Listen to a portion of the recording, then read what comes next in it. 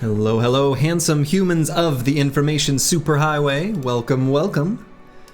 Hello, Roxanne, it's me. Hello, Mr. Maticus. Hello, Rage Stakinski. Hello, George Rockland. Let us continue our beast slaying adventure. Last we left off, the team had returned to Hikmah. Looks like I did, oh yeah, liquidated the inventory. And yeah, okay, left that contract there. This all makes sense. Hello, Bagameister. Hello, Manifest Destiny's Child. Welcome, welcome. So we had a nice fight against a noble army where, you know, we managed to snag a fancy crossbow. We got a great sword. You know, we got some, and a number of like random gear upgrades, but nothing too terribly exciting. The two Zweihanders that were there didn't have fancy helmets. We love those fancy helmets. Hello, Just Nam. Welcome, welcome. So yeah, I think the team is in good shape. You're so interested in what Slurgy meant by he'll be able to tell us in a few months why isn't... Oh, you know, we had a health scare and everything's fine. That's actually all it is. It was maybe not fine, but it is fine. So we're good. There won't be any interesting story to tell months from now, thankfully. So.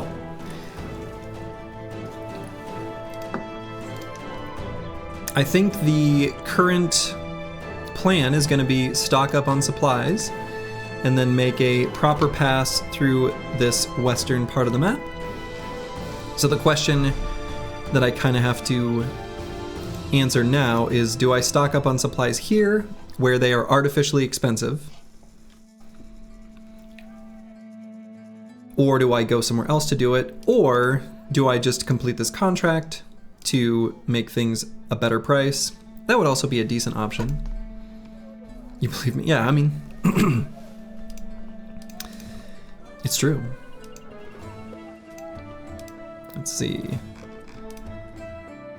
You had to find a new house because of the rectangle. No, I made a new pizza. I made another pizza today, actually. I had more dough. Okay. We also maybe should fix up this injury because it affects this bro so negatively, and we really need them to be valid for the next fight. So let's do that. Let's fix up Dark Paladin. And I think what I might want to do is see if we can get a Katal for Xerxes and a handgun for Golumi. So maybe I'll stay in the desert and just go to Tarwa, and then we can stock up on supplies there. We can maybe make a path through here. I don't know if it's too close to civilization for the library to be there. I suppose it could be like down here or over here or up here as well. So, haven't found it yet, but the team's pretty good for doing library. Beast Hunter and yet no dead lindworms. Not yet, but if we see lindworms, this company actually will be really good at fighting them. Not quite yet, but pretty much. Okay. Lovely. We got some nomads here to kind of wet the palate.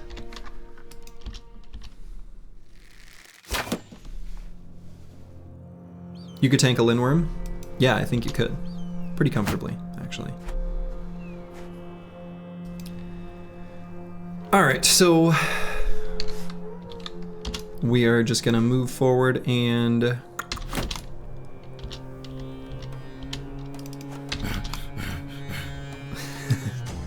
too exhausting.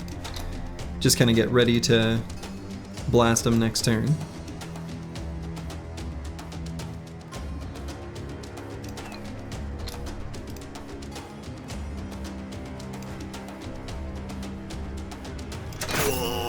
Hey, nice shot, Golumi.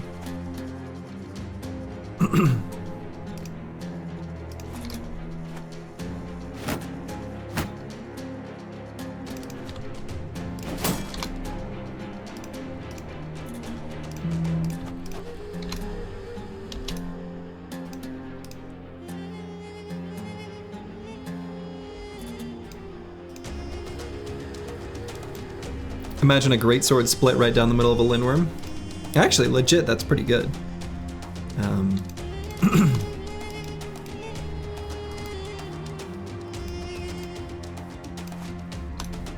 Once you've pierced through all their armor, very few weapons are going to do quite as much damage as a great sword.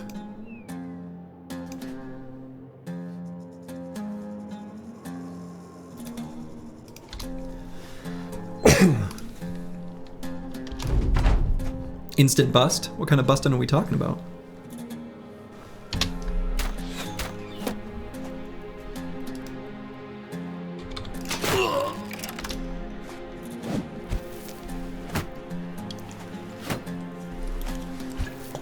Many different definitions to that word. The kind that makes you feel good? Okay. Aren't you too young for this?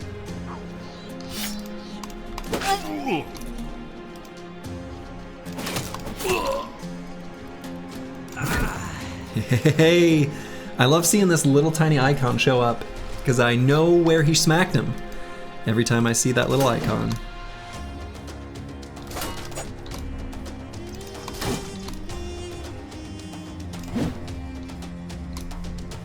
What if you put 2 greatsworders on each side of a lindworm and just pierce through it for double damage from hitting it twice? Sounds pretty good.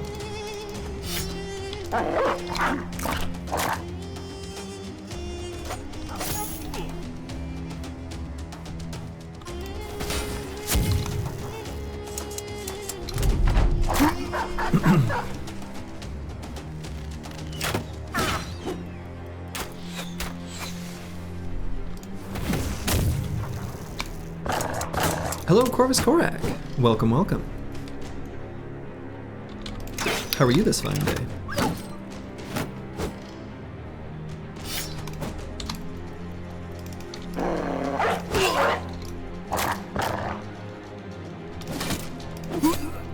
There we go, finally got that guy.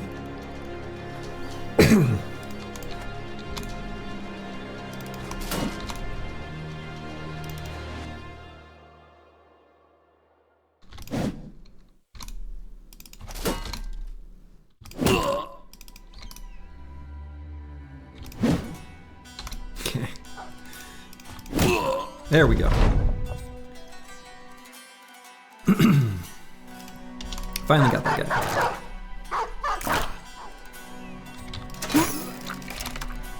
Alright, hopefully they don't take out that... Oh yeah, I guess only one can attack Blaze there. War dog.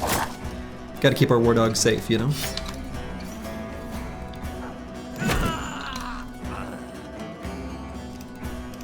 The old Zerk chain doing pretty well.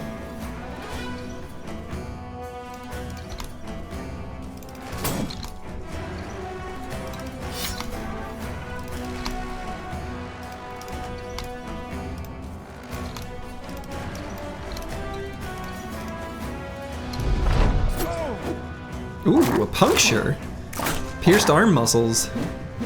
Little archer got him with that butter knife and got him good.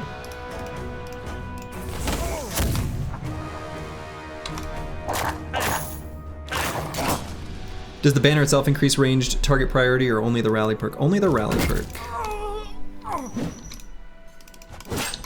So by having the perk rally the troops, you magically make it so that enemies increase their proclivity to attack you by like... What is the factor? It's like 1.25, if I remember right from when I looked at it.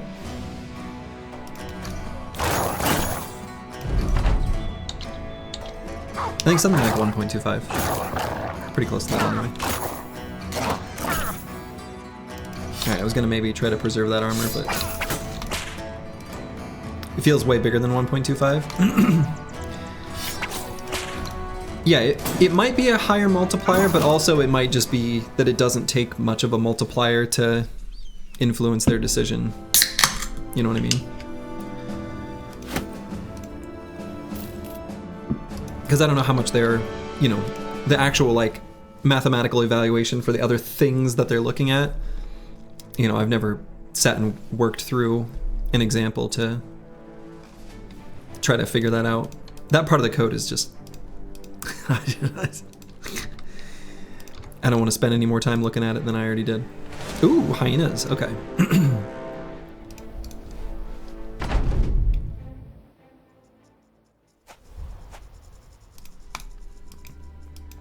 You're not saying, yo, yeah, no, I wasn't taking it that way. Yeah, their thirst for the banner is indeed insatiable. It does feel like a bigger factor than that number suggests. I agree.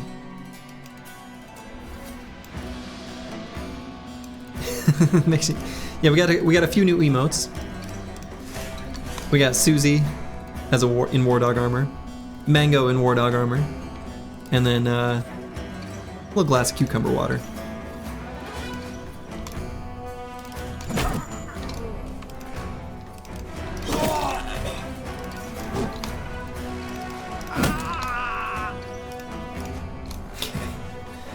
One tap and a whole bunch of them here. I don't think that mace can kill a war dog, so we'll go ahead and plop that down there. Zeroy7, thank you for the subscription. Which one is the Northern Hound? Oh, definitely Mango.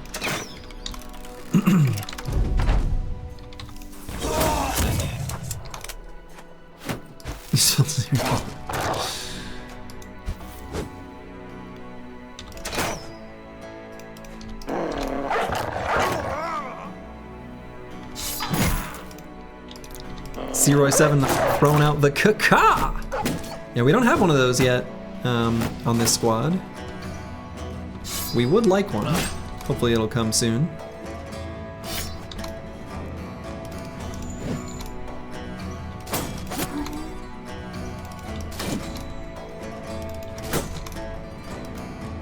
Why is Slurgy Falcon not called Slurgy Caw? Because we already have a Slurgy Caw, and that is the CAW. Though I actually, looking at that on a dark background, actually might remake that one to make it have like a white outline or something that makes it a little more visible, because right now it's kind of hard to read on certain backgrounds.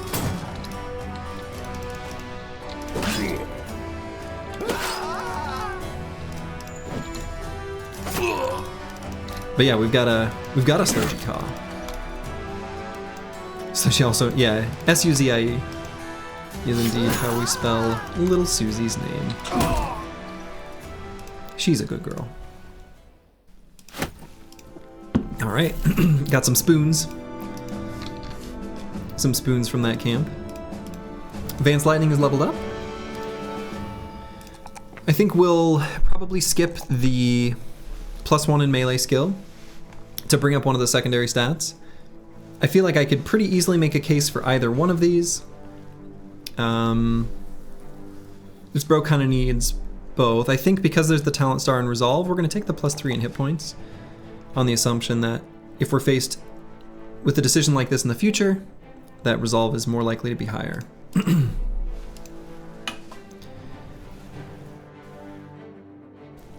So here we could do Pathfinder to make it so that he can fully function as a fatigue neutral. We also could just grab Underdog to make him more defensive when and if he gets surrounded. More when than if. I kind of like that. I think I've got a mild preference for Underdog over Pathfinder at the moment, at this part in this bro's progression. Yeah, I think that's true. Okay, and then Galumi. We're gonna grab Crossbow and Firearm Mastery. Absolutely. And we're gonna need to get this boy a handgun. Aside from MDef, where would you like stars to be the most? Depends on the... Are you talking about like for a fatigue neutral specifically, or just generally speaking, or what?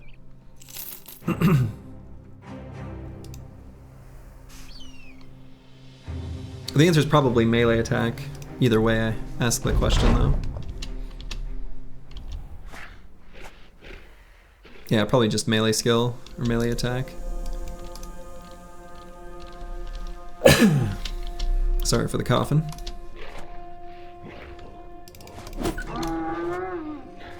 I wonder why these two went on their weird flanking journey.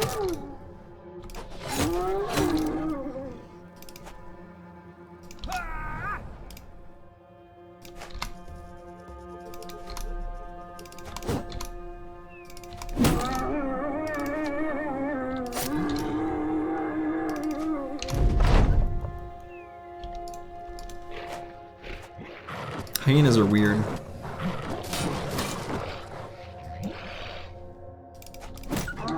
Yeah. We played the game How Long Is This Flank? Apparently not very long at all before they decided they'd had enough.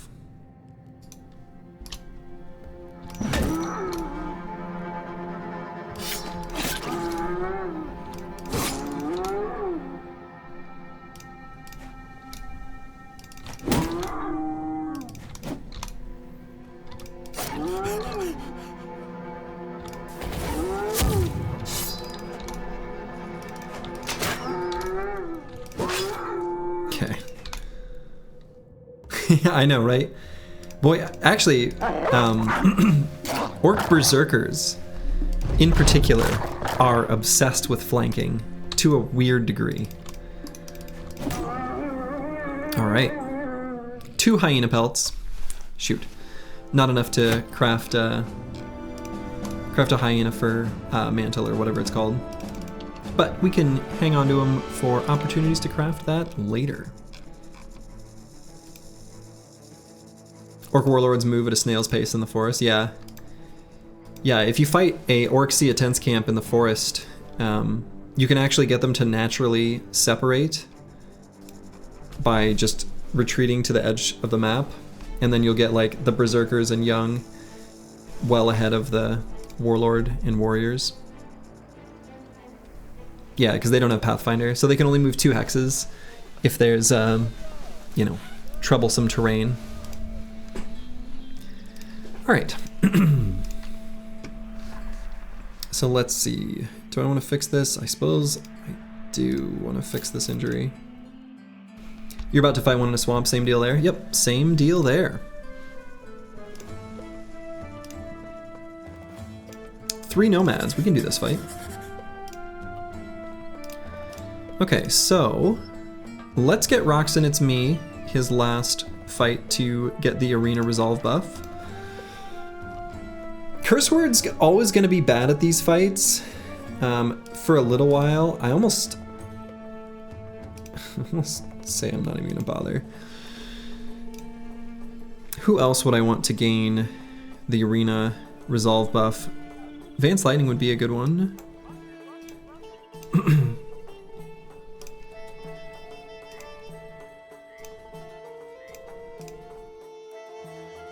And I suppose just another like fatigue neutral of any kind. Kind of doesn't matter who.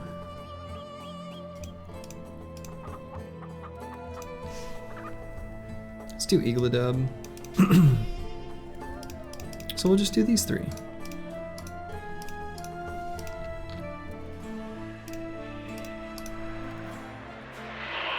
Sketchy 48 resolve. Who had 48 resolve? Was it? Oh yeah, Vance Lightning. Yeah, I mean, I agree that is a little lower than we'd like. Hello, Akitio. Welcome, welcome. How's it going?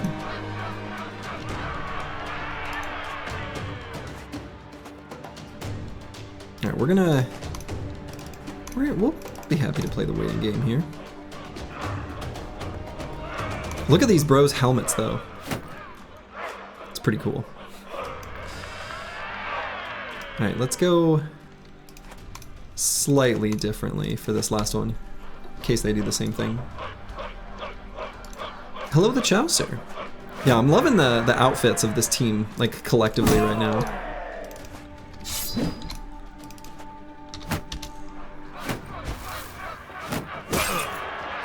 Wow, I still managed to hit. I wonder what the hit chance was there. 13, I guess that's better than I thought it would be.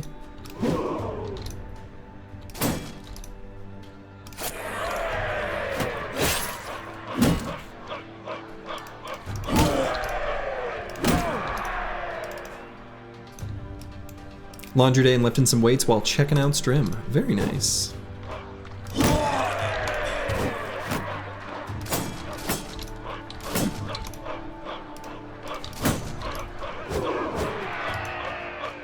Also, emo bros. Fish night is my life's topic. Yeah, these are definitely the emo bros. Looking at their helmets, there's some edgelords right here, mostly wearing Yeah. Fallen hero armor. Alright, so Roxanne, it's me, got the Arena Fighter buff. Very nice. We definitely want him to have that. Eagledub gained a level here as well. Let's pump his resolve. We'll grab a +4 there. So what we could do, there was a bonk for sale. We could buy another bonk. We've got one. Why not two? The bonk's really good. You're about to call to see if you're gonna have jury duty selection tomorrow. Wish you luck. Oh, good luck. I've actually never done jury duty, and I'm okay with that. I don't feel compelled to. See bonk, buy bonk. Yeah, bonks are good. I'm gonna be buying a handgun though, so might not have enough money.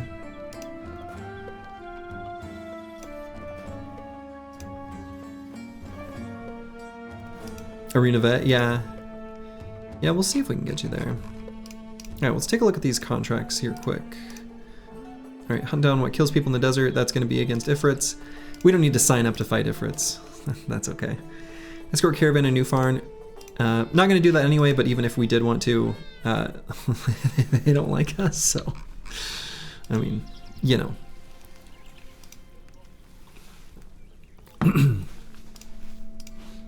Alright, so... I think the plan will be... We are going to sell stuff here, stock up on a, on enough supplies to make a journey through the wilderness, and we'll buy a handgun and we'll see what else we can buy. We do have one cart upgrade. Oh yeah, I need to re-equip these things. We do have one cart upgrade. It'd be nice to get the other before this expedition. Probably won't, realistically. It's just not going to be in the cards. It'd be interesting to look at a bro. We could use like maybe one more, but not really necessary.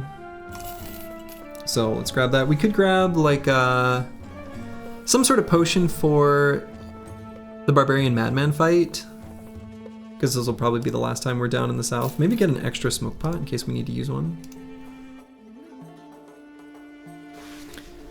Three-headed flail would be nice for Black Monolith. I mean, we'll have plenty of time for Black Monolith. All right, let's get Galumi this fancy pants.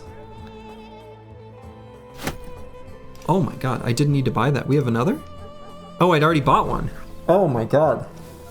I didn't realize. I kind of forgot. That's what I get for waiting a bunch of time between streams. All right, we got an extra handgun. Huh. Well, that's awkward.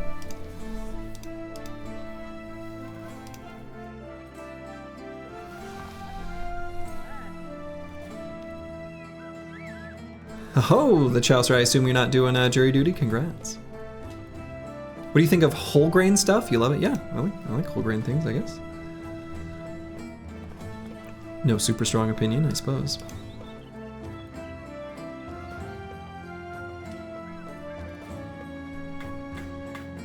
Oh, okay.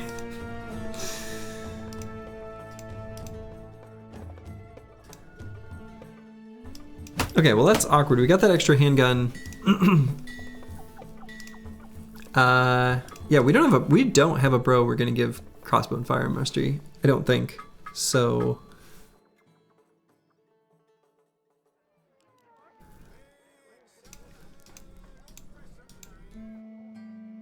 yeah, I think most people, I've heard that for the most part, I don't know what the numbers are, but if you're called for jury duty, most of the time it ends up getting canceled.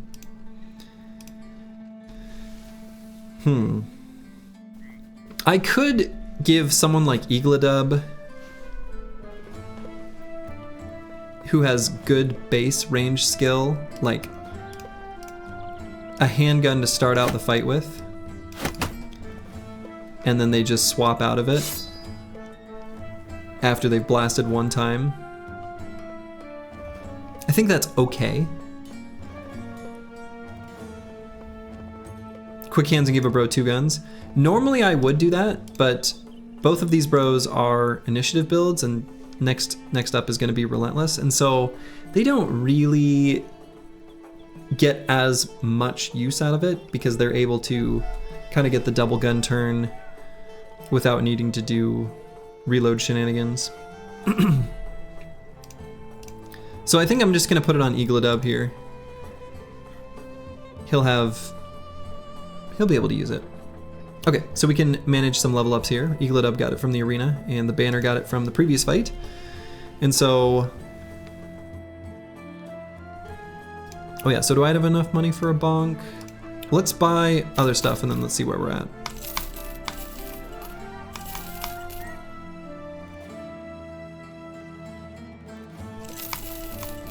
Okay. Hello, EELI. Welcome, welcome.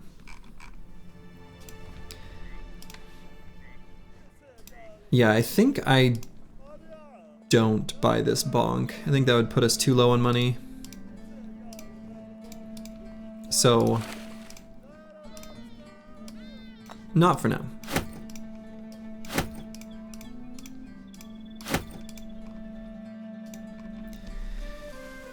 You've been summoned 6 times with the being. Wow, 6 times? Holy cow. Told the judge you had to travel for government work and couldn't guarantee you could stay. They weren't happy about that. You have no control over when the government says we can travel. And the other 2 times you were so far down the candidate list that you didn't get picked. That's crazy that you've been. I mean, I think it's done randomly, at least as far as I know. 6 times seems like a crazy high amount. I've never been called for jury duty. Knock on wood, because I don't really want to be, but potions are crazy expensive for beast slayers. Yeah. Yeah, and the thing is like, would one of these potions be useful for us to fight the barbarian madman to have in the short term? Not really. Like, none of these are really all that relevant. I guess Iron Will is like a, I don't know, it's fine, but like,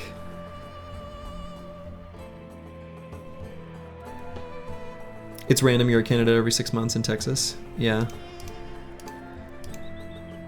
I suppose each state probably does do their own thing. You were summoned every year when you lived in California. Holy cow.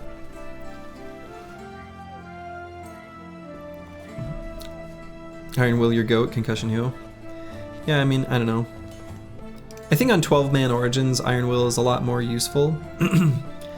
If we get a bro who gets injured, we'll just cycle them out, and it's kind of no big deal. I was hoping there would be a Catal for sale here, but there isn't, so. Is it mandatory if you're summoned? I think it's mandatory to report, yeah. Alright, we'll get Battle Forged on EELI. And Curse Word. Hell yeah, love seeing that +5 there. We'll go ahead and get our set of arrow dodging stat line. By report you mean accept. Yeah, you just have to like show up, basically. Like legally you have to show up. And you can, there are ways you can like get out of it, I guess, or try to convince them not to pick you, but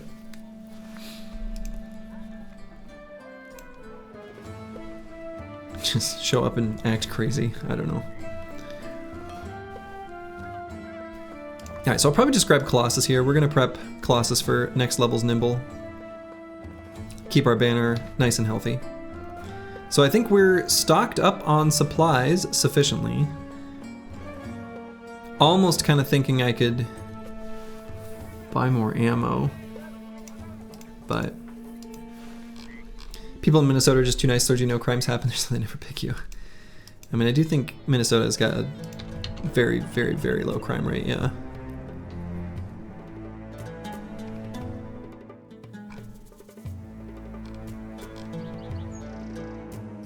Hundreds get summoned to select 10 per case, or like 12, yeah.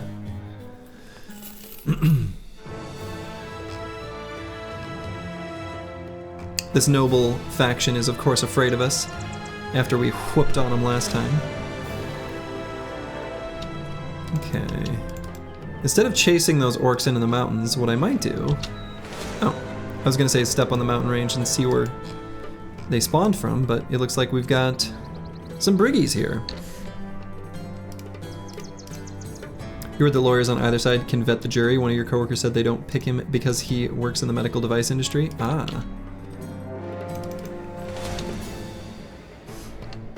Alright, the briggies lost their leader.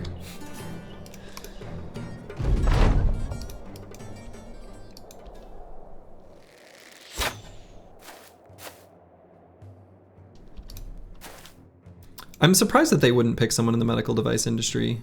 Just because, like... I don't know. How do I phrase this? It's just a... I mean, it's just a job. I don't know. Like... I don't know. That's interesting.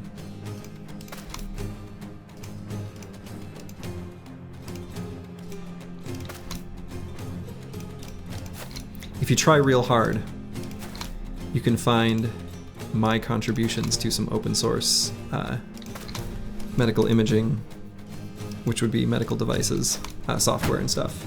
It's out there.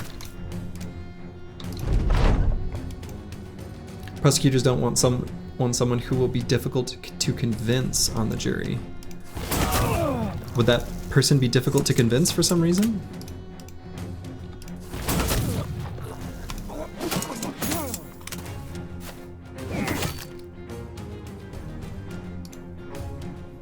Yeah, I mean, that part makes sense.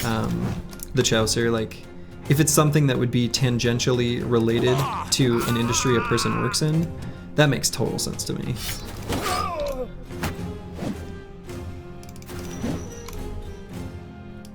Hello, Sir Dova the Bear.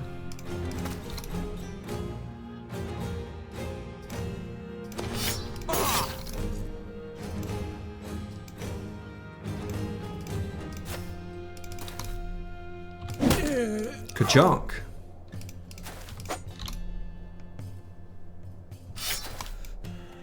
No. Alright. And do we care about daggering down this armor? Not really. We'll just blast this guy. Blast him.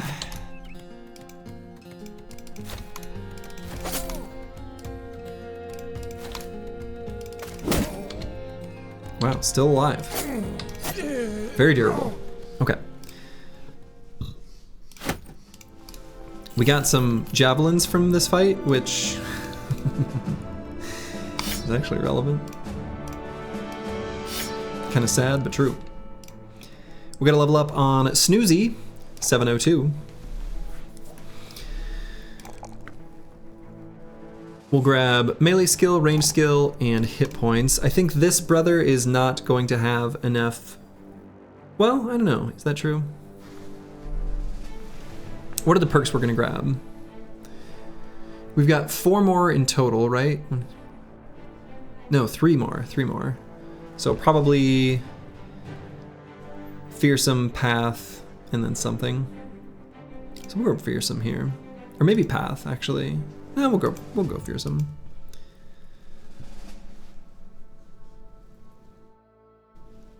The whole process is quite interesting. If you don't mind your day being wasted, you get to see one of the most brutal takedowns of a defendant in the jury selection process. It was so brutal, the guy ended up plea dealing. Wow. Yeah, I think it'd be, I don't know, I'd be interested in participating in that just to see it. To experience, I don't know, that part of civil duty or civil life, you know? I don't know. So you looking at your screen and horror, you see a young Slurgy with hair in 2014? I think I was already shaving it by 2014, actually.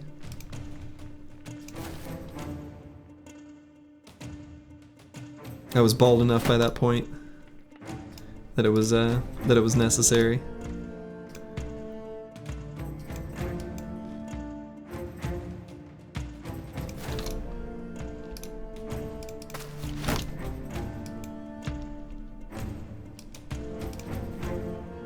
Oh shoot, I just skipped Dark Paladin's turn. Oh, maybe that's okay.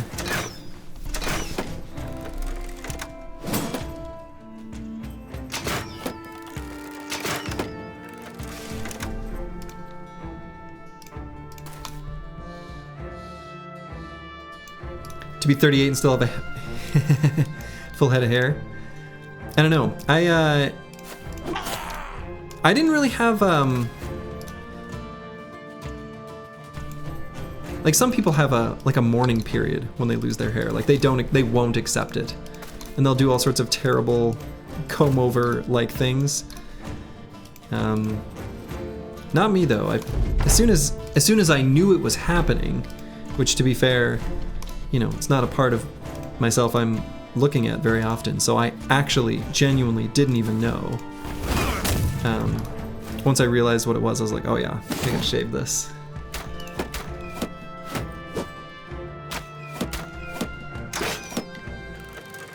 Oh yeah, oh man.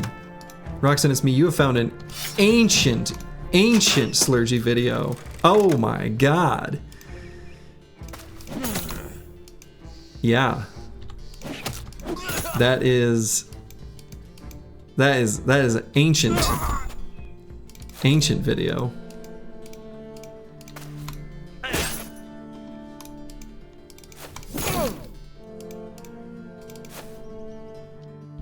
Artsy angsty Slurgy.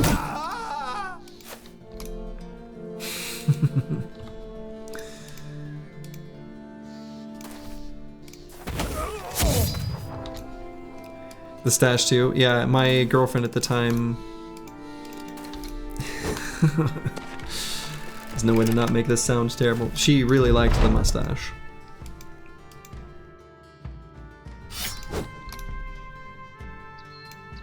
Insert mustache rides joke. Is that even Slurgy? It is. That is in fact Slurgy.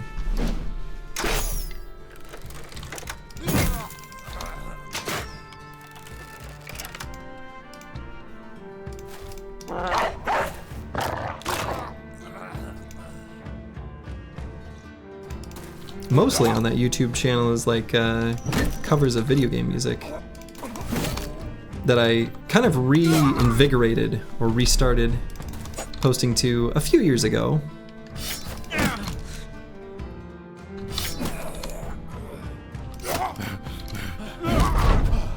I plan on doing some Battle Brothers music. I actually have some I have an arrangement that I've done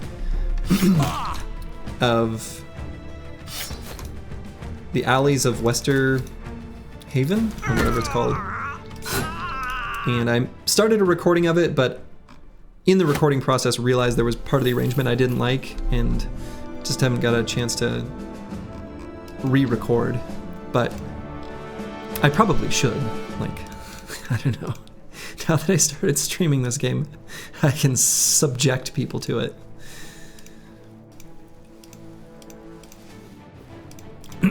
Something captive audience, something.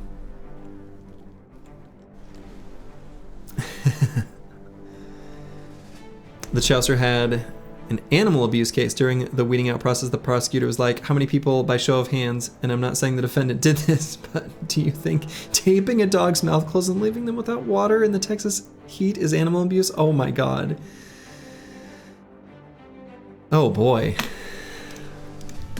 That's... Yeah, I was gonna say, I feel like, how could you not raise your hand? Yikes.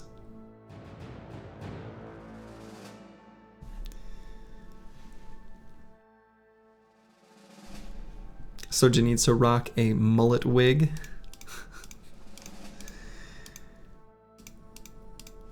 Should get one, yeah. So I've got this long axe. I don't know that there's really a place for the long axe on the squad anywhere. We've got these pole maces, or pole hammers, which generally speaking I'm going to prefer over the long axe. So like, I don't know, like do I give this to anyone? I kind of don't think so.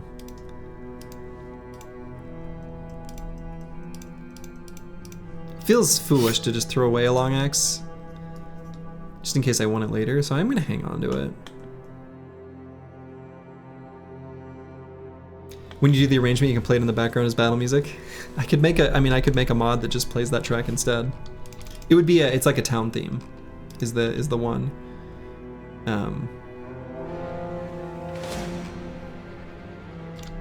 It's the bum ba da da dum bum ba da da dum bum bum ba da da dum bum. That one.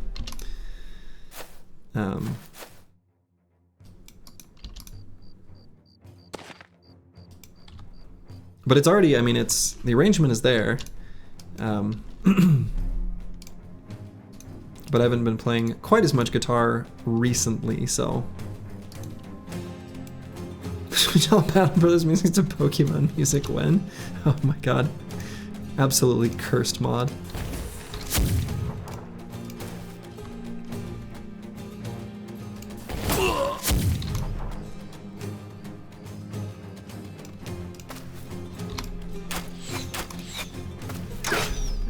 Wild Barbarian Circle of Power appeared.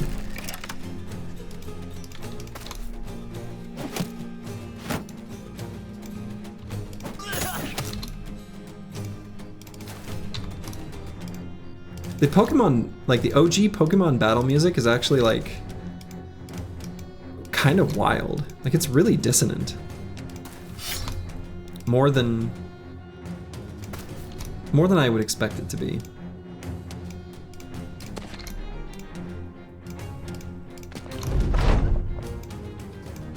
All enemy needs that exclamation mark as they chase you with the incoming battle theme from Pokemon. Sounds cool. Let's see. Let's back Gloomy up to like here.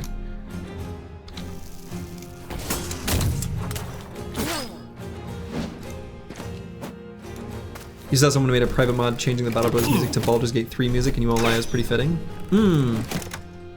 Yeah, Baldur's Gate 3 music is so good. So good.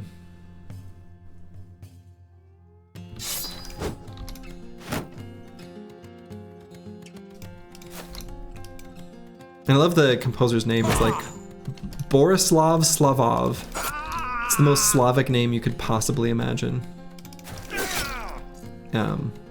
But anyway, incredible music. Just love it.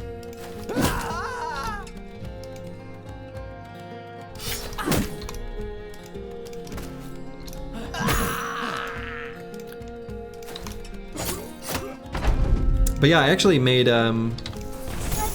also, I didn't make, so this is gonna be the wrong word, but I learned how to play and sing Down by the River as well from Baldur's Gate 3.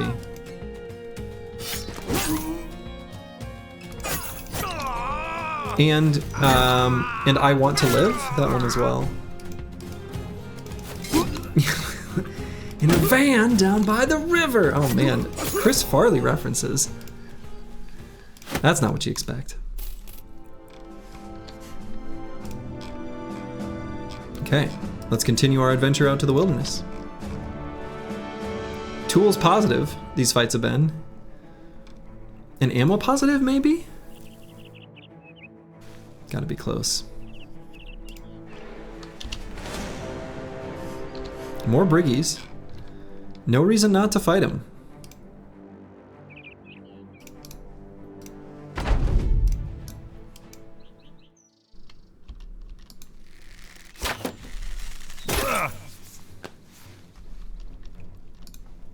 It'd be nice to get one more fancy named kite shield. Save tools in all these situations.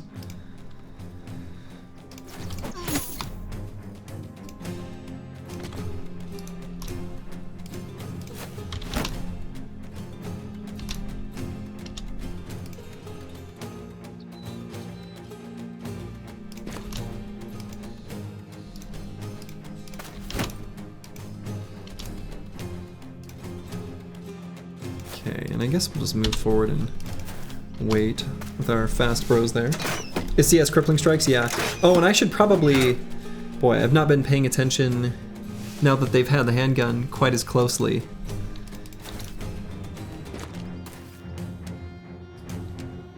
Because they're definitely getting more injuries now on the enemy.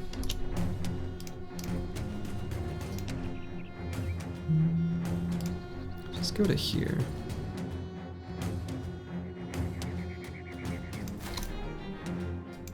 But yeah, CS is crippling strike, sorry. I didn't actually answer the question. Thank you, the Chaucer.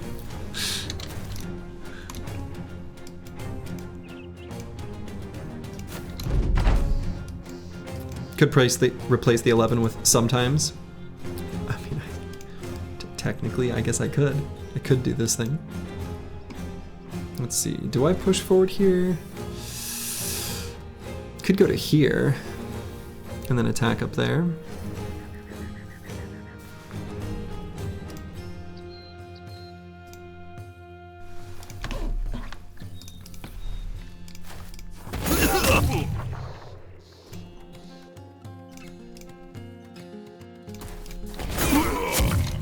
Okay, so we'll have to get in there and defend him.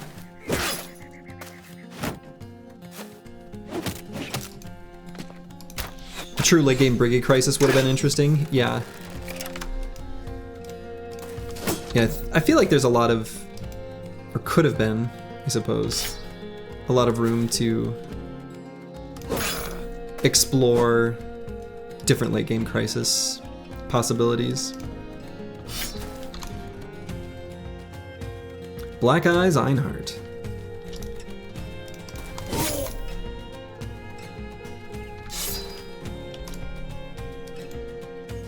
Is gun getting fearsome too? Absolutely. Fearsome on the gun is very, very good.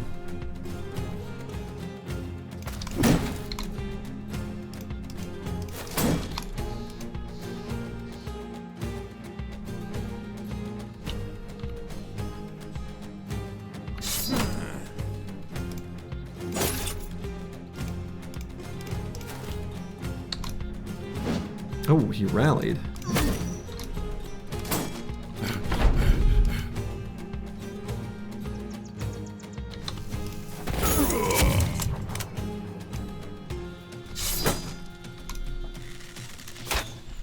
But Slurgy, fearsome doesn't work against undead, it must be bad. True. Does not work against undead. I would say that against undead, fearsome is a very bad perk. Probably the worst.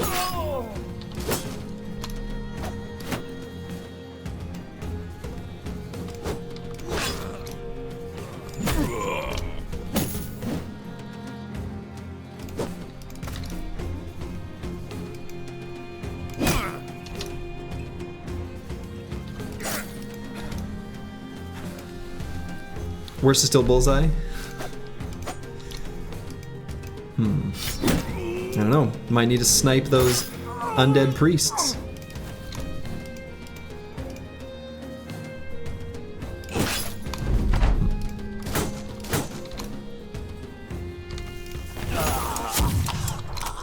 Fearsome doing work there. Fearsome is your win con. Or resolve is your win con in most fights against living enemies. Damage also does get you there, to be fair.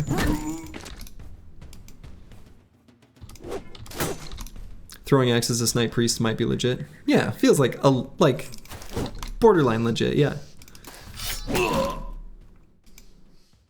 If you can't beat him, break him. Definitely.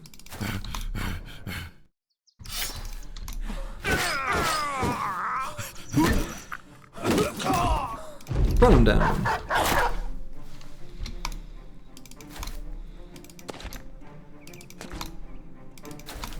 Okay, just gonna surround him to make sure they can't get away.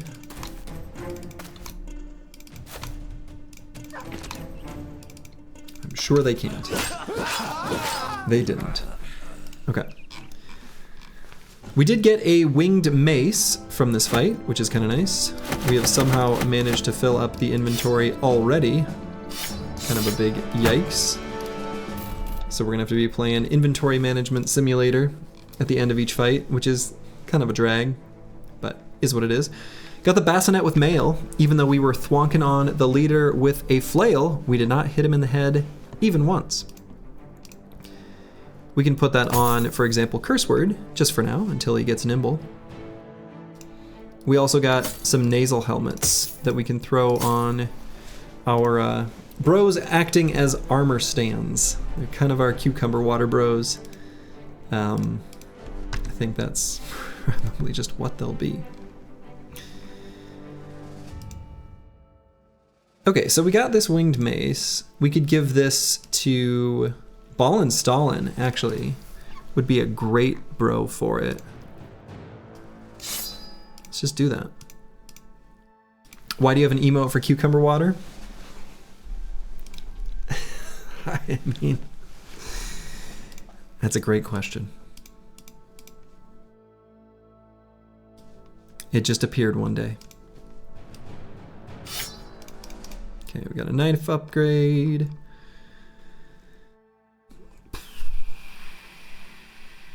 And I think that's all I need. Oh yeah, so then we also got this leather neck guard. We can slap that on something.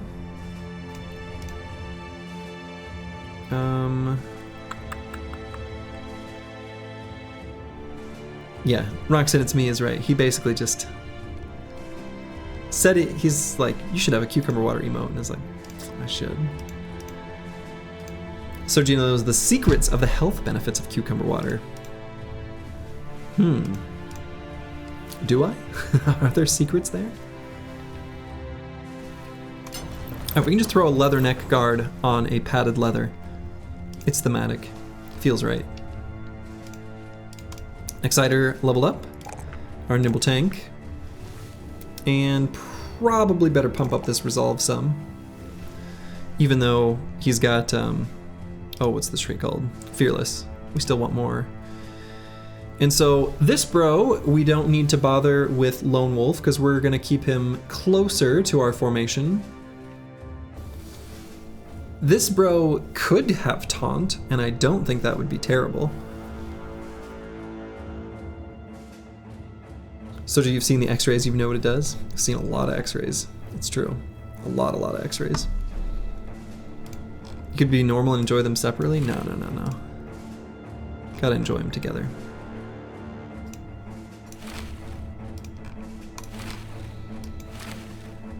Okay, so what perk do we want on Exciter? Could just grab Recover right now. He actually legit could make good use of it. When do you take Taunt on a tank versus not?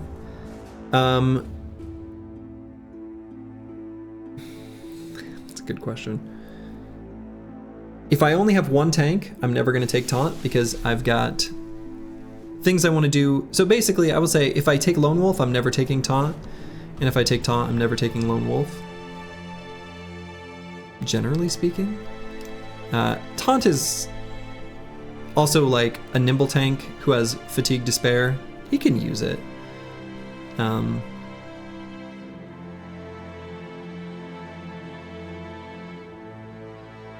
It's, yeah. Probably a later pick when you start fighting orcs, maybe. Yeah, or like, I feel like we picked Taunt on a couple bros. What run was that? Maybe Poachers? I can't remember. It was several runs ago. And it was pretty useful.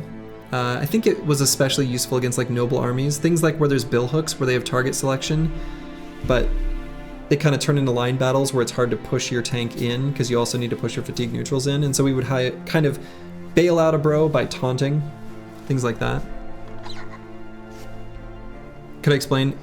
No, because you're two different types of tanks. Roxanne It's Me, you're a forged tank, and you're going to be having Lone Wolf, and you're going to be doing off-tank duties whenever we can do that, whereas Nexiter is not going to be doing that, even though right now we're using the two kind of similarly. The problem with taunt is that once you position your tanks well, it's hard to really make good use of taunt. Yeah, that's why I said it kind of depends on the type of tank too. I think that's kind of true though, generally speaking. Yeah, one is tank, the other's just nimble. So yeah, I mean we could grab taunt here. I actually think on a nimble tank too I could grab Pathfinder, and I think it's like okay.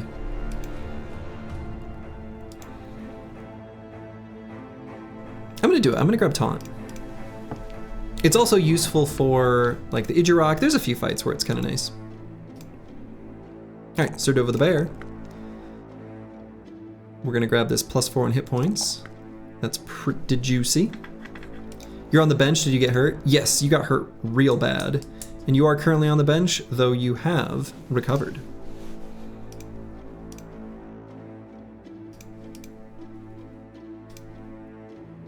And we'll probably just grab Colossus.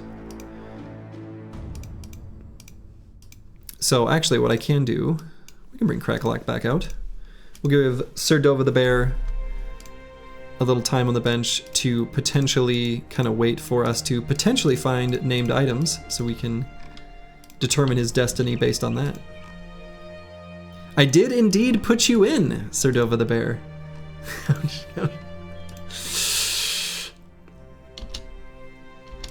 All right, we got some nachos there. Now, even though chasing down nachos is not that interesting, I am gonna do so because I want to complete this ambition. There they are. All right, we're gonna bust this orc camp first. Then we'll turn around and fight the nachos.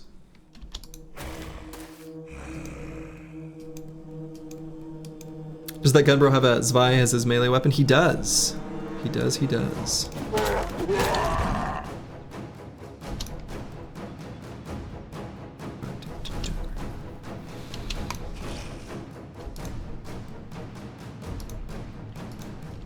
Alright, so let's move Eagledub up, give him a blast.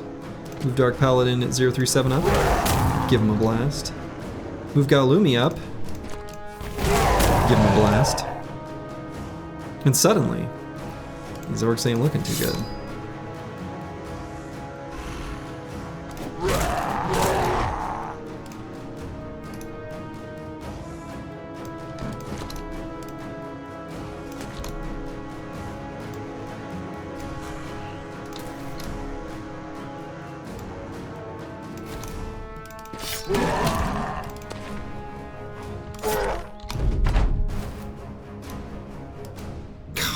You sneakerton.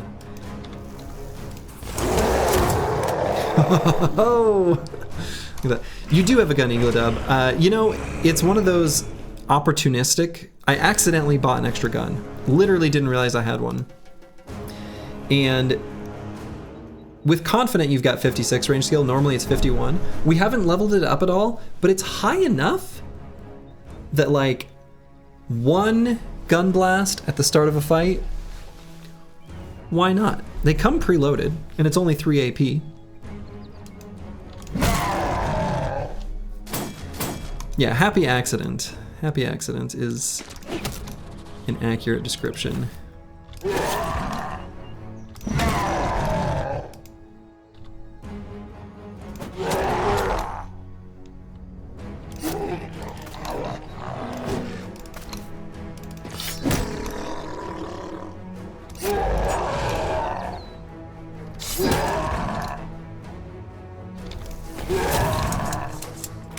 Oh.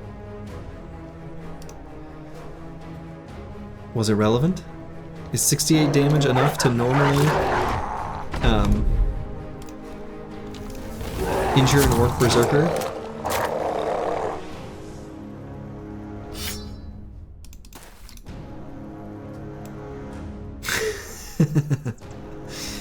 Slurgy does love his handguns. Thought I was swagging? I mean, I do enjoy the handgun. I do enjoy it. Enjoy it quite a lot. It's a good. It's a good item. It's a good weapon. All right, Roxanne, it's me hitting level 10. You love to see it. Love to see that +3 there. Don't love to see the +2 here. Gonna take it anyway. This bro having as much fatigue as possible is of utmost importance. So the last 3 perks, 2 of them are definitely going to be Lone Wolf and Recover. The last one is partially dependent on if we find the library and decide to take the shield there. If we do take the shield, we'll go with Brawny. If we don't, Bags and Belts is a good choice. The belly fat is really tough to break. Yeah, so he is fat. We would like that to go away, but Sink Naza, thank you for the Prime sub.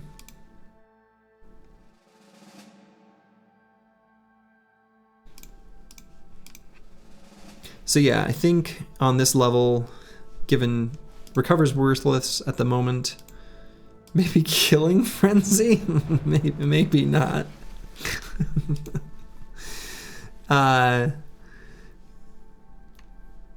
We'll just grab Lone Wolf. We might be able to send him off. I don't know, whatever. Kind of doesn't matter. Do you have to be traversing mountains to proc the fat removal event?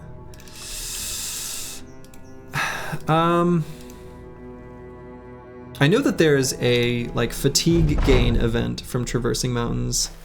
I don't know if that's the one to remove fat or not. I don't remember. Spear mastery? Nah, we don't. The spear is just like, he's just holding it. We're not actually really making use of it.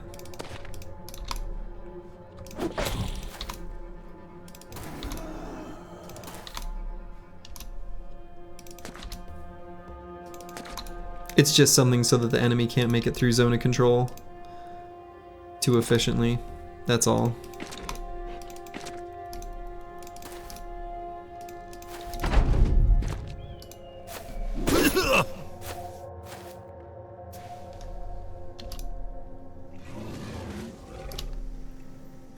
Lone Wolf? Yeah, we just grabbed Lone Wolf. He's not going to be really making use of that in the short term either. But it's fine.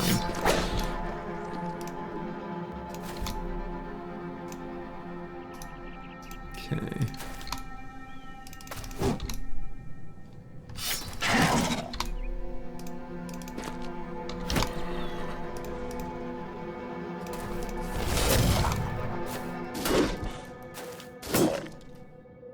Yeah, not much else to take, basically. Oh, Dark Paladin managed to shoot rocks and it's me, even through his shield wall. So did Golumi. Okay. Alright. Still gonna shoot there though.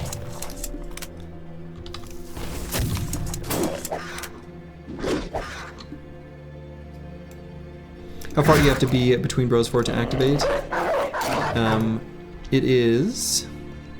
actually says so in the perk description. So with no ally within 3 tiles of distance. Dogs do not count against that, so you can have dogs within that range and it's fine.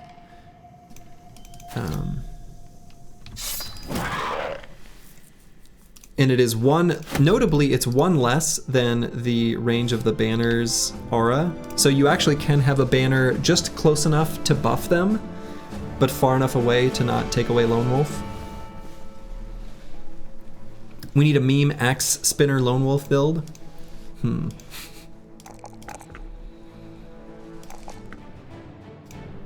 All right, Ballin' Stallin' 1.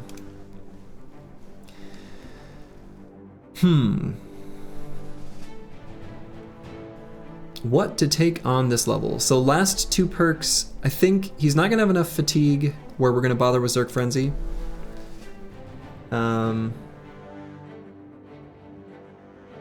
Yeah, even better, the banner bonus to resolve gets amplified by Lone Wolf. True.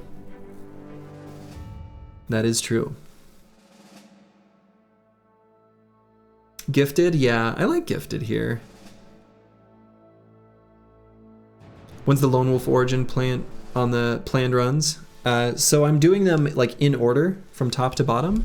So next will be gladiators, and after that will be lone wolf.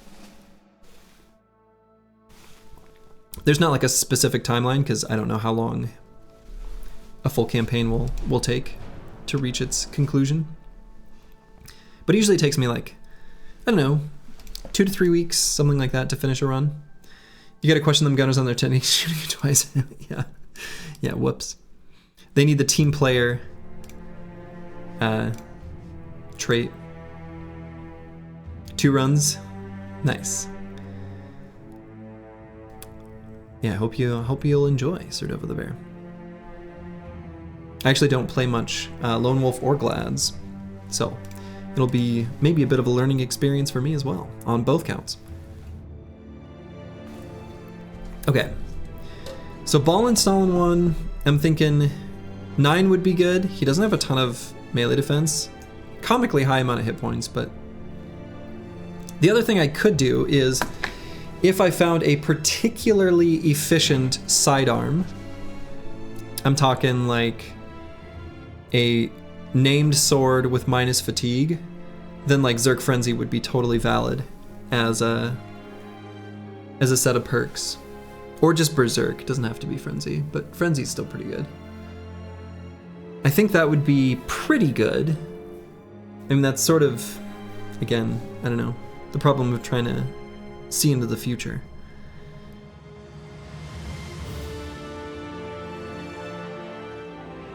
Not totally unreasonable to imagine we find one weapon like that over the course of the run, though. It's possible.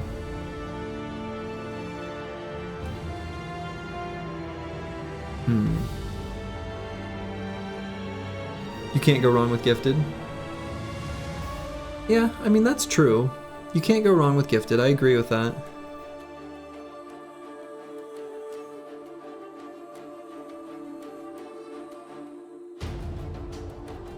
Slurgy lost a win streak before this 12? Yes.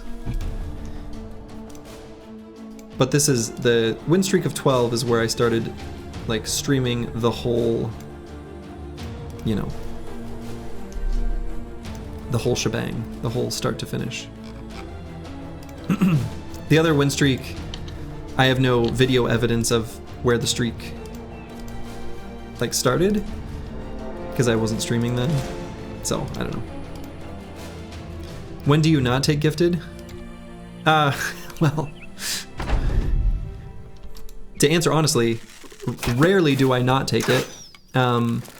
Anytime a bro needs melee defense, on any build where melee defense is a priority, I always take it. Just like, always. What was the reason you want student there? Delaying decision. We're journeying to a place where we are reasonably likely to find named items. And so I'm kind of hedging my bets against what I might find.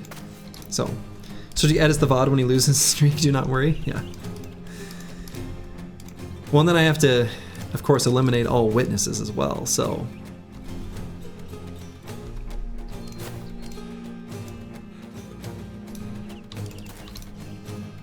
Y'all better watch out.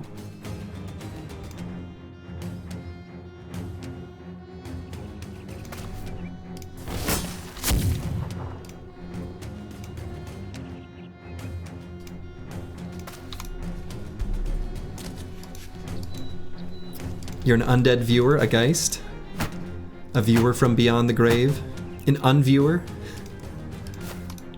Wow.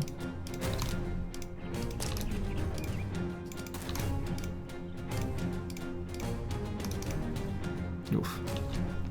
I guess not taking Pathfinder here hurts. Why do you think I'm Xenothot too? Xenothot was taken care of during the last streak loss. Exactly.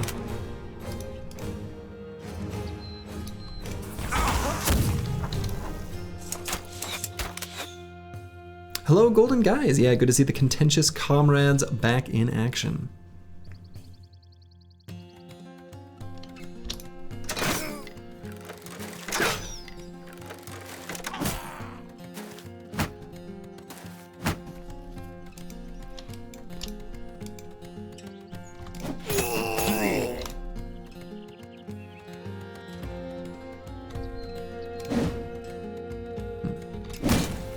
we go. Blink. Little alley-oop there.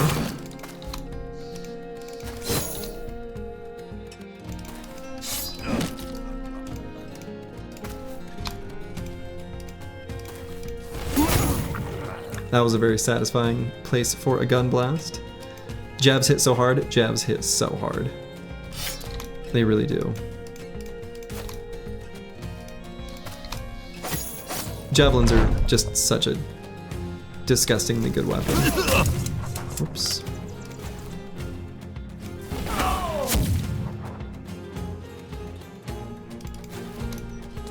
Can't wait to get the barbarian jabs. Yeah, no kidding. Yeah, hopefully we'll be able to get him on this expedition. Hopefully we'll be able to go far enough north to get some. We'll see. We'll see where this takes us. I feel like I always, maybe, I don't know, maybe not always, but often make grand plans on, oh, we're gonna go on this journey into the wilds and we'll go here and here and here and here. And then I just don't. Like, I get distracted by other things. All right. There's a bunch of stuff we're gonna leave behind here. Quite intentionally.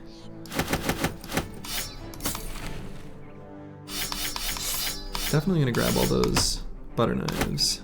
Let's just go like that.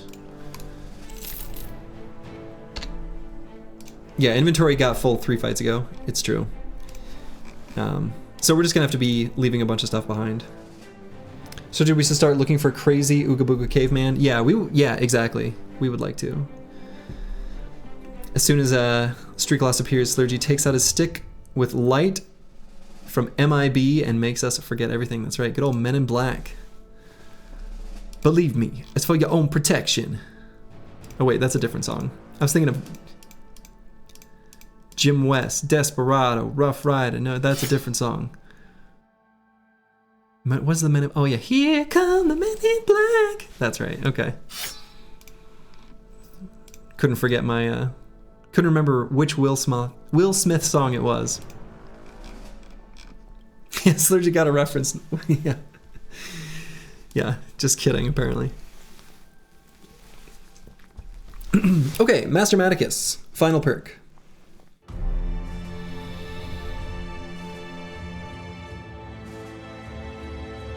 I'm thinking... probably just Fort Mind. Let's see, what's his level up?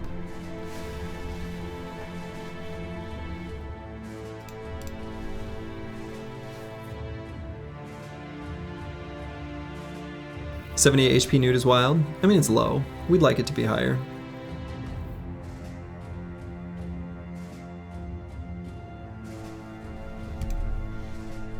Yeah, let's grab Fort Mind.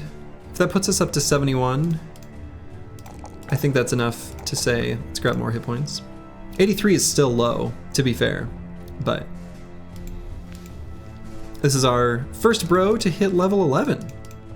Kind of exciting. Brawny for the Orc Chain. No, we don't need Brawny. We've got more than enough fatigue to work with what we have equipped right now. So we're good. 27 spare fatigue is more than we need, actually.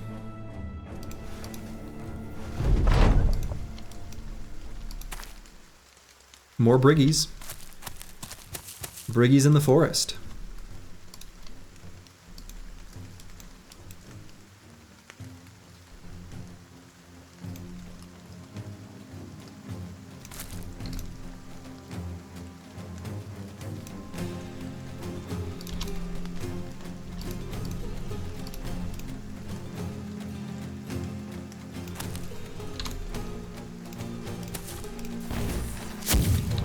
Okay, so we'll move up and just start blasting. I wonder if there's a leader. I don't know. I'm guessing no, and the reason I'm guessing that there isn't is because I don't see the inspired by nearby leader buff on them.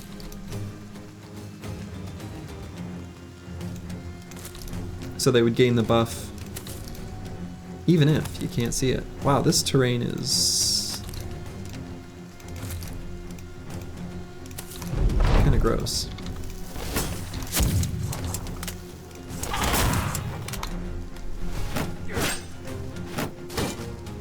You never really see rain battles? They're somewhat rare, yeah. But yeah, it is raining on this battlefield. Oh god, these all... Oh boy. This terrain sucks.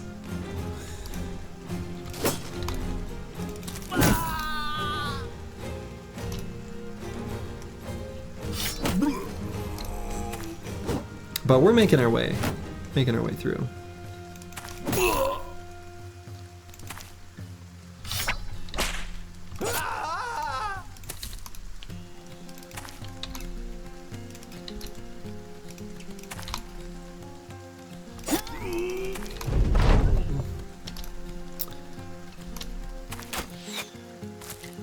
Where are these other two briggies? Oh, they're just over there. Who do you think will fight the madman in this group? That is a great, great question. Who do I think will fight the madman in this group? It'll probably be one of the fatigue neutrals, and kind of whoever has...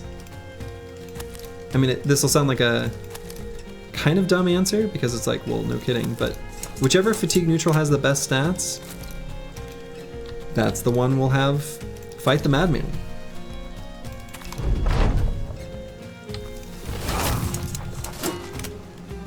And that's basically all there is to it. And have you found the permanent injury water removal? No, we have not found that.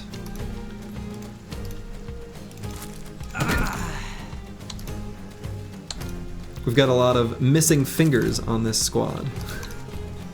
So there are many bros who would like us to find it.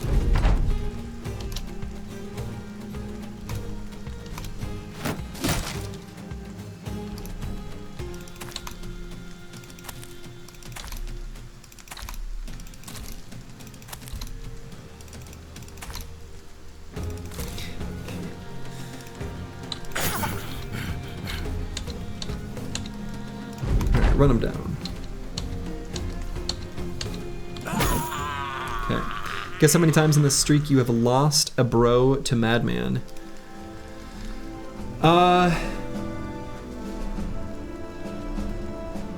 I remember one very dramatically because it was Blackfire, it was a Swordmaster, it was an Uber Chad, and we got wrecked, and they also had like our best famed armor on, and it was very sad. That was maybe Southern Company or New Company, it was pretty early on. I remember that one time really distinctly. I'm positive it's happened.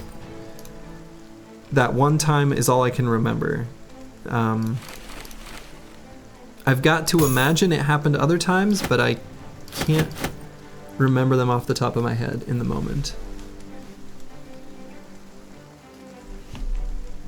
You've heard about the armor the madman drops. How good is the armor? Yeah, so the armor he drops starts out kind of inactivated, and you have to do a secondary fight to bring it to life. And it's very good. You haven't seen it since you've been watching? Yeah, we lost... It was pretty early on, and we lost like an incredible Chad bro, and it was so sad. It was so sad. It might have been only just the once.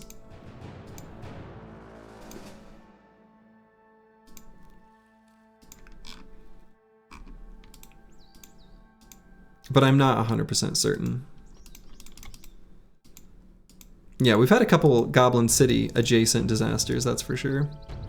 Can you retry till you win with the madman, or is it just a one-time event? No, you can retry. I mean, it's only one time for that particular brother.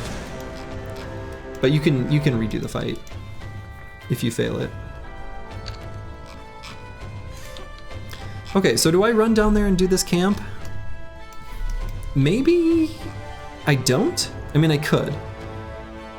It's a pretty easy fight and just Orc Young, but what I think I'm gonna do is actually keep going to go to find the camps that are furthest from civilization. So I'm gonna stay that trajectory that I'm on. We can kind of just note that that's there, and some other time we launch an expedition from that southern city-state, we can stop by there. Okay! The stone pillars! Hell yeah! Hell yeah! So I want to, in this run, craft a potion of oblivion. Why?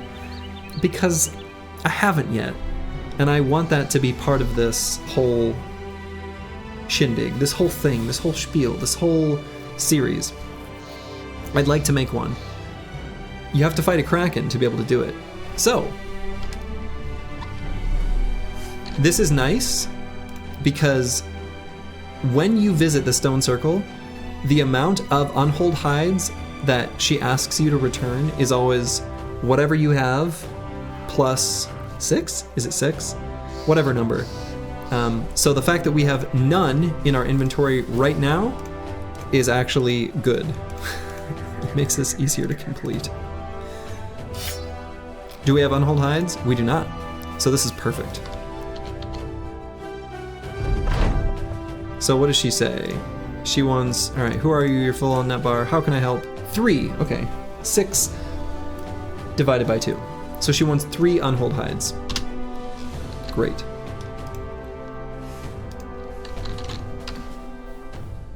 So, I'm gonna add that to our legendary location thing. What's it called? Stone circle? Stone pillars. Oh my god, the Chaucer is so fast! He already did it. I suppose. That's right, the Chaucer is here watching. Beat me to it.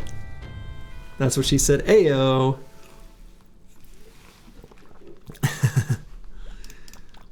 Okay, so yeah, like I said, I want to craft a potion of oblivion. That also means, you know, we found a couple fights against Hexen. One we didn't take, and instead took a potion for veteran levels for Rock Sense Me. It was just a contract twist. The other, they didn't drop the apple. So, that is one of the components.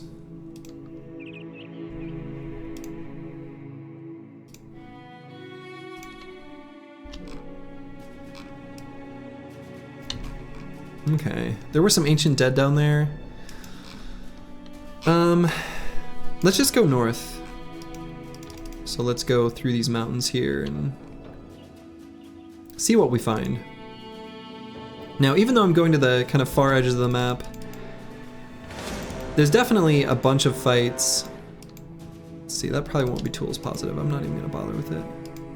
Ooh, ugh, mountains, gross. Okay, so here's Goblin City. Who'll use the lightning sword? Oh man, well yeah, we need to find the water wheel, and then we may as well, I don't know, someone. Okay, so now we found Rule Gozix, the Great Goblin City. Now we've got by this before, where it spawns a patrol, and then it wants to fight us. We're just gonna hope that doesn't happen here. It didn't. Okay, good. What's the plan? We're gonna take on their forward posts. So now let's get away from there. So we'll be able to return here. All right, legendary location central. And then need to decide what's our route to go north. It's kind of gross either way. I guess we'll go left around like this. Not a big fan. We're still doing the beast assignment? Yeah. Sure are. The beast ambition, it's hard to find beast fights. We've taken every single one we have found. If we see beast footprints, we're fighting beasts. All right. Camps are hard to spot in the forest, so happy to leave the forests behind. Nice distance away from civilization. Feeling good about our famed item chance. I suppose if we're going to continue north, we're going to have to think of our exit strategy, at least a little bit. So probably all the way to Bramming over there. There should be a retinue for tracking beasts. There should be. Stupid beast! Or whatever, that Path of Exile dude.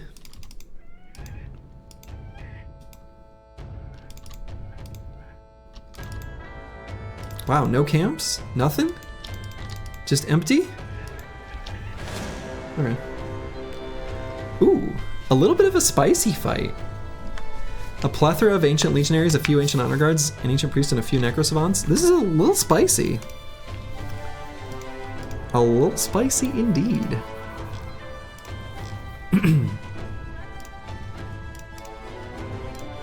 Alright, so these gunners are not particularly useful for this fight. So we'll put Ballenstalen in. We don't have too many of these throwing weapons, just 2, yeah. I guess that's all we need though.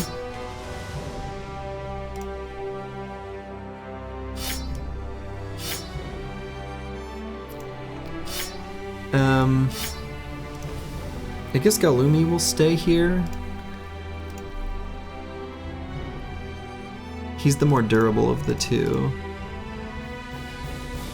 I guess, yeah, sure.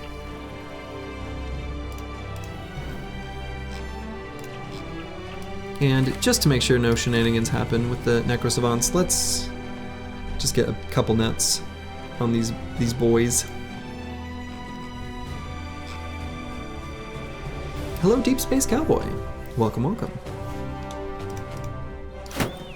Alright, we'll just get an Exciter and Roxanne, it's me, up to kind of tank, and then the rest of the boys to chonk them down.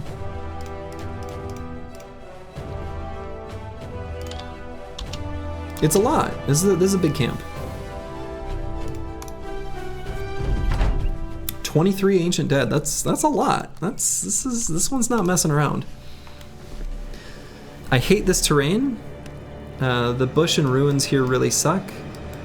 Our 2-hex scoot and shoot is going to have to be adapted. Sometimes you can do a 1-hex and it still works out okay.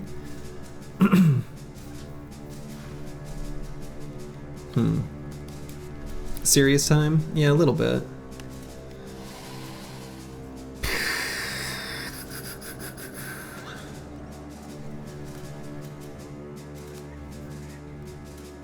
Yeah, this terrain sucks. It's just too easy for the Necro Savants to jump on someone we don't want to, and then we can't like help them out. And killing the Necro Savants then makes it so we can control the battlefield for the rest a little better. This is the scary famed fight we've been hoping for, yeah. So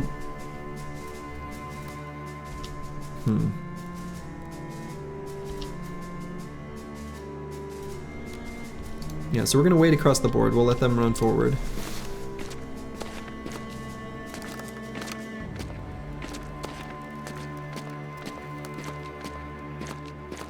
We're gonna also let the priest cast, yeah, okay, miasma. So we're gonna back up 1 hex along the top, but then 2 hexes down here to stay out of the miasma. Kind of puts Iglodov in a slightly precarious position, potentially, if Necro Savants jump on him, but I suppose he's got pretty good backup with Crackalack and Master Maticus. Snoozy as well, with the net, so it's probably okay.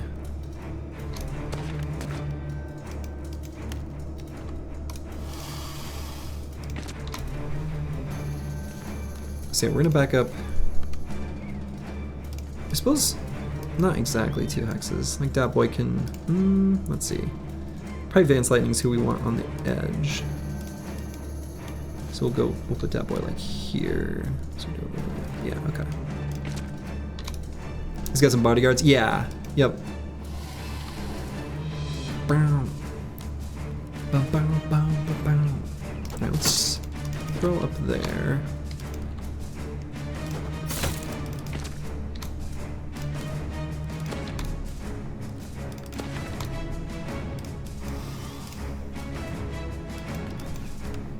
Master Maticus can probably hang out on the edge. That's okay. So we'll put Serdova the Bear here. He's not quite leveled up sufficiently yet. Curse word here. Necroservant might go there, but that's fine.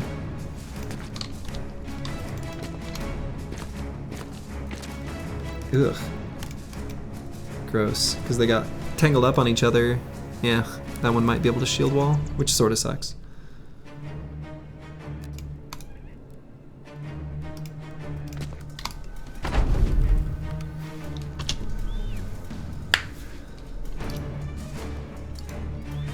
Alright, we're just gonna wait. We're gonna let them approach. I guess this guy...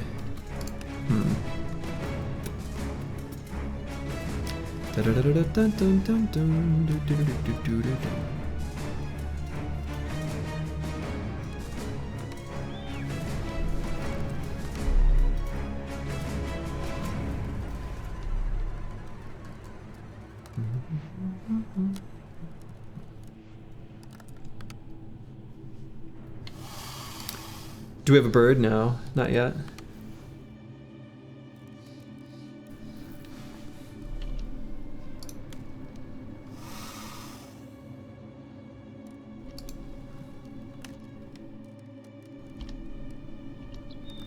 I think we're still just gonna wait here.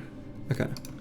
So they've initiated melee contact, so they're gonna move forward aggressively. They are gonna be able to move in range of like Galumi and Snoozy 702, which is fine, but the Necrosavants are also going to approach when their turn comes. So, yeah. Good hit by Advanced Lightning. It's a lot of enemies. So this is going to be a high priority one to kill.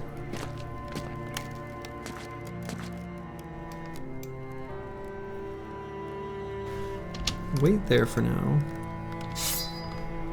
Soften this one up for Crackalack.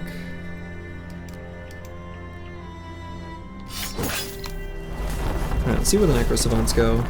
Okay.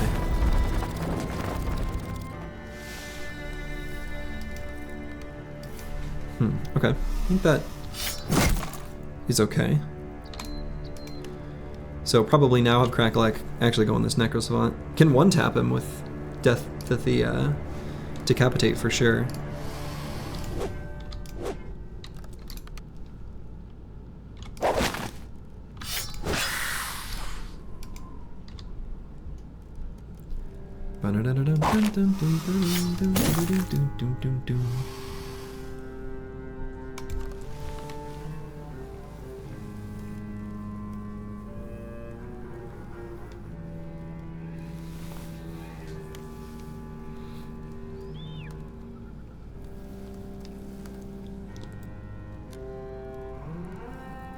Kind of tempted to shield push this Legionary and try to move Nexiter forward, like onto this Hex where he used to be.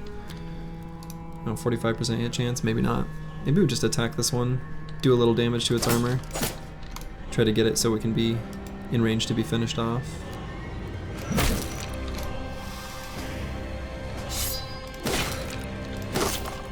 Okay, good.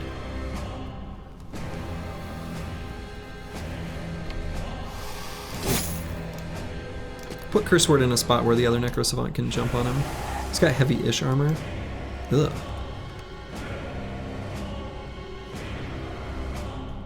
So here we could do similar idea, shield push and then push forward. Force this Ancient Legionary, this one and then this one to all attack rocks and it's me. I think that's good. Okay, as predicted.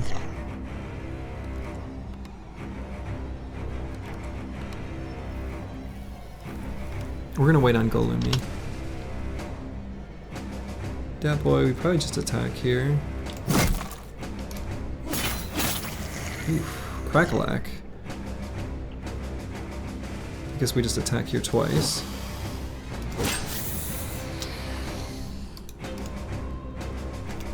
Ball and Stalin, we're gonna back up and then attack this Necrosavant. The real question is, do we go for stun? He doesn't have Mace Mastery, so it's, you know, 75% of 72. as our chance to stun, so close to like 60-ish. I think that's probably worth it. It's got kind of a lot of health still. Nice. So we could move Master Maticus up here and then attack these ones at the polearm while this guy's stunned. Hell yeah.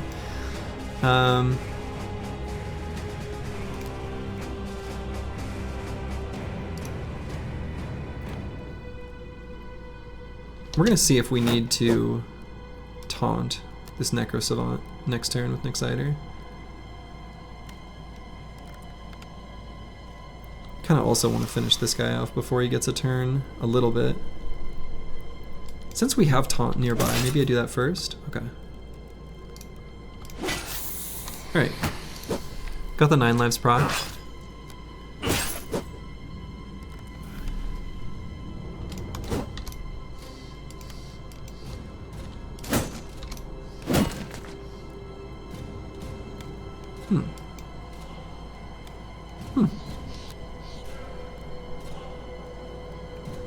You don't shield push, I do. And let's go for damage on the, we don't have enough fatigue. Disaster. Yeah, this is the part of the formation I'm not loving what's happening. God, Crackleck's getting smashed. Okay, that was good. Here, I guess we'll just attack.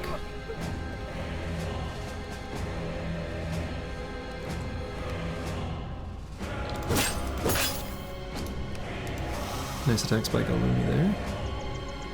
Here we can wait, we don't have to push forward into the miasma ahead of time. We can taunt this Ancient Legionary. He is going to be able to attack Nexiter, so he will. Same deal there. So they've been taunted. Okay, excuse me, you've been taunted.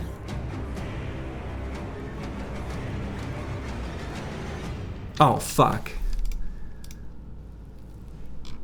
Alright, so we've still got 9, but come on. No.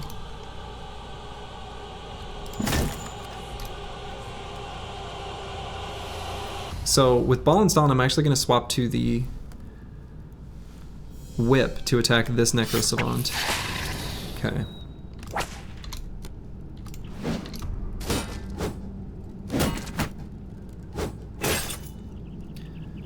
So I could pull out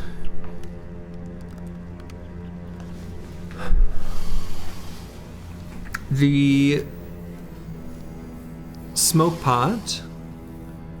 Yeah, I could. So there's a couple things I could do. I could rally here for resolve. I could pull out the Smoke Pot to put Crackleax somewhere else, but there's nowhere safe. Oh, is that even true? No, that is not true. We can throw the Smoke Pot. Oh my god. We can throw the Smoke Pot. So if these attack and they proc 9 lives, fine. Miasma may also mess with you, true. Yeah, so I feel like there's basically 2 lines of play. We can throw the Smoke Pot. No, but then Nexiter can't get there because he's in the way.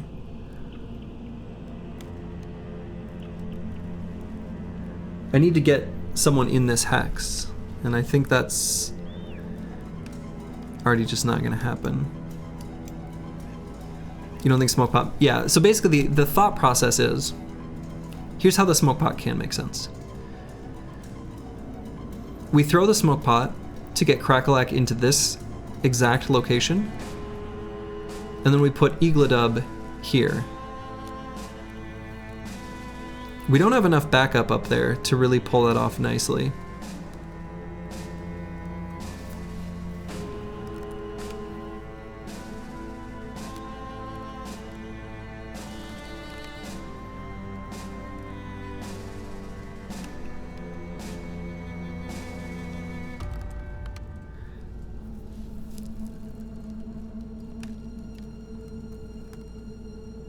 So I think it is just a rally, I guess.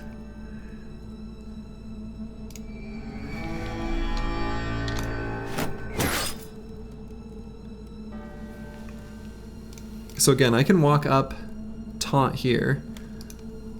I also could taunt the Necro Savant and then move somewhere where he'll actually jump on me, like here. I think that works. Necro Savants can be taunted, they just need to, like, have a hex that they would otherwise be okay with occupying. So let's do that. Let's taunt him and then move here.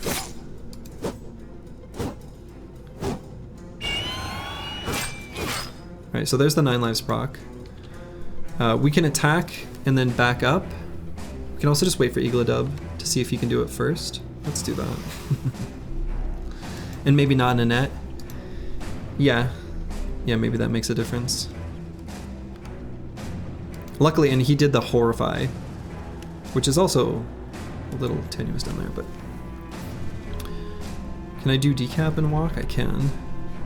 That way if I hit him in the head, I can still move. I feel like since I don't have quick hands, I may as well.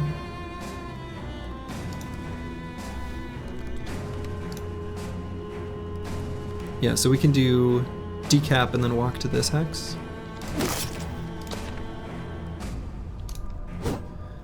And he's even got enough hit points from 9 lives to be able to stand in the miasma for 1 turn. So then we'll move EELI up here. Okay.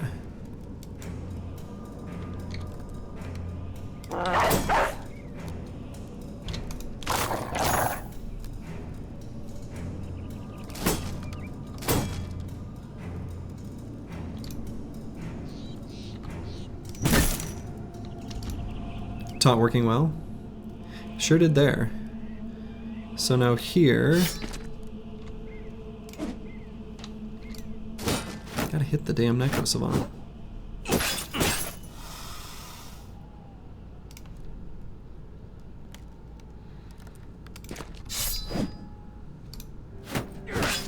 Missed our 88% chance attack there. Very cool. Galumi's in danger.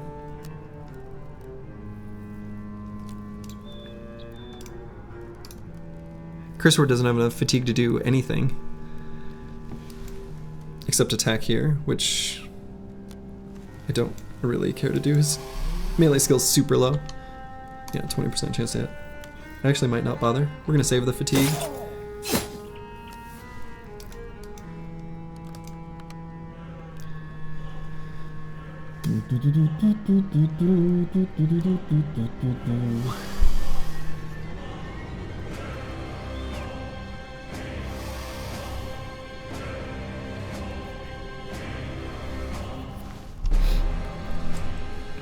I think I pull out the Pole Mason attack here.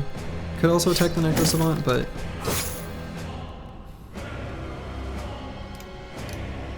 I think I just attack it twice. He's going to move. Oh, so maybe I should have had the banner go. Actually,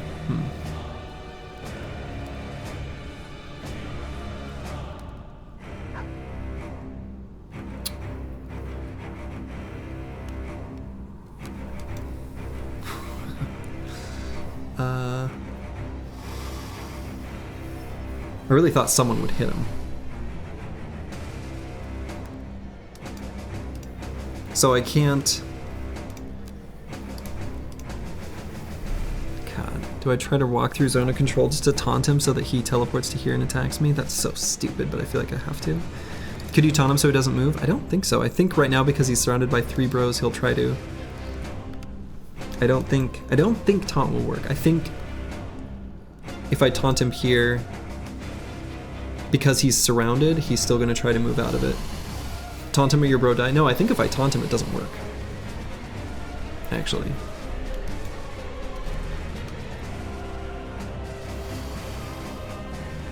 So, I don't think that's what we do.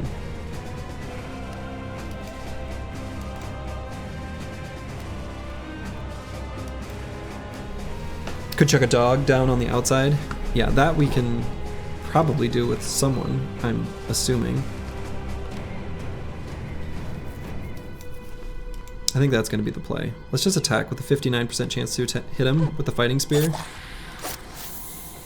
Oh my god, we still didn't quite. Disaster.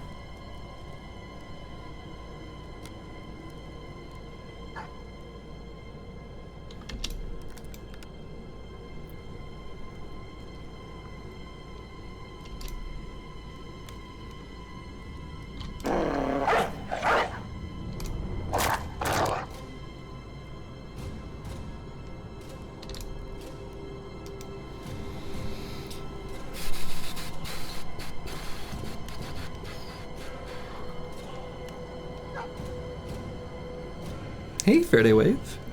Hello, hello.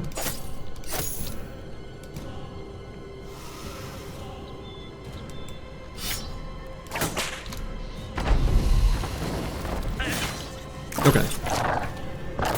Didn't want to go there for whatever reason. Good. Alright, so Dat Boy's a little hurt as well. I think we put down the dog and do a ranged attack. We'll only be hit by 2 enemies, so that's like fine. Or reach attack. Whatever. Definitely worried about Galumi. Not as worried anymore.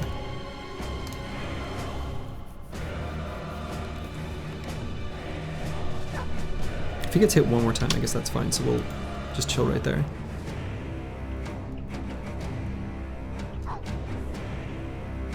Snoozy 702, I may as well have him be the one to finish off this guy.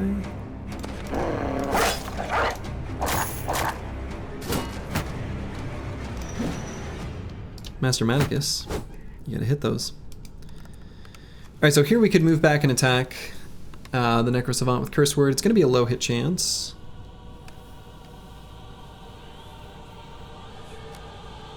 Let's wait. Let's see if that's what we want to do. Could release a dog with Ball and Stalin. That's going to be all he'll be able to do. I think it's probably still the play. Okay, proc 9. So Dova the Bear has 16 fatigue to work with. So we cannot swap to the long axe, walk, and attack. If he were athletic, we could, but he's not, so we can't. So I think we just swap to the long axe and attack this Ancient Legionary.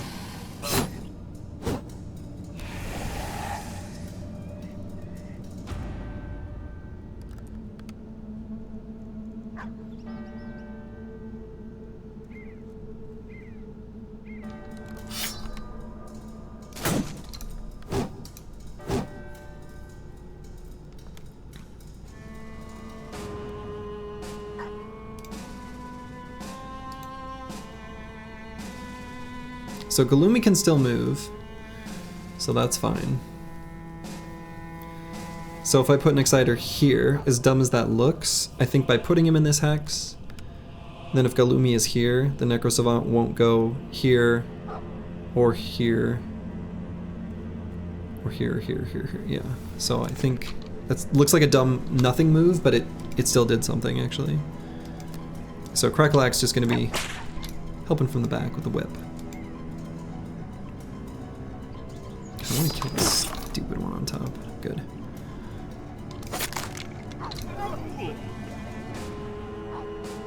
So yeah, we'll put Galumi there, as advertised. And could rally just for Galumi. He'll reposition on dog now. I think so. No, going for the bro. Hey, good boy. Blaze, good boy. Do you need better armor or were you hit a lot? No, you've got pretty good armor actually. You were basically just hit a lot. Okay, Dat Boy probably has to not get hit anymore. He's also starting to have a wavering morale, so we'll attack here and back up. Galumi, let's wait. We'll just see how the rest of the round goes to decide what we want to do with him. Master Manicus, let's get up and run towards that Ancient Priest. Snoozy, we can have attack this Ancient Legionary. I think that's fine.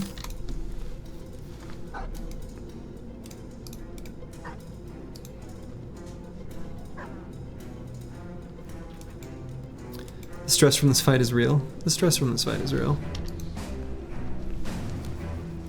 Start throwing axes. Yeah, on the bros that have them, we certainly can. Everyone just attack, I think that's fine. Advanced Lightnings, oof. Especially with both of those attacks hitting. Yikes, that's really bad. What were their hit chances? Yeah, 44, not that absurd.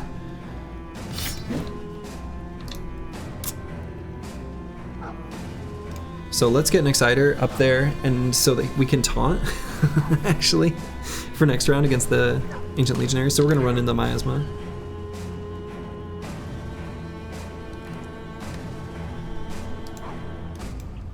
So everyone knows you didn't lose your hair because of genetics, it was Battle Brother stress. I lost it well before I found Battle Brothers. We're gonna wait there, see if there's an opportunity to finish off that guy. With the whip, maybe. I could put rocks in, it's me.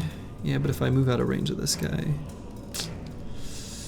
then he can, I don't know, do whatever he wants, and I don't want that. I guess I'll just attack.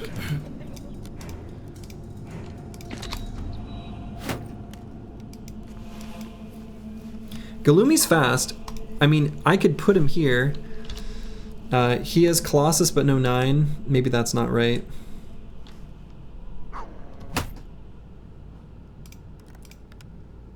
We can get him here. He can shoot. It'll hit Shiv.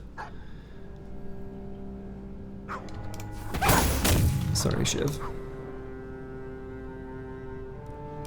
So let's move Serdova up to like here. Ball and Stalin.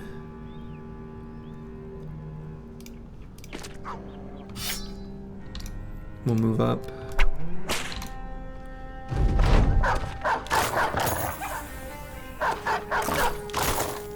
Start playing Battle Brothers to make sure it doesn't grow back. Yeah, basically. Alright, got some Overwhelm stacks there. So that boy can, I mean, he's got 9, he hasn't procced it yet, so actually let's go here and try to, yeah, good. Mathematicus, we can do that at the end of the round.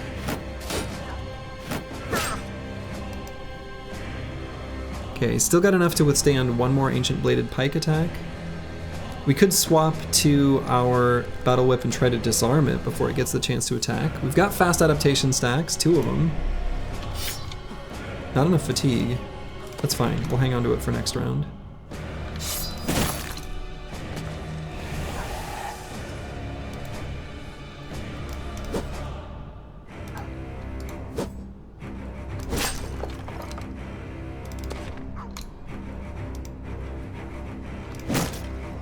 Good, that was a very important hit there by Vance Lightning. So now he's okay. Roxanne It's Me is going to be fine against these 2 Ancient Legionaries. Are the Necro's Cleavers any good? They're not as good as like a military cleaver or anything like that. Like, they're fine, but not that exciting. Alright, Crackalack can move forward to help in this little chunk of fight. Let's just make sure not to put him in Miasma. That would be not good. Has wife ever seen you with hair? No, I was already bald by the time she met me. Good attack by Master Maticus.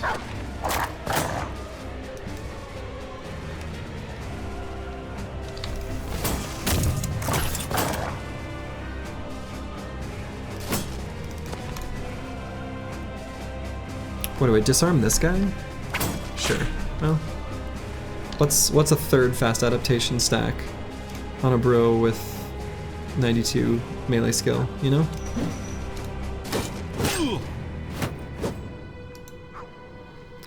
But if you get the gold Necro Cleaver regardless of stats, it must be... Oh yeah, dude, that item is beautiful. The famed version of the Rompia or whatever it's called. What is that? No, what is this item called? Whatever. The famed version that's like gilded, encrusted in gold. It's so beautiful. Alright, Snoozy, let's... Actually, I guess I kind of need to be careful about him getting this kill and then moving towards him, huh? So let's go... No, we're not that worried about it, right? And hang on to that.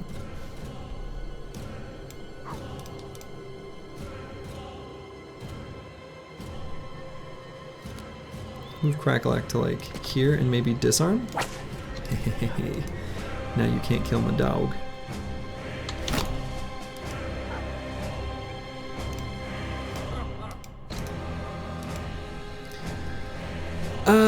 I suppose Eagledub, I'd rather attack the Ancient Honor Guard here. Punched him twice. Kopesh! That's right. Hello, Britnoth. Kopesh. There it is. Thank you.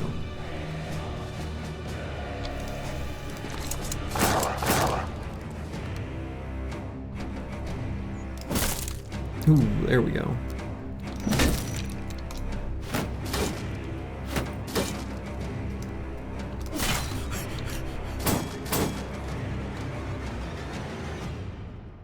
Alright, since we got Tom rolling. Nice.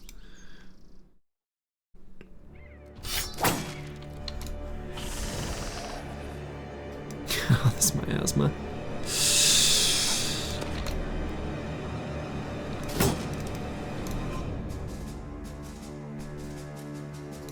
Let's move Cracklack out of the miasma.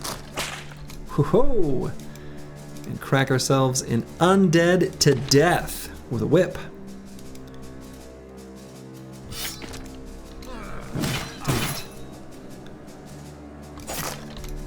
Gotta pay attention to how much fatigue I have. Okay.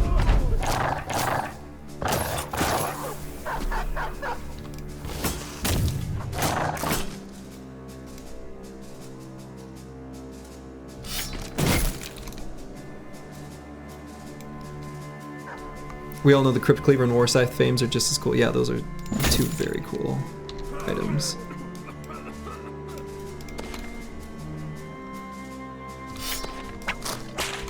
There we go.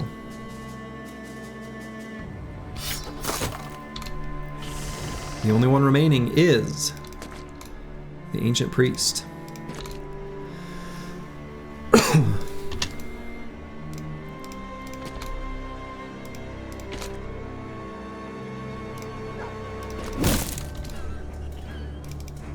And Crackalack, for nearly dying, shall finish him off. Those coughing sounds always get you worried about who's dying? Well, boy, what a fight. I mean, okay, alright. Two twin brothers here of shields. Oof, what a fight though. That was, okay.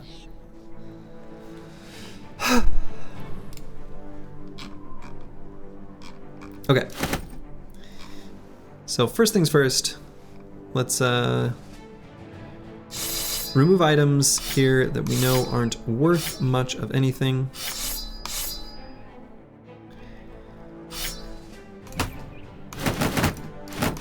I guess we'll get rid of all these shields because we know we're getting new ones. Okay.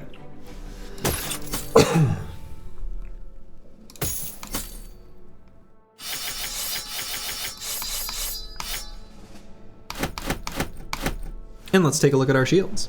All right, let's see what we've got. Okay, that's pretty good, actually. So these are Sipars, right? So this Gilded Great Shield, giving 24 melee defense, this is a good shield. This is a really good shield. Yeah, Roxanne It's Me says new shield for me, LOL. Probably, yeah. So it rolled melee defense and reduced its maximum fatigue penalty. This is great. We're not unhappy with this one. And this one, the Gilded Keeper, oh my goodness. Rolled melee defense and range defense and quite well on both. These are good shields. Legit not unhappy with this.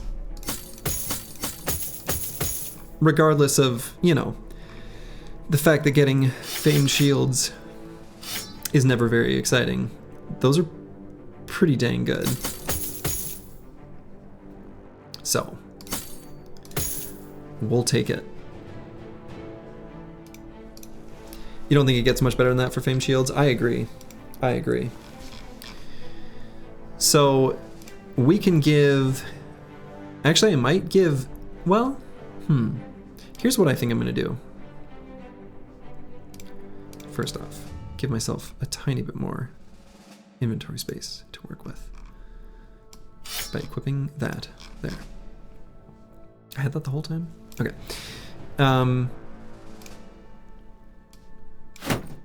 We're gonna give Roxanne It's Me these two. We're gonna give him Holstein the Slaughterer's Great Shield and the gilded Great Shield.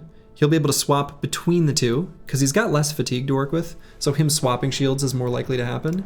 Whereas an Exciter, I'm going to give the better general purpose shield that is good for both melee and ranged. Pretty damn good shields, actually, like all things considered. Yeah, so Roxanus Me's melee defense is up to 66. Pretty respectable.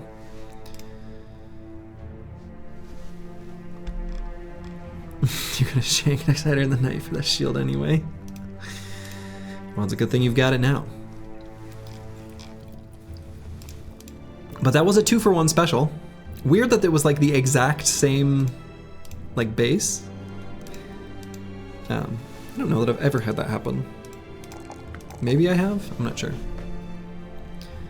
Alright, Vance Lightning. Let's keep pumping up Resolve. Kind of a still a sad amount there. And I think here we're having enough situations where I'm starting to bump up against not having enough fatigue to move and attack, unlike the fatigue neutrals. So we're gonna grab Pathfinder. Oh my god, I'm gonna have to look at our tools situation too. I'm gonna cry. Alright, Curse Word. Got Nimble. So that's great. So we'll go ahead and do that. And take our beautiful +5 there.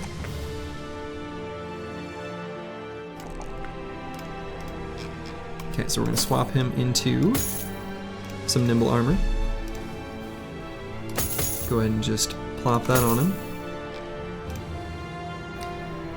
And let's see, Thomas the Train, this armor, well, we'll figure out what we need to do before a fight if we have the opportunity. Dat Boy, 4792.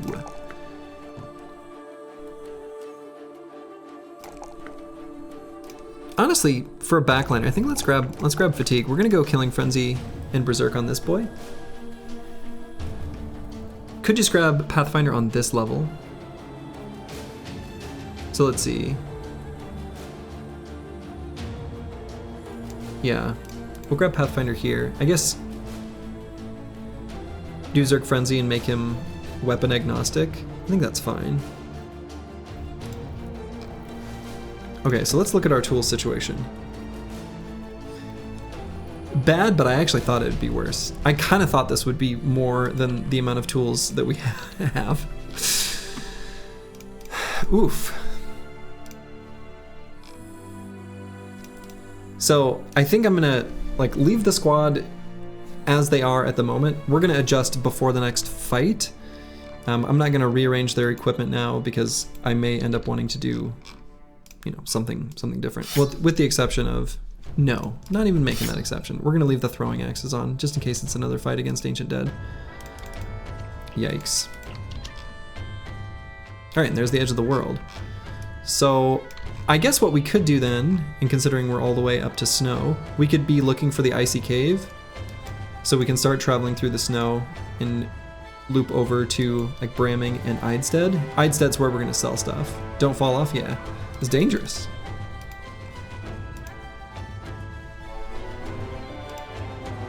It's like in Valheim, people who were like, I wonder what happens if I sail off the edge of the world. Well, you fall off the edge of the world. I don't know what you expected. If you search for Valheim sailing theme a cappella, you can see a cover of me singing that theme. It's very, very good theme. Or shoot a troll from shore. Trolls can't swim, can they?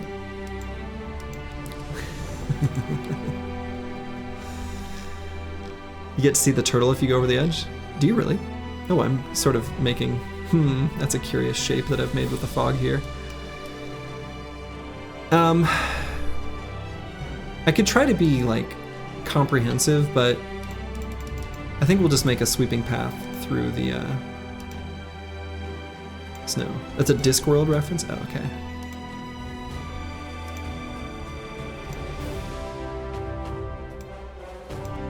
Faraday Waves references that I once asked the question, can trolls swim? And found out that they can.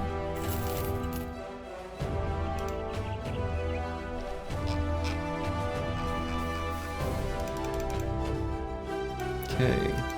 Weirdly absent of enemies, this whole little journey has been.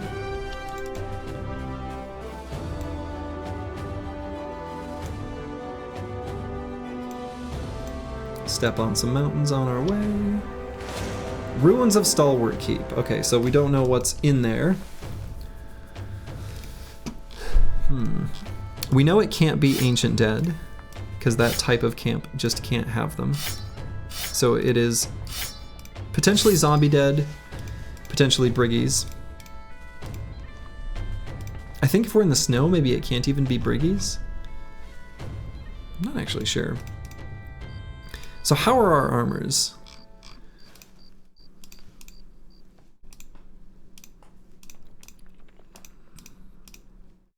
Cracklack's mostly healed up. Most likely zombies. I think so too. Alright, Galumi got wrecked, so why don't we just straight swap him with Dark Paladin 037. These injuries are... he can't stay.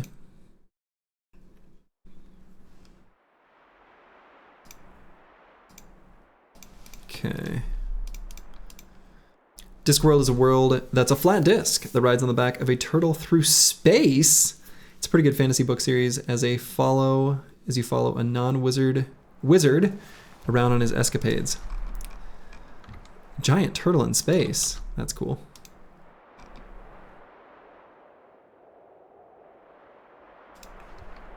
I guess I could wait for daytime. It's like almost day. If we're gonna fight zombies, we may as well increase our ranged attack skill, yeah.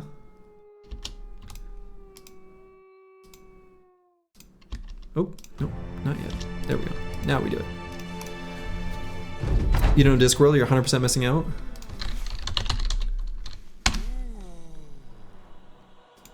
Terry Pratchett. Okay. Interesting. All right.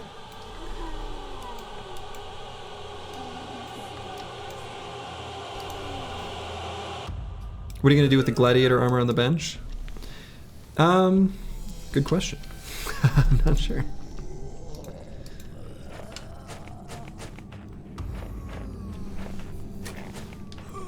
Okay, so we know for sure they've got a necro. That fact is known to us. Looks like he's got 3 bodyguards.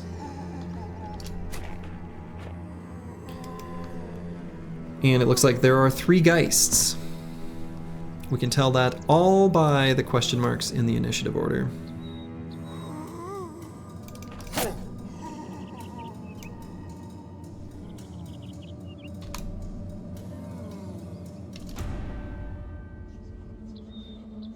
Let's save this ammo.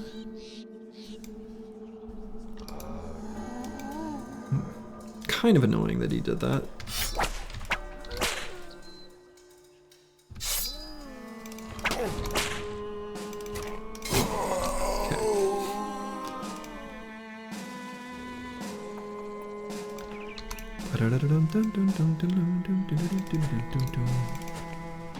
I guess in case he rises up from the dead, I shouldn't put an exciter right there.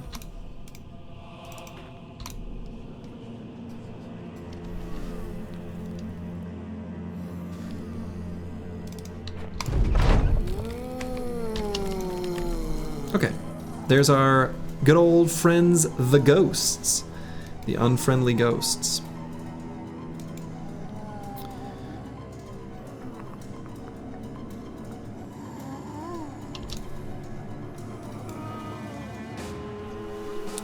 So they're faster than... I guess we'll just wait.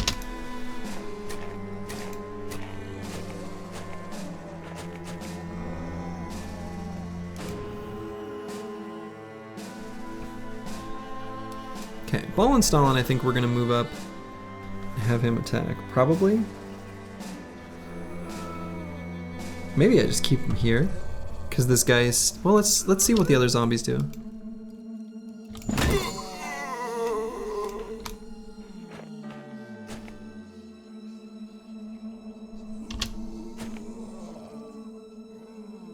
Wait here.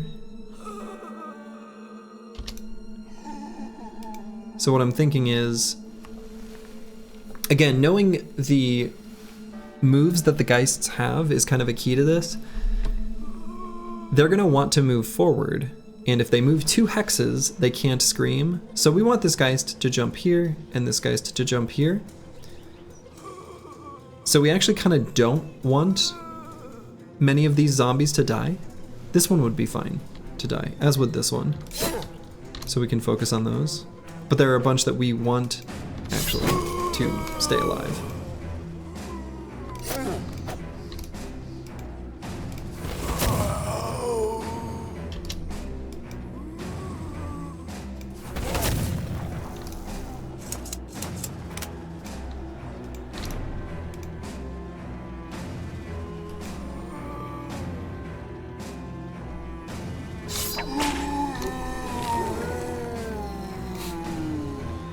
Cheeky. Stay down.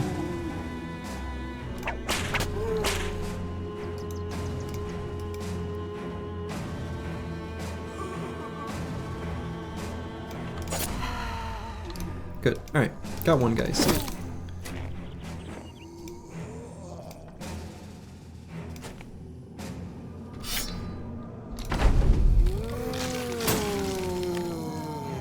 Yep, so that's exactly what we wanted those guys to do.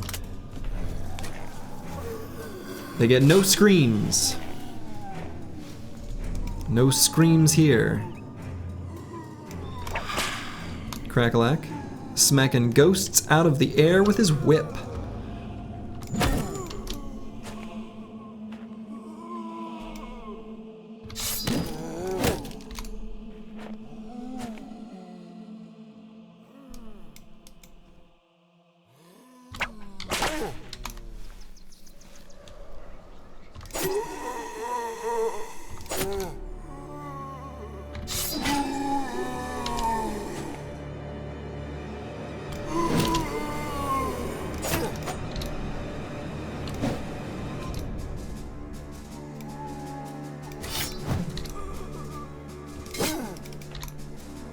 We've killed enough zombies at this point too, where even if the Geists get good screams in, we're not that concerned with the outcome, like that happens afterwards. Because we're, you know, we've dealt with most of the enemies. You're liking the one-handed cleaver whip setup over the two-handed so far? Yes. Is good. Is good.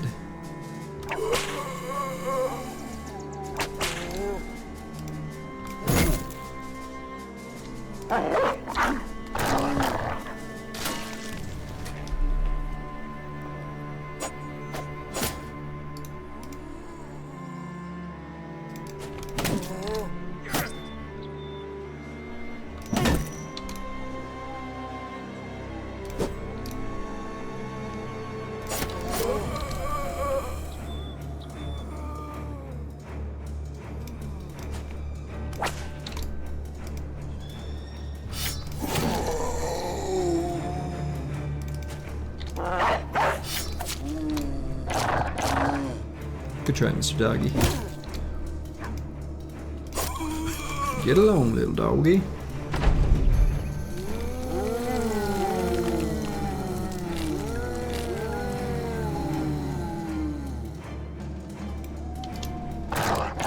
The whip counts as one hit as well? Yes. So, although it is rarely relevant when you have Duelist, it will increase the damage ignores armor of the whip, where it could, in some situations, get a small amount of damage through like an enemy with very low armor to cause a bleed that it couldn't have otherwise.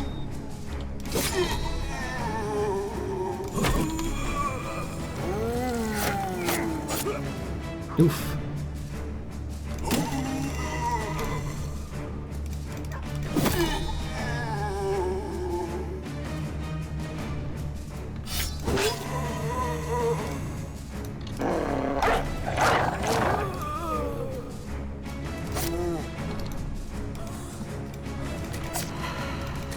knifing a ghost to death.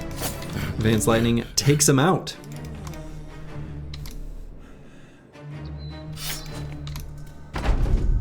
Need to hunt down the barbs for their superior whips.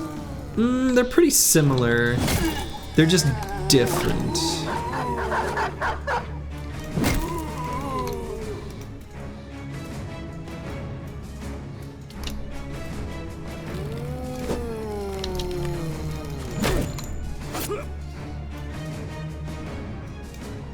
Famed whip when?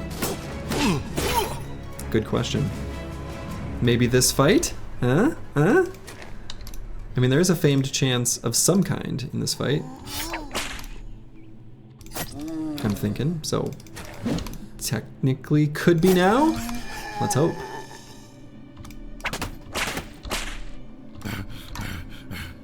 Look at that greatsword go. Isn't it great? How do you get famed weapons?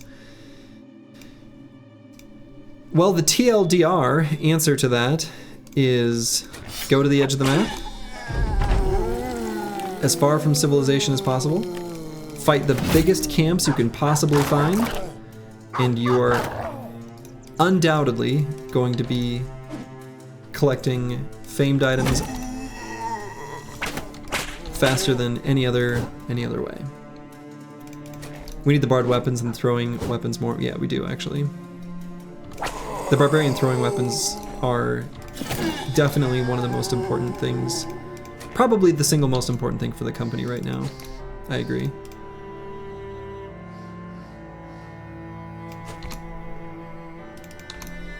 Or if you're rich, buy them. Yeah, I guess. You gotta be pretty rich for some of the forged armors though, that's for sure.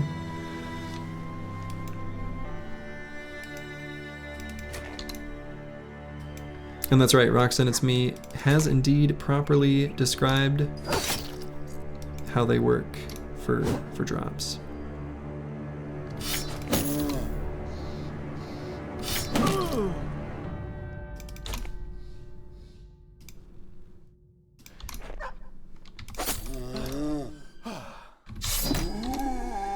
Only the necromancer remains. Slurgy's my hero, listen to Slurgy.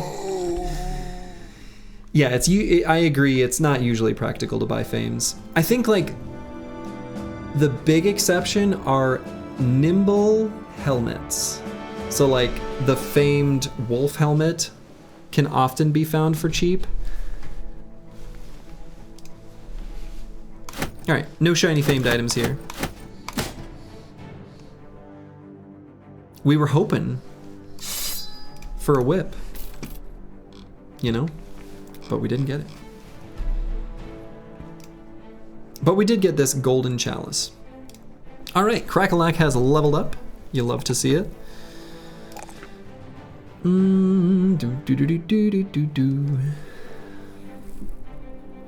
If they're pre-spawned, does that mean each seed has the same spot to find famed weapons? Actually, yes. I think the answer to that is yes.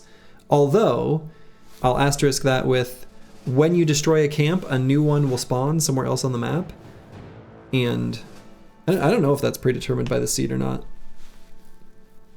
No idea. But there are new camps being created whenever you destroy one. So there's an infinite number of famed items to find on the map, technically. That is not predetermined by seed. All right, there you go. To your knowledge, yeah. I mean, as someone who just plays random seeds, none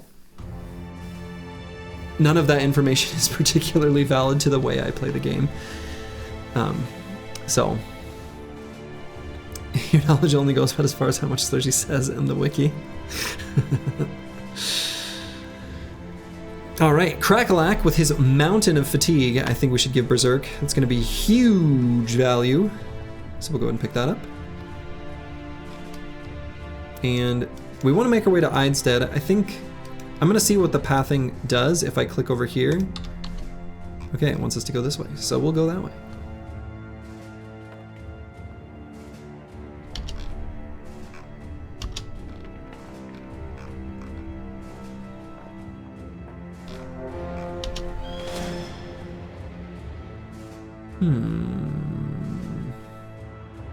That is a lot of enemies.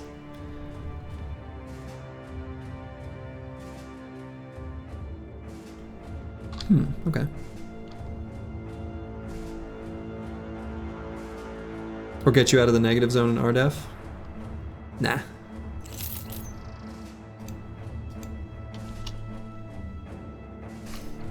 Yeah, on a hill.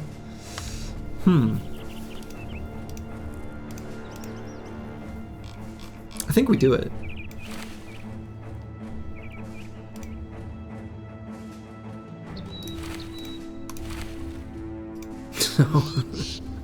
How much fearsome you got? Overall low chosen numbers. We've got a decent amount of fearsome. We have a little bit of fearsome actually.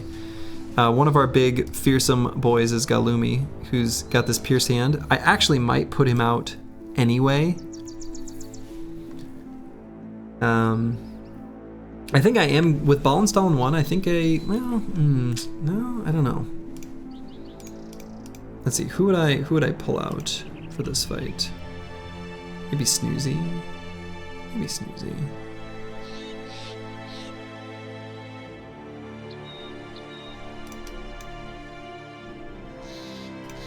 So actually, let's put this back on.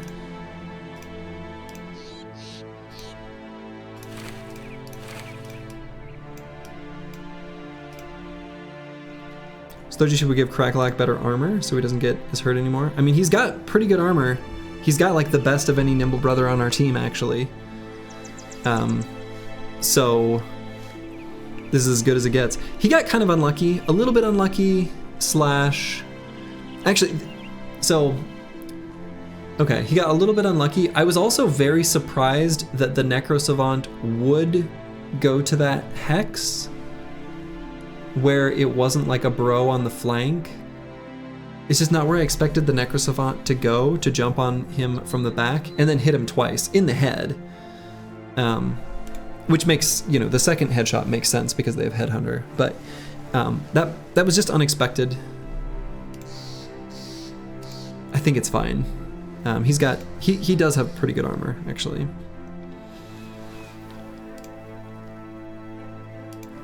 So, are you still following the debuff gunner build you have on Battle Bus, but you and Slugzoo's stream the other day, and he mentioned that you were experimenting with it, and your conclusion was that it sucks ass? I would not say it sucks. That was not my conclusion at all. He's probably talking specifically about crippling strikes, because that was the sort of grand experiment. Yeah. I don't know. We haven't been, I mean, it's done something 11 times. Actually, it's maybe been more now. It's not that bad. We'll see, it could end up relevant in this fight. Very easily. So I think since we've got Indom on both of these tanks, I don't feel so bad about running up into those unholds.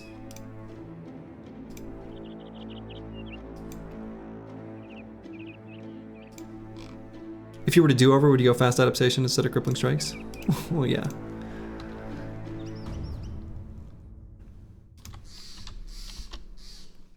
Let's see, any other adjustments I want to make? It's just a single unhold, which really isn't that bad.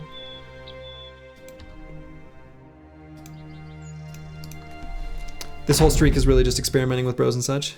Yeah, to an extent. To an extent. All right. Luckily, that unhold is in a nice spot where we can throw a boy with Indom right on him. Oh, and look at these tasty javelins. Look at these tasty javelins. We want these. May as well claim them in the first round of combat if we can do it. All right, so there's one of the chosen. And there's the other. Looks like there's just the two. So this guy's got the heavy rusty axe. We might be able to get that. We do want that.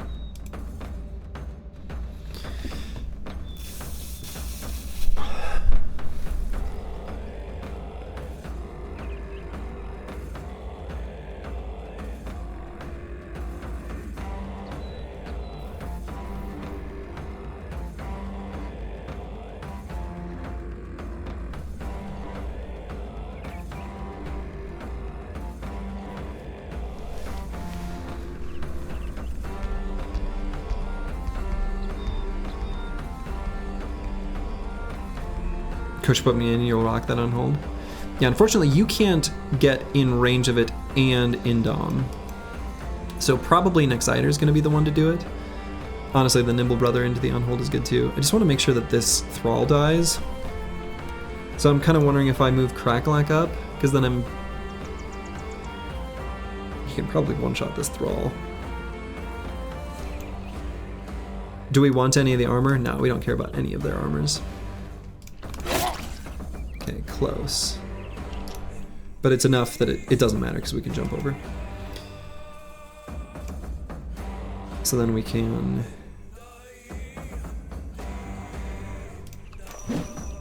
go here. So, shrink. And we'll go in Dom. So now this unhold can do nothing except attack Nexiter. Claimed. Hell yeah. Got some throwing javelins. So Roxanne, it's me, is gonna go and occupy some of the front line here. Do I move Vance Lightning up? Probably. Actually, I probably shouldn't have attacked that one, considering I'm putting Roxanne, it's me here. Oh well. And let's swap shields.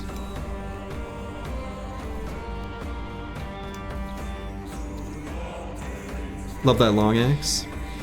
Long axes are nice. So we're gonna move here, attack, and then move up 1 hex. That way we're able to hit all 5. Also gonna move a Dark Paladin 037 right up to there.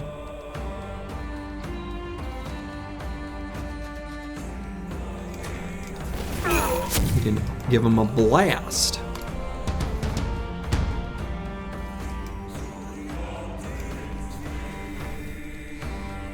So Galumi can go here and then attack.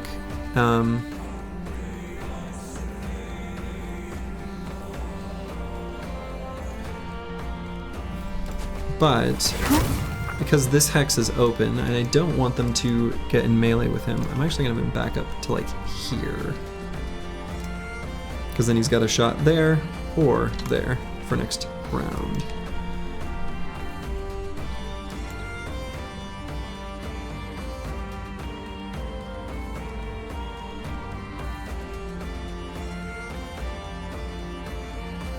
Ball and Stalin, I think we'll just have throw.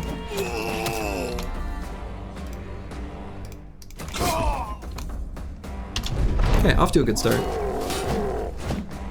Can the drum drop as an item? No. Not in Vanilla Battle Brothers, anyway. Go ahead and blast there. Now hold on. Pierced chest. Disaster. Why do we keep getting that injury?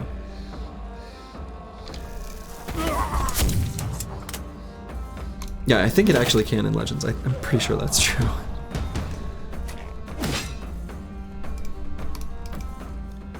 Okay, Roxanne, it's me getting rocked a little.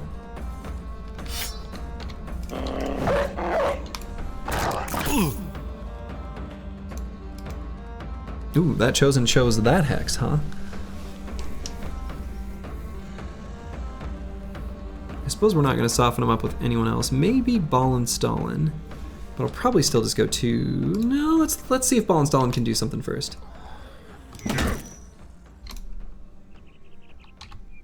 Maybe move up to here. In case they jump here, he can still engage in melee, because he's secretly really good at it.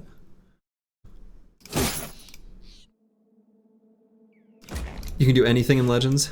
True.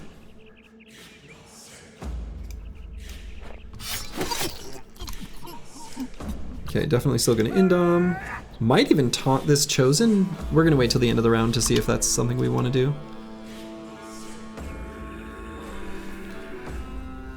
Do I put Vance Lightning up here?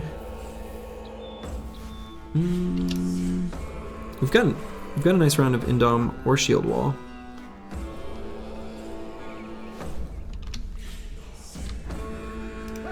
It's just Indom.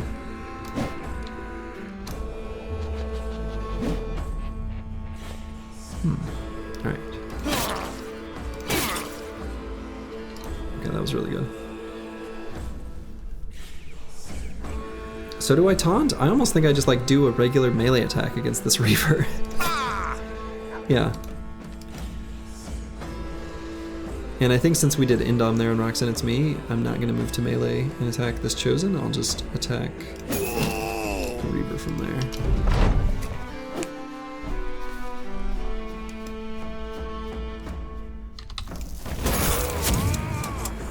Okay.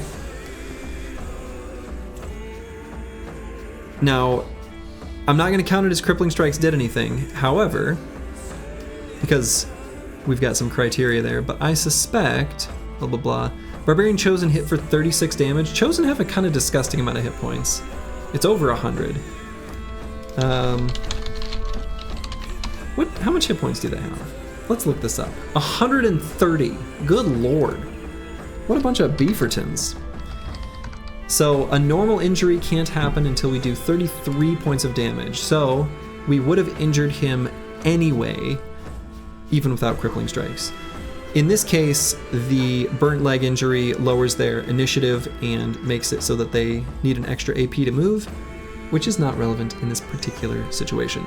So we're not going to count it because neither of those criteria were met. One last question regarding CS. How do you determine that CS does something for your counter? Is there any indication in game? Oh, right. Sorry, I should have read that question before I did what I just did. Basically, I'm looking at, it's tedious, but when an injury happens, I'm looking at the log, taking a note of the amount of damage it did, and then seeing if crippling strikes brought us over the threshold or not. In this case, it didn't bring us over the threshold, and I'm also not adding it to the counter unless the injury is relevant. And so if you injure an enemy's fatigue, that doesn't, like, literally the way the game works, that just doesn't matter. So.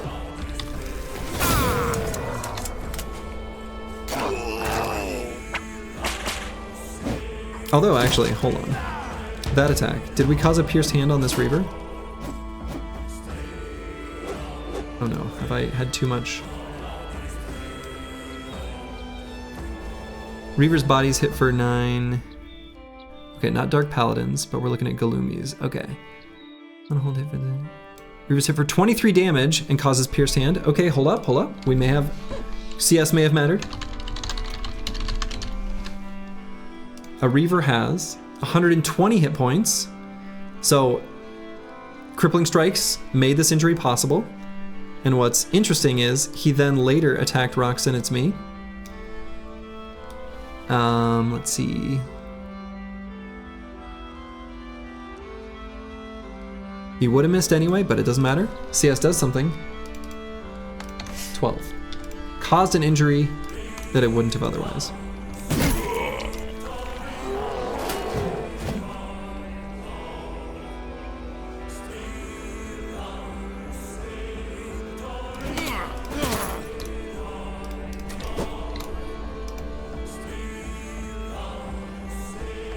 A crackle like maybe I put here?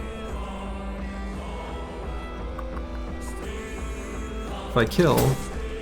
Oh, okay.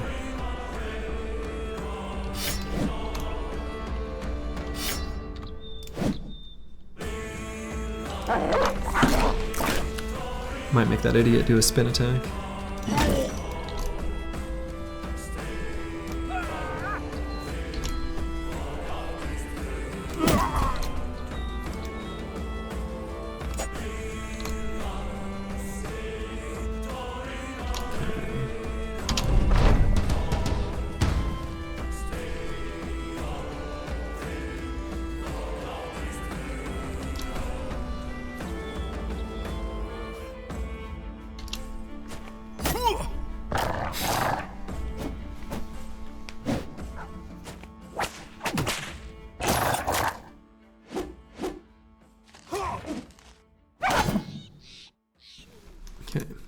Do you have a total number in your head for the run where you'd say, yes, keep CS going forward for this build?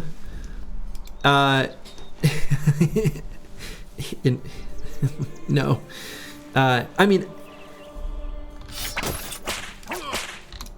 I don't think it's ever good. I think if the number were really high, I would chalk it up to that being a bit of an anomaly that happened in this run.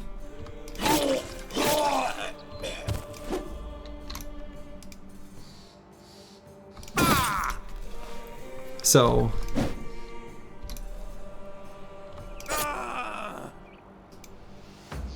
this run is only helping us confirm it's bad. Basically. Yeah, that's... yeah.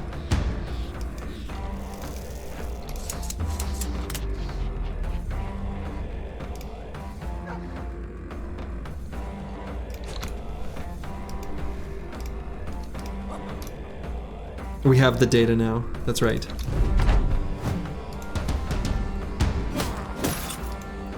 If you were to have the CS counter clock every fight like 2 times, would you keep it? I mean, again, like, there's a certain amount of analytics we can kind of hand wave the math, and wait, I already knew the answer before I did this build, but it is also a little bit of a like 11th perk type level of strength. So it's okay that it's low value too, because we're making very specialist type builds in a way I don't normally do. I wonder if we can... probably cannot decap for a kill here. I wonder if we could have. Well... The issue with CS isn't just what it actively does, it also matters what you lose to take it. There's always a cost-benefit analysis to consider too. Yeah, exactly.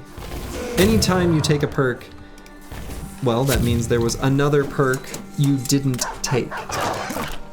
And in the case of crippling strikes, there's probably something better.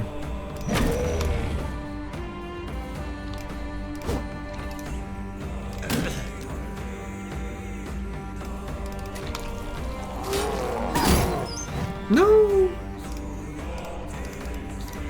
Bullseye. That's a choice.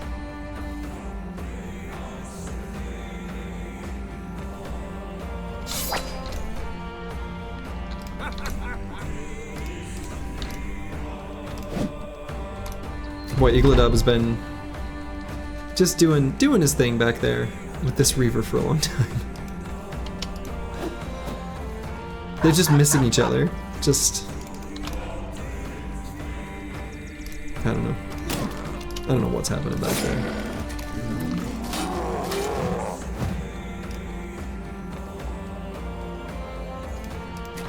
He's taking a break this fight? I don't know, these two are like pretending to fight. It's kind of what it looks like. You know? They're just faking it. I'm kind of digging the ability to sit there and taunt and unhold. There we go. Look at him go. Taunting and unhold is an alternative that is kind of like Indom, in that it keeps them, you know, sitting there attacking. The taunt laugh is so good. Oh, it's so good. Yeah. That got EELI confident, seeing Master Manicus just smash.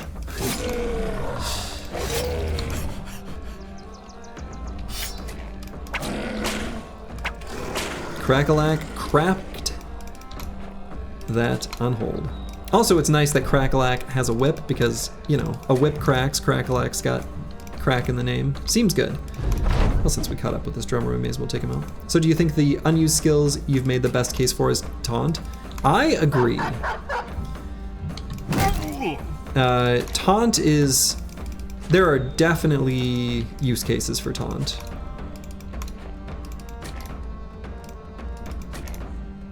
That's a lot of crack. That's a lot of crack.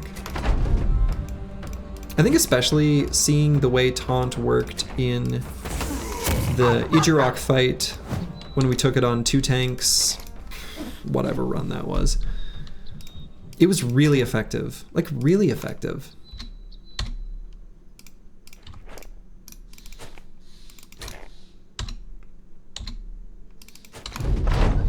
Do you think that you keep encountering the same drummer since they always get away?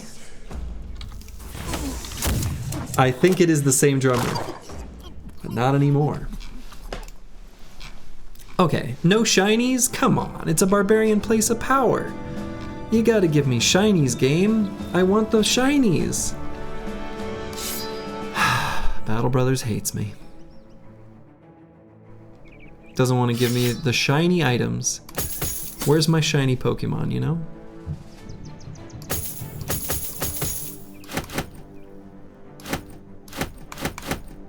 Wow, they had a lot of food in this camp. Oh yeah, and we can take a moment to compare whips. Yeah, let's take some of the food that's about to go bad. We got one unhold hide, so progress. But barb jabs and axe, yeah. We're happy with that. Are we expected to play the game if we don't have all our bros decked out in named items? Exactly! Finally! Somebody understands the plight of my people. I just want shinies, and I want my whole team decked out in shinies. That's what I want. It's not that much to ask. Compare whips? Yeah, so let's take a look at the whips, side by side. Just to compare. Like I said, it's kind of a wash, right? So the battle whip in the south, 15 to 30, 10, 25. This one, 15 to 25, 20, 30.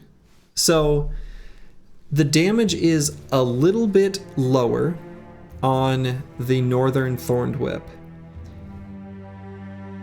It is slightly, emphasis on slightly, more likely to cause a bleed on an enemy that's got just a little bit of armor remaining, but is also going to do slightly, and this is like a medium amount of slightly, less damage to a completely naked enemy. Like 2.5, right? So, like I said, it's kind of a wash. They're not that different. Are we legit? Yeah, are we legitimately? I mean, that is what I'm doing, I guess. I mean, the only time you want to really compare, I mean, yeah, like that is what we're doing. Fair.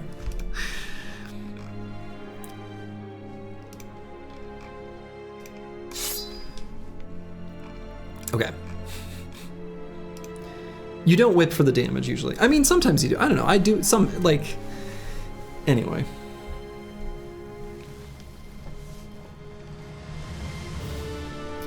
Yeah. Anyway, all right. EELI. Gotta level up. We're not gonna take any range skill despite the fact that we've got this handgun, you know. You do hope I laugh when you see the meme you put in Discord? All right, let's take a look.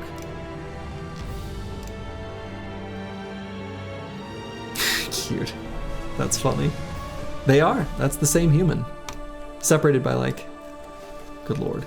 I don't want to think about how many U's that's separated by. Less than 20. All right, and I guess we'll grab resolve. We want more hit points, but we also want more resolve. So we'll take both. Oh, I see. Slurgy BC, yeah. Slurgy BH before hair. You once had a famed whip that rolled damage, but the damage increase was so low it didn't even show up on the item card, so you legitimately had a famed whip with one extra stat? Wow, I didn't know that was even possible. That's crazy.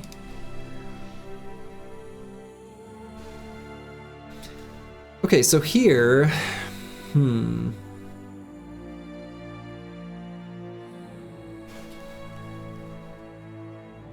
I guess I'll grab the one in melee skill. I could also do the fatigue just to give this bro our absolute heaviest stuff and have him still be fully functional. Because he's already kind of close. I guess we can do that. So like, the decayed coat of plates could go on him. But only since he put that on, or since we level up fatigue. And then we give a little more fatigue to Rock Said It's Me, which probably is good.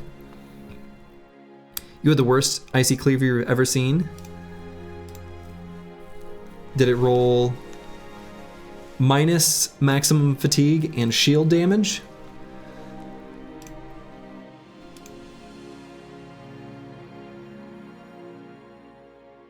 Okay, so then what weapon do we want to have this brother use?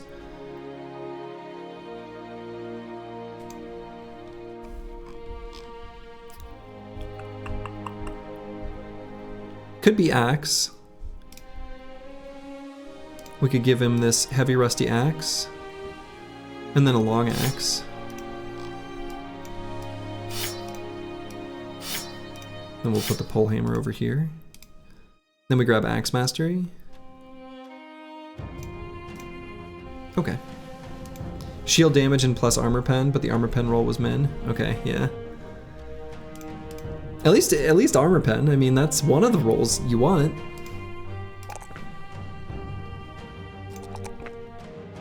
That's copium. All right, and then we'll grab all our debuffing stats here, and then on Galoomy, you know, we want relentless. We're gonna take it next on both of these bros, but fearsome is more important. So let's continue our way to Einstein. No plus damage, get out of your sight. I don't know. Armor ignoring damage on the two-handed cleaver is probably important though because of how low the base is. But I mean, damage is obviously also never bad on a famed.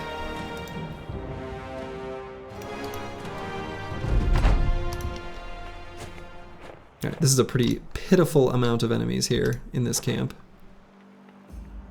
Heavy throwing axes though. You love to see it. What are they doing? They decided not to move forward?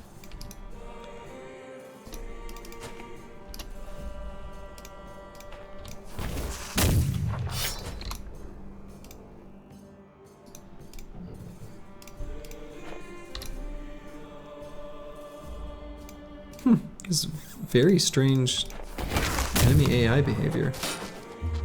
Do they like all have throwing weapons? What is going on here? Get up here and fight me. Fight me.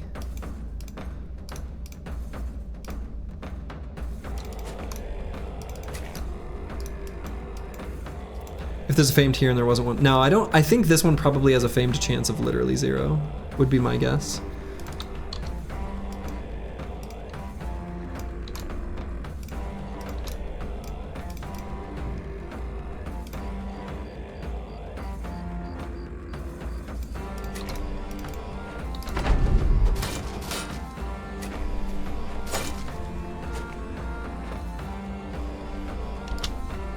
Because Fame's chance is based on like the type of camp. It might not, and how far it is from civilization, so it might not be actually 0. It's possible that it's higher than 0, but if it's not 0, it's super low. You found a 125 damage two-handed axe with a medium armor pen roll on your second fight in a run once. Oh my god. That's like the dream.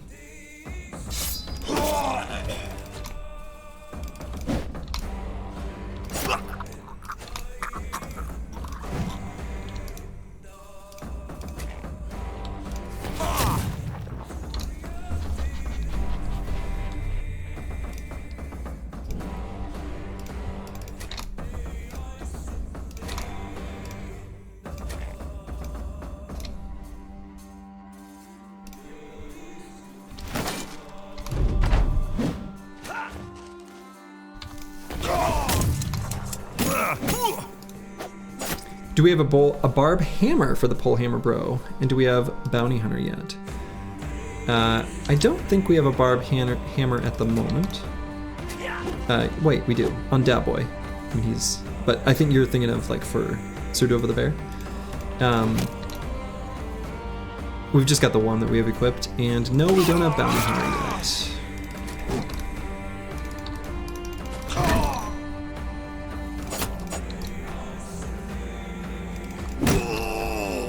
We opted for Scavenger. The idea there is, you know, tools are very expensive for this origin. And so Scavenger is going to give us a lot of value. And the cities near the wilds weren't exactly great for restocking. All right, very happy with the bundle of heavy throwing axes. Very happy to have that indeed.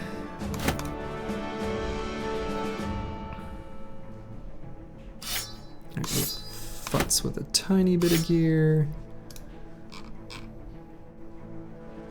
Yeah, that's good enough. And we'll continue our trek to Eidstead. Actually, I should probably move a little more carefully. We never know when we'll find the icy cave.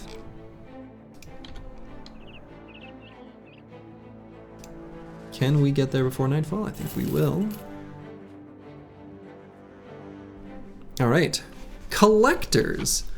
I think we've got some beast parts here that we want to sell. Obviously, there's some that we want to hang on to. So, okay. Dead people shuffling through the hills nearby means there's going to be a camp in the hills nearby, as advertised.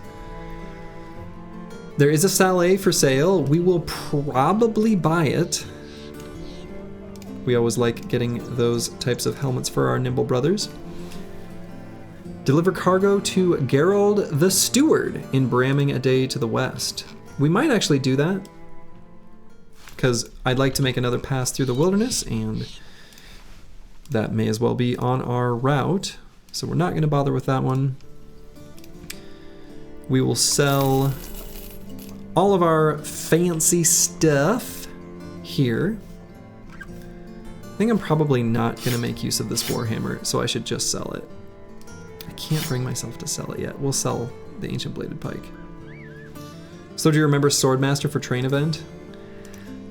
That event, I mean, look, it is good. We may want to hire a Swordmaster just to have a Swordmaster, with the secondary benefit to keep in the back of our mind of, yes, there is an event where he can train our apprentice and give him a boatload of stats. We do like that. And we could maybe recruit one more bro, just have another safety brother. That would be fine. So, yeah. Swordmasters are just a great background, so.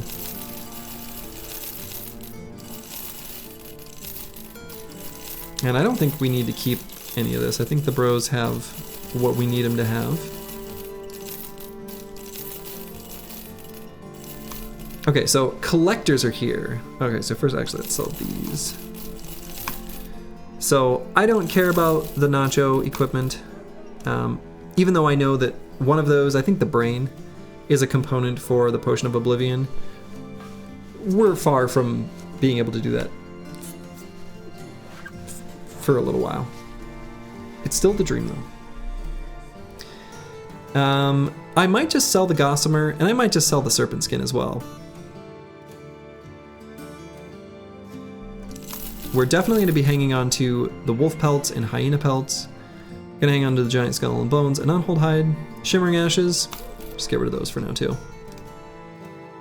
Swordmaster with melee defense and fatigue stars is one of the best finds in the game, in your opinion. You value them over Hedge Knights even. I think that's a fair thing. I agree with that. I also value that over Hedge Knights. Do we have the fetch quest yet? We do.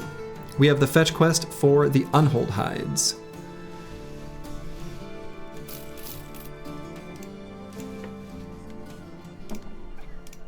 All right, so unfortunately not too many tools for sale here.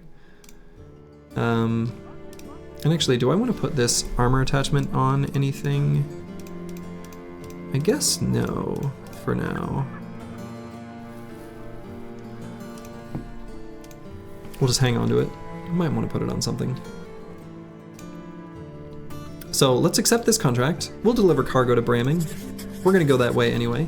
I think that makes sense. We'll go there, and then We'll do another sweep looking for the Barbarian Madman. This time we'll go up here and cut the southern part of the Sword of Snow.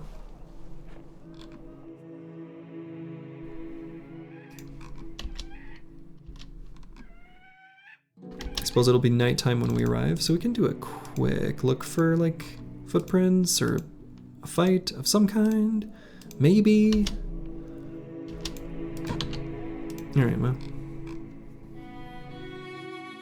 Found nothing. The Saleh. Yes, I was gonna buy the Saleh, wasn't I? Well...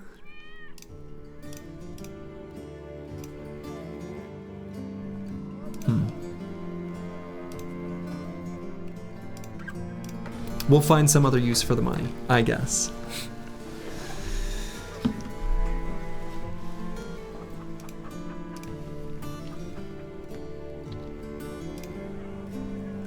All right, so tools are expensive, but we're still gonna stock up. We're gonna stock up on food, and then we will, yeah, make a pass through here. We'll take a look at a brawler. We're always gonna look at a brawler. They're cheap to hire. We will love, absolutely love this bro within the first 10 days of our campaign. Not right now.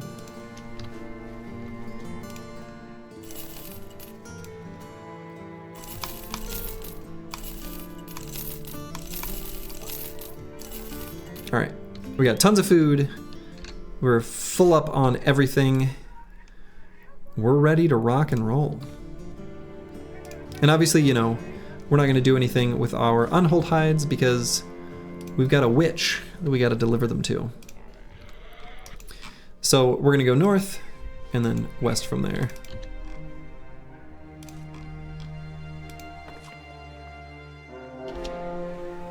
Great, little camp to bust. Busting make me feel good.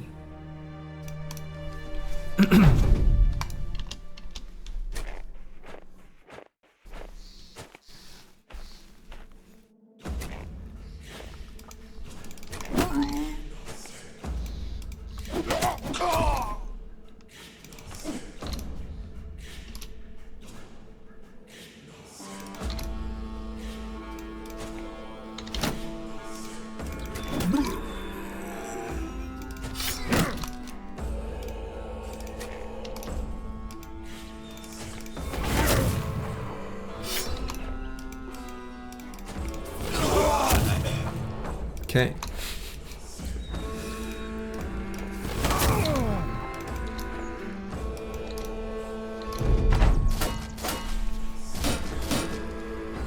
Hello, Grib. Welcome, welcome. How are you this day?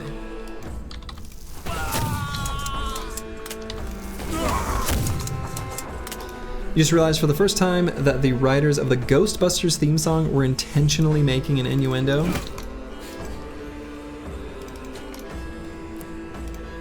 Boston make me feel good. Boston make me feel good. And it's kind of like, I don't know. It's like, it's Ghostbusters. Like, bust. Anyway, yeah.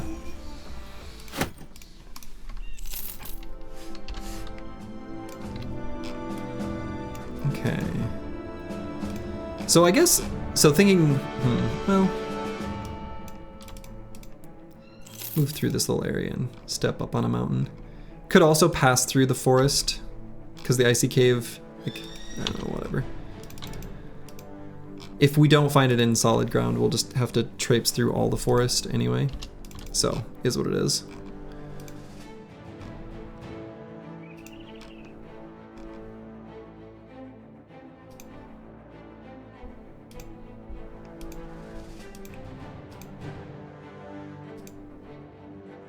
I do kind of hate the fact that the icy cave can spawn in in forests, just because it's so hard to find. The little discovery radius is so small. All right, the northern hideout. Imagine living on a snowy mountain all your lives and a tin man points an explosive stick at you. I know, right? Can't be good. All right, look at that. We want those javelins. Oh my god, there's more of them. Okay. So I think from a weapon perspective, we want to take down that chosen ASAPly. We can get...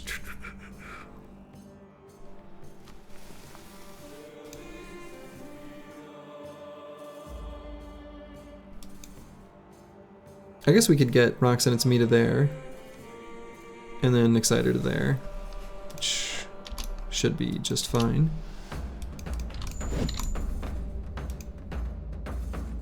So yeah, we'll put an Exciter here, in range of the mace, because a nimble boy can take hits from a mace, and it's no problem. So I am going to use a reach weapon here. Because we're going to put Rocks and It's Me up there. Or maybe here?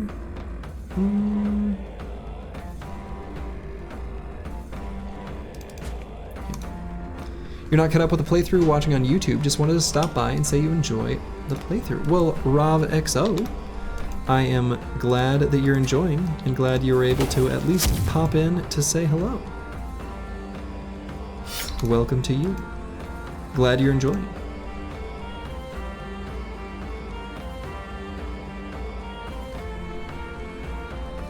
See, I guess I could go here and shoot there. And just go... I guess I can stay right there. Okay.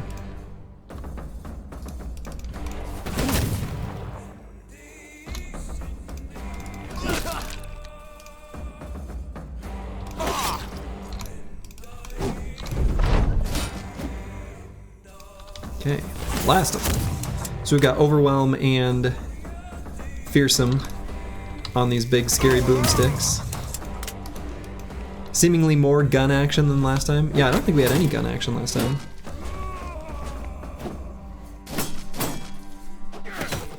There was a oops, all gunners. Oh, when was that? I don't remember.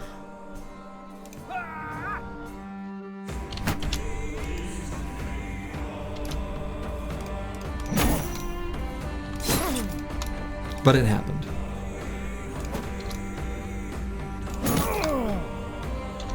Alright, let's try to break the shield.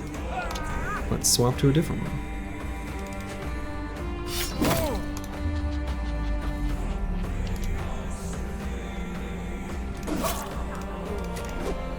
Ooh, Crackalack almost got the 2-for-1 special there. Very close.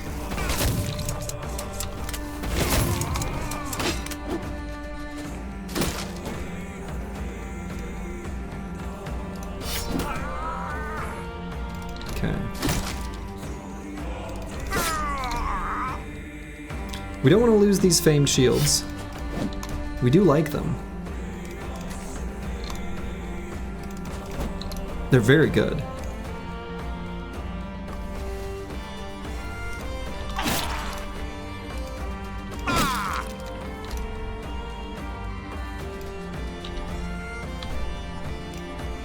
So let's taunt.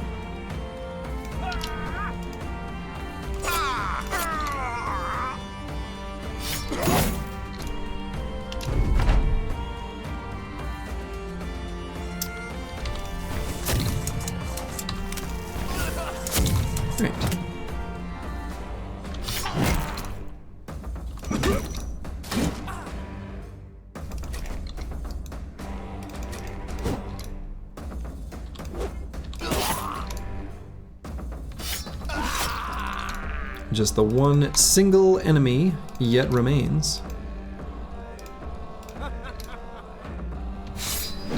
The taunt sound is very good. It really is.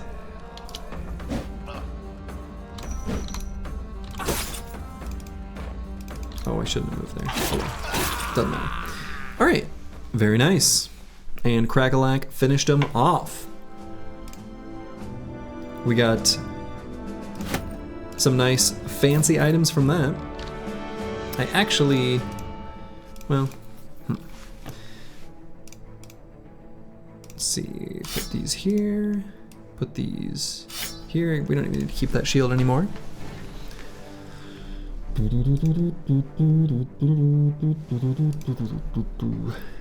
And I don't think we care about anything else that we looted. So we'll just keep exploring. Here I see cave, where are you? The Skull's Breath Mound. That's a cool area.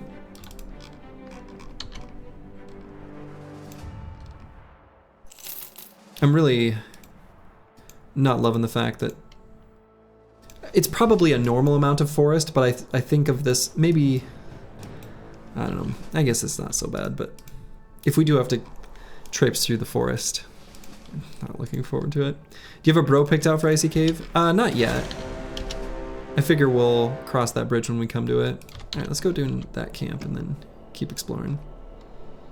Isn't every breath a skull breath? Not in an iron lung. All right, Sir Dova the Bear. Only a 1 in melee skill. This might be an opportunity for us to patch some secondaries. On a fatigue neutral, I'm totally keen to do that. I think max fat is gonna be fine to bring up to 105. I like to have a little bit extra because I do often run quick hands so I can have a reach weapon. So something like 105 is a pretty good number. And we could do Underdog now. I could just grab Pathfinder now since we're up in this icy terrain. I think it'll be useful in the upcoming fights, so we'll go ahead and just grab that now. We're gonna have a whole bunch of undead. 26. That is not a small number.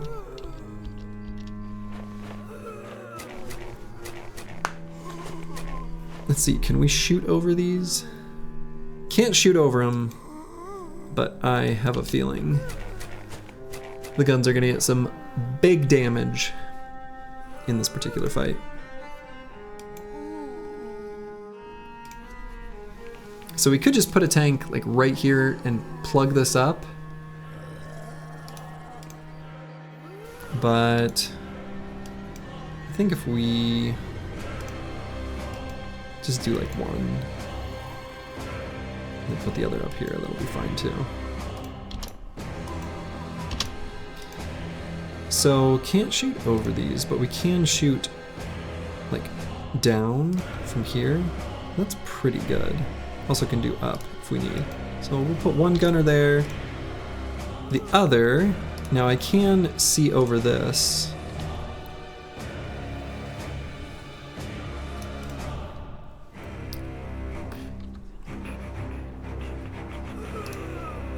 We'll put them like there. Don't really know exactly how they're arranged, but don't think I need to know the details.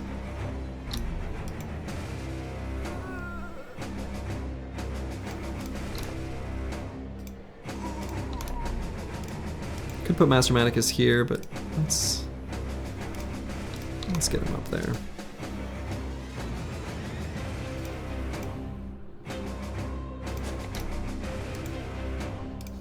So maybe I do just put an Exciter there. If Master Manicus is gonna tank there, I guess it's fine.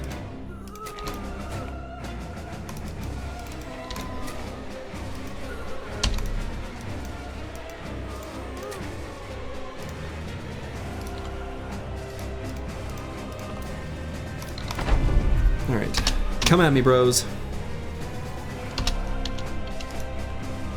Get in here, little zombies. It's time to die. Time to die.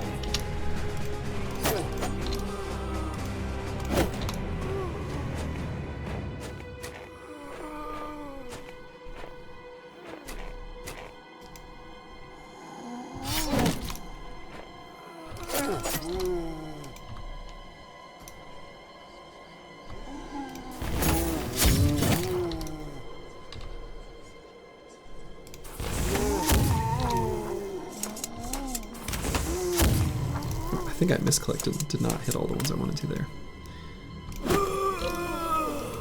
Okay, so it's gonna be kind of annoying dealing with the Geists.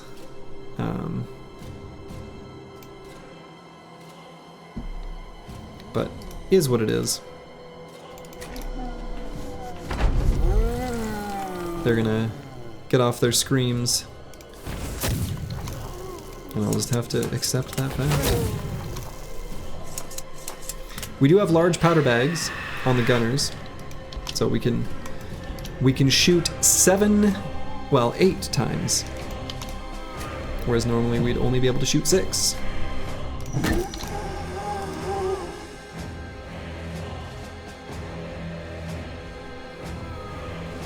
We could try to position Ball and Stalin to be able to whip one of these Geists. Maybe I will.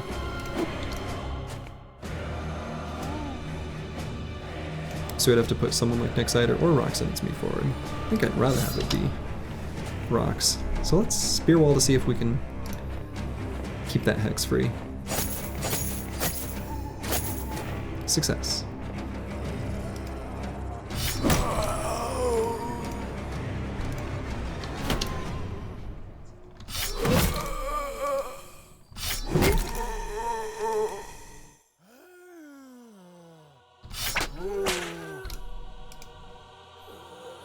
Just gonna save fatigue on our banner on curse word, because you never know. You never know when you might need some rallies. You powder your eggs with Gold Bond medicated powder. It's gonna ask how you butter your bread, how you bake your biscuit. But now I know you powder your eggs with Gold Bond. Oh my god, Vance Lightning? Really? You'd go to fleeing so quickly? Braven up, soldier.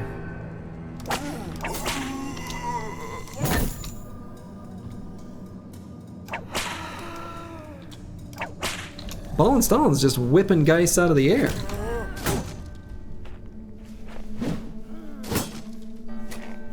You get the voice part perfect? Good, good.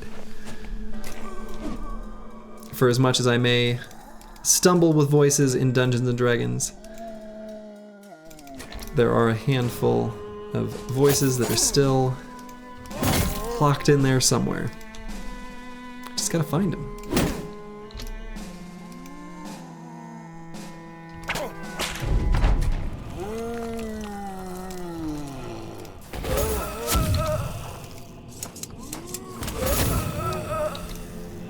The handgun shots on the groups of zombies never gets old.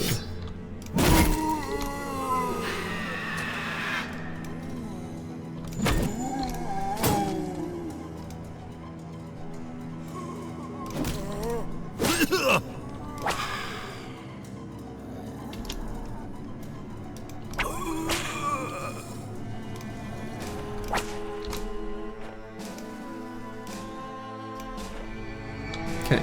Did successfully rally Vance Lightning again. Don't love that I had to do that though.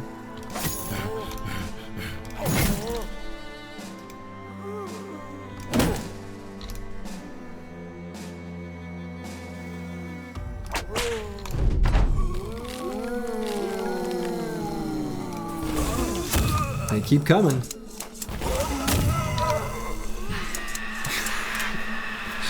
Vance Lightning keeps fleeing.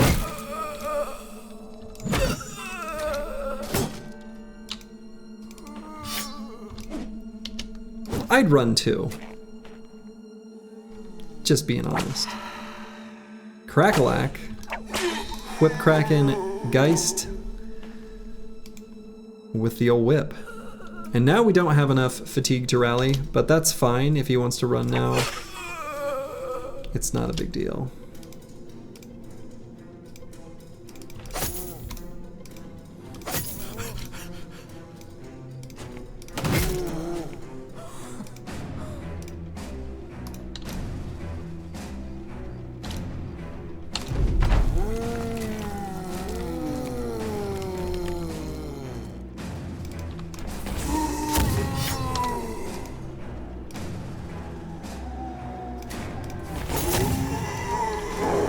release a dog.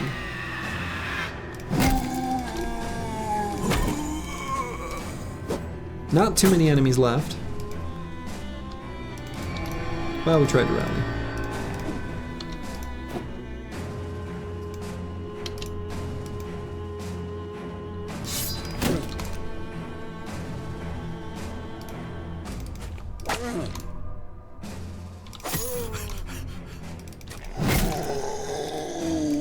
Alright, Advanced Lightning came to eventually anyway.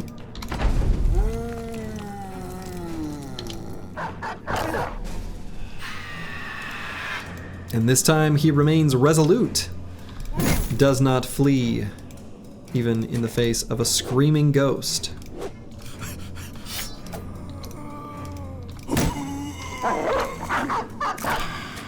Here we go.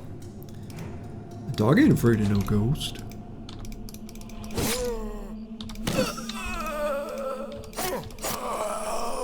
Alright, nice little fight. Good chunk of EXP to take very minimal damage. Not exactly the most exciting of loot, but that's okay. Keeping this little expedition tools positive, or at least neutral.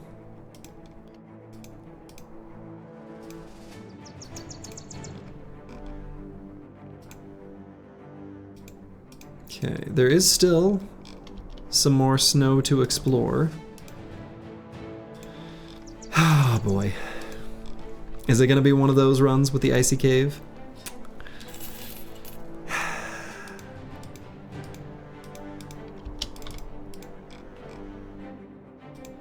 Might end up being that way.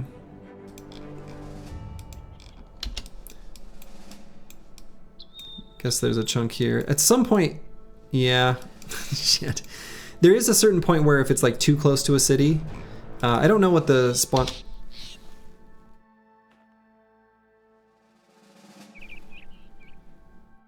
Not what I was looking for. Huh. Okay, that is a very far north Black Monolith. And actually, you know what's funny is someone mentioned when we found the ancient statue. And I was saying how like, oh, you know, usually I use the ancient statue so I can drink a bunch of potions. Then I go right from the statue to Black Monolith.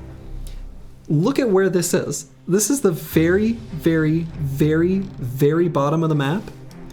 Monolith is in the very, very, very upper corner. So two things here. One, this looks to me, I mean, I guess it's technically probably hills because of this. I know it can spawn in the north. We've found it in the north before in this run series. I did not think, I'm pretty sure anyway. I did not think it could, I mean, I guess it's technically hills is my guess. I don't know, I feel like the last run it kind of seemed like it was in forest. I thought it was restricted, but maybe it's not. This could be forest too. I should look at that. I was under the impression that Monolith could not spawn in the forest. But last run, it felt pretty forest-like. So, well, I'm glad we know where it is. Like,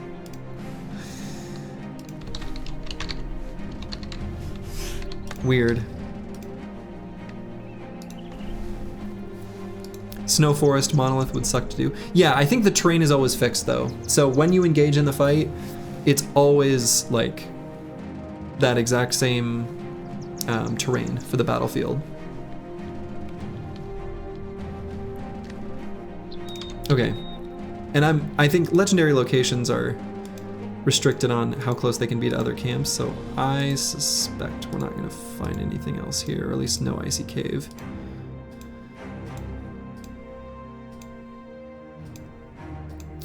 Nope.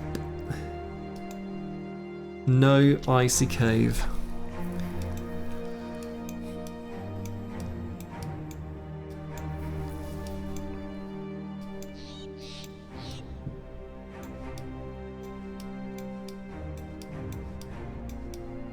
Okay.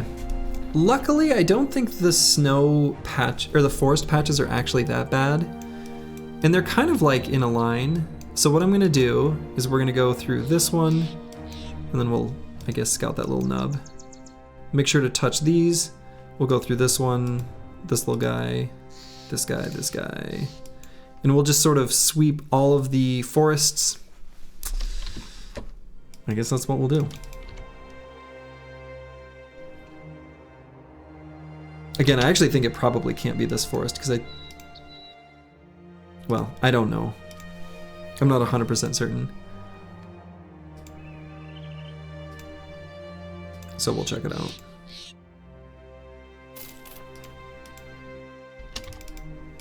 Okay. And we'll check out this little area. So you're so confused now? I mean, more just annoyed. Alright, then we'll go down here.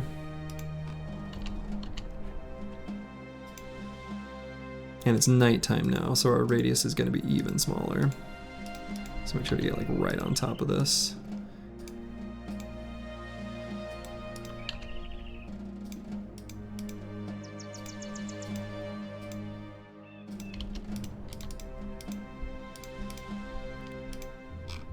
Okay, and there's a little patch up there. It's like mowing the lawn, you know? We're just mowing the lawn. We'll get this little patch, and then I guess over here.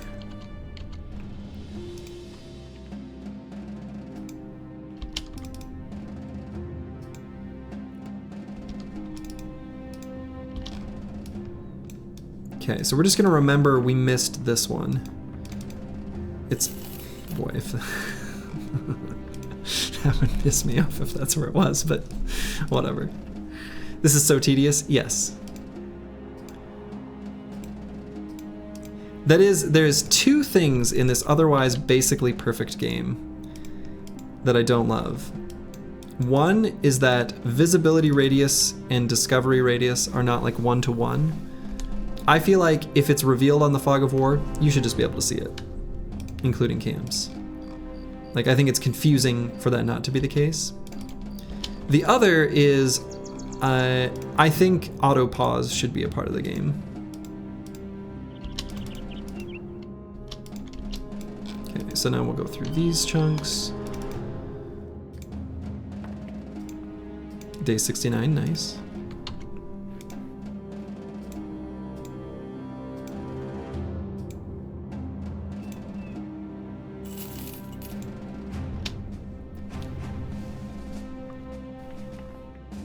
Okay, well, we found it. Ultra confused by that.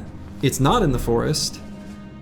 And we found it by stepping on this mountaintop. That's... I don't like that at all. That does not give me warm fuzzies. But we did find it.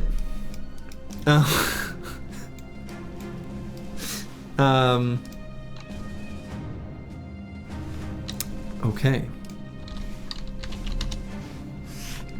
Icy cave has been found. So now, the question is, who do we have do the icy cave? We're gonna take a look at, could be a nighttime visibility thing. Yeah, it could be. Let's take a look at our bros, and we're kind of just gonna look at who has the most stats. Like, it just comes down to melee skill, melee defense, and that's really it. Like, honestly. Putting Chaucer in overtime, Slurgy is, yeah. I updated that one, I was very fast.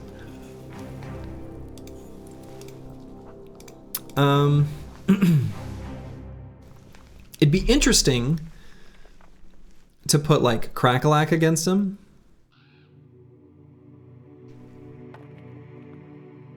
But I don't think I'm gonna do that. I don't think that would be better than just a bro with a ton of armor. So I think it's gonna be, I guess it's gonna be Vance Lightning. You did update it before it showed Slurgy doing so in the video. Nice.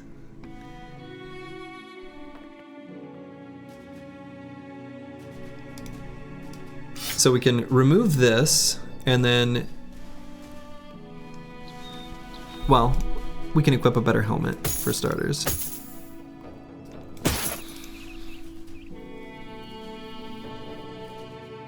You do not honestly think Crackalack will live to even see half health caveman? He would do a lot of damage, but yeah, I think this will be better. Now these stats aren't quite where we want them to be. To be fair, this has me like mildly nervous. We do have a little spare fatigue, so there's some stuff we can do here with the extra fatigue that are worth doing. One thing we can do, we can start out with a throwing spear and throw it and back up 2 hexes. Does your necklace help with the caveman? No, but I think having a warhound will be good.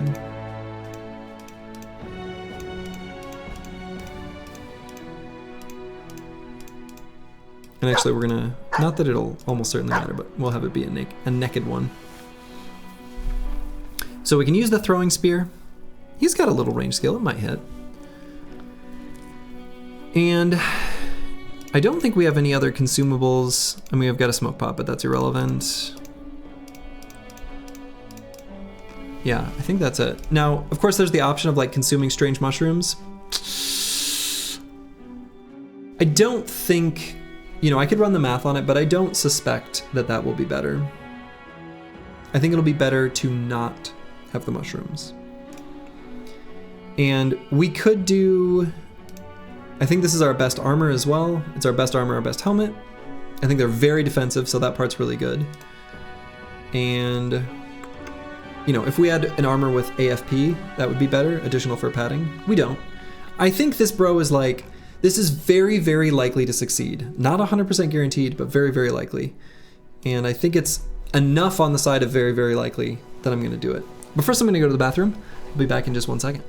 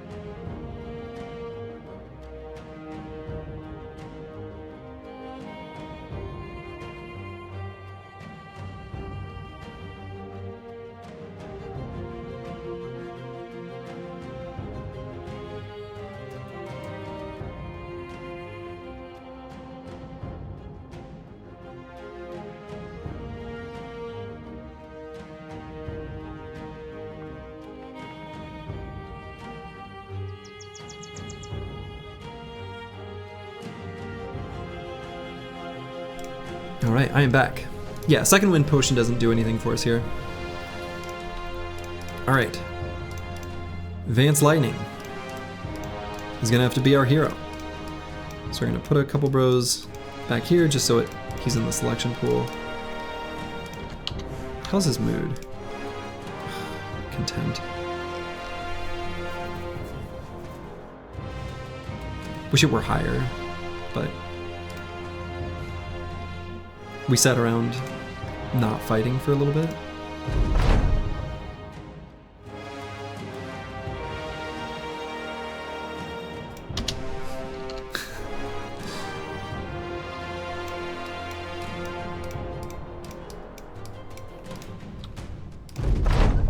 There we go.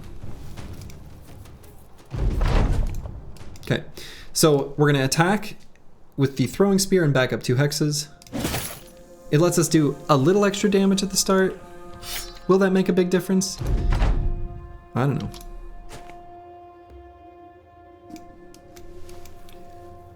Let's see if he'll come to me. I don't know that he will.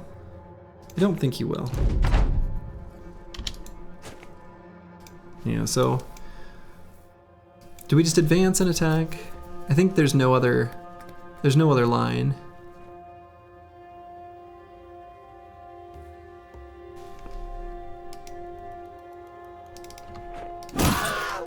Good. And then we go before him so we can put down the dog and still attack.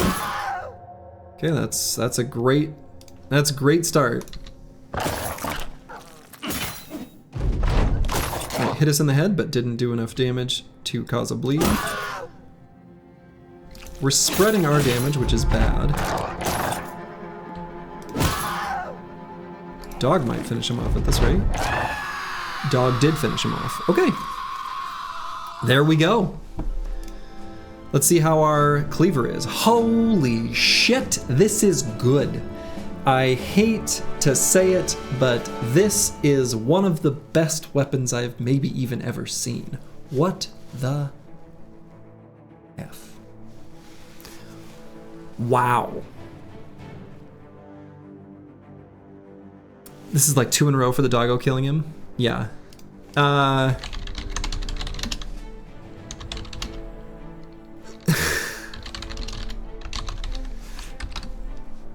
So,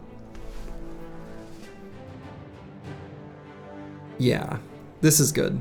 This is like a really high, like, we got 2 things that we wanted. We got damage and we got ignore armor. The damage roll is above average, not as high as it possibly gets, but more than 50%. And the armor ignore roll, same deal. We got a high roll on both of those. Okay. You did well, Vance Lightning. Damn. Vance Lightning, the hero that we deserved and got. So now we've got a big old question of what the hell do we do with this thing?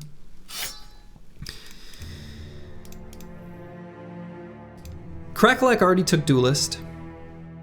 Otherwise, he would be incredible for it. We're gonna have a different bro use it. Sell it? We do often sell the Barbarian Madman Cleaver. Time to Potion of Oblivion Crackalack. Big brain play. I mean, we're going to want to use it before we get to the point of the Potion of Oblivion.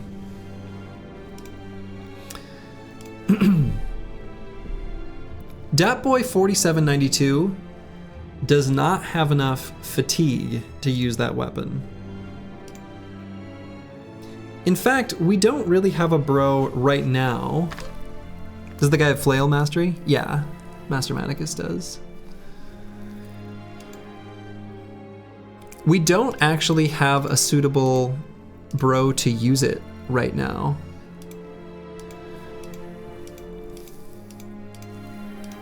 It's only day 69, nice. So we could try to find a bro.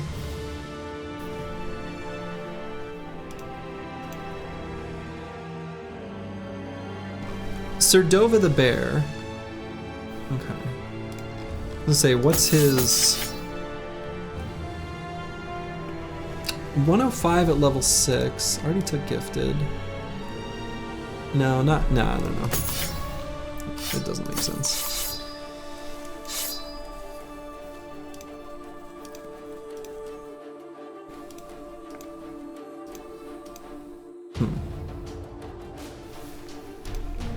Big brain slurgy. Yeah, I think we just don't have a bro that's that suitable for this weapon at the moment. I mean, Datboy 4792, it's got 101 fatigue. It's okay.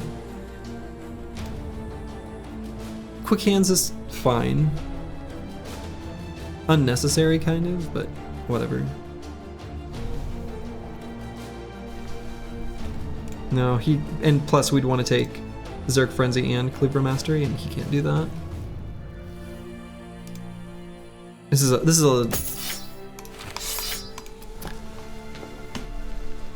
is a problem of luxury.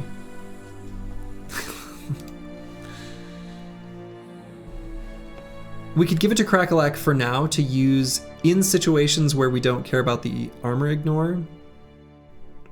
I can just use it for now because it's probably going to be better than the Head Chopper, even with Duelist. I mean, it is going to be better, actually. It just is. It's going to be actually quite a bit better.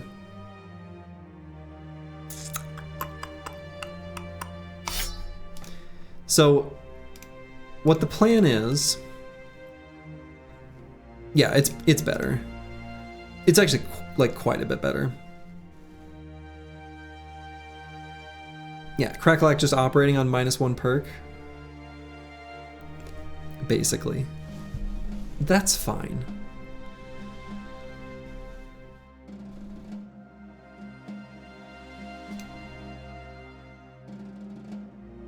It's better. It's better. It just is. And so what if he's operating on -1 perk? It's not that perk hungry of a build anyway.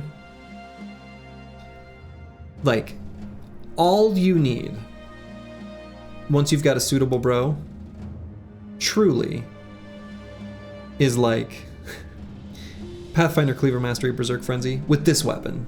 And then everything else is just like defensive perks. You're not going to get much out of dodge because, you know, his stamina will overtake his initiative. He's got good enough melee skill, we don't really need fast or backstabber. He's already got 9 and Colossus and Gifted. Check how much armor pen. Oh, I mean, we don't need to look at the number, I guess. We know the number, so I guess you can look and be deceived, but I guess we can still do that. It'll be like 0 to 40, 0 to 43. But part of it is that the damage range is higher, and it's not going to show you. The 0 part's misleading. I don't like the way the tooltips work in this game with how they show this. I wish it would say, well, I wish it would do it differently. But even though this says 0 to 40 and this one goes to 0 to 43, if we were to look at the average armor ignoring damage, this one's still higher, actually. Not even -1 perk, still gives whip value Kappa. Technically true. Technically correct, the best kind of correct.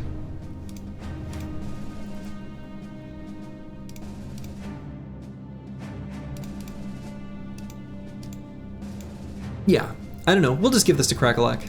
This'll be just fine. I see no problem with this. We'll be -1 perk. We don't need to recruit a whole bro and train them up and not have them be useful for a really long time. Let's give this to a bro that's already on the team, that's got like, you know, almost 100 kills and is sure to collect many, many, many more.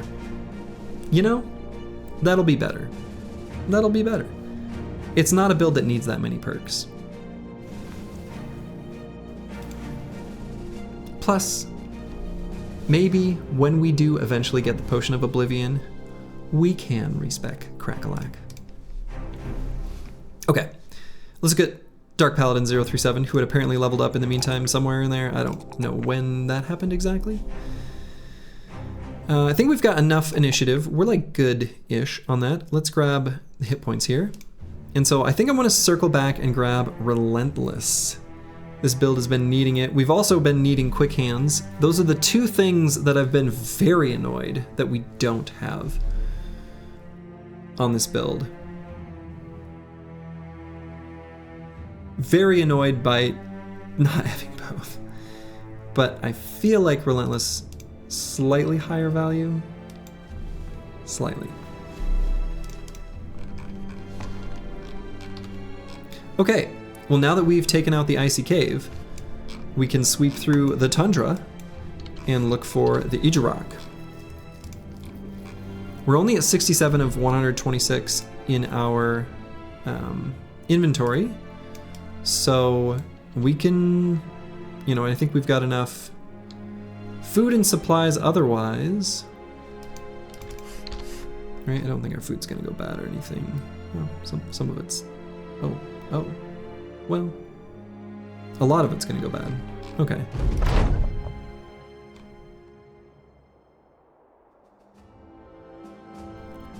Is he a beast?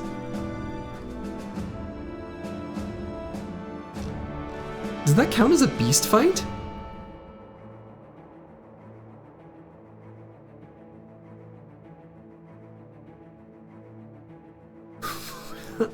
Spoiler. Yeah. Huh. Huh. I guess. Huh. He is the Ijarok? I suppose. Wow. It does actually make sense.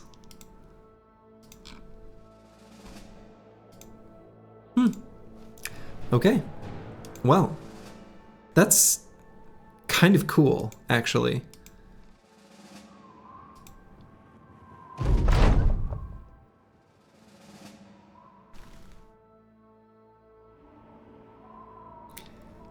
Oh, funny. Huh. So, giant spruce from the sellsword got the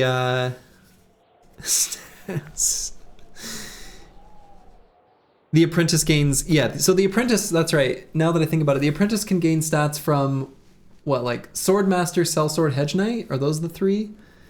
4 melee skill, initiative, max fatigue. Oh yeah, right. We wish that had gone to Master Maticus. I wonder if that's a one-time event or if it just goes on cooldown. Huh. I don't know. Because we kind of want that event to proc for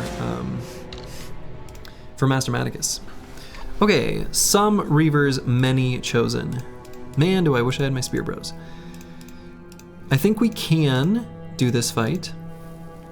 It's potentially a little sketchy. Just a bit. You think it's just once per apprentice? Okay. So our other apprentice still could get it.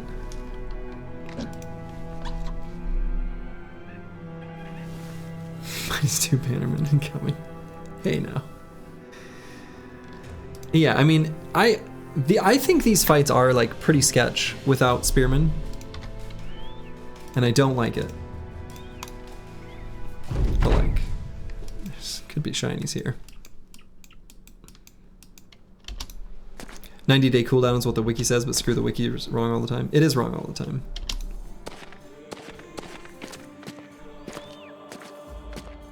Okay. I think we scoot and shoot. They don't have much for ranged attacks at all, just this one Reaver.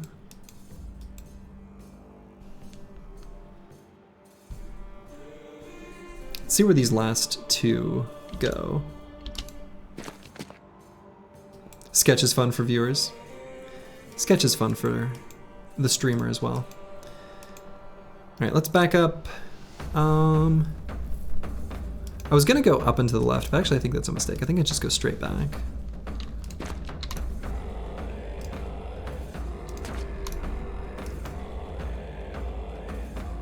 And we can taunt this guy to throwing his, do I even want him to throw it excited though? Kinda no. A little bit no.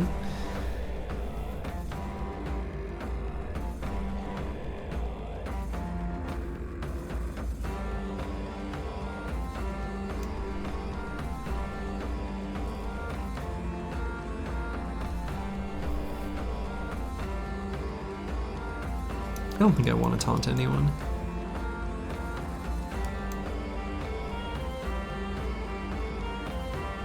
If their weapons were a little bit different, like if they had 2 cleavers on one side versus the other, I would do something a little tricky with the tanks.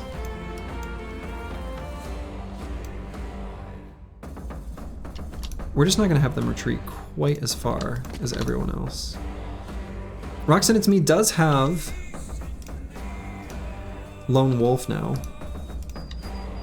And pretty good stats.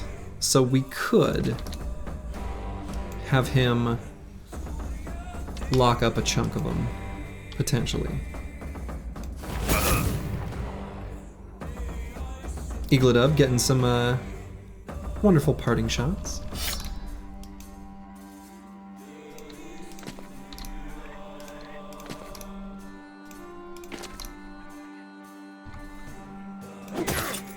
Take that.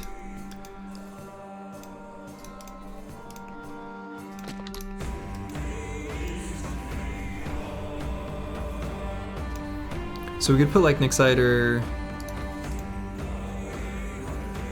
maybe like here. It's kind of interesting.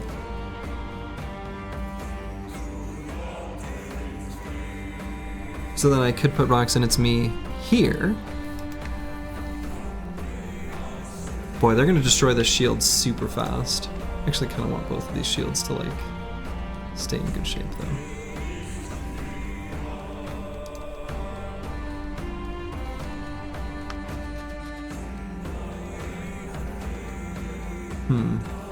Yeah, I don't want to lose the shields. That sort of sucks.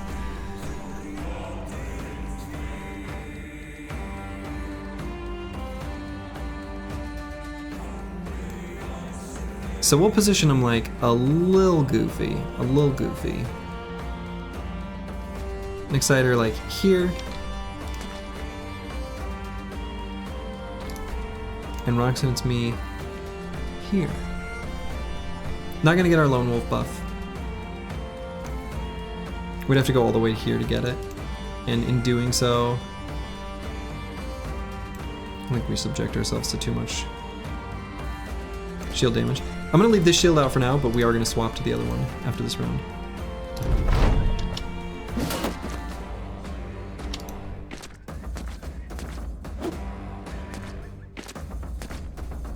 Okay, I kinda like the way they're engaging us here.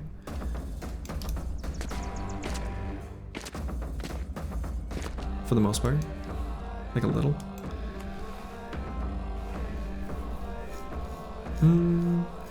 Yeah, there's some things I don't like, but Soji, how do you differ a duelist from a normal two-handed berserk-friendly damage bro? Those two are kind of similar stat lines, actually.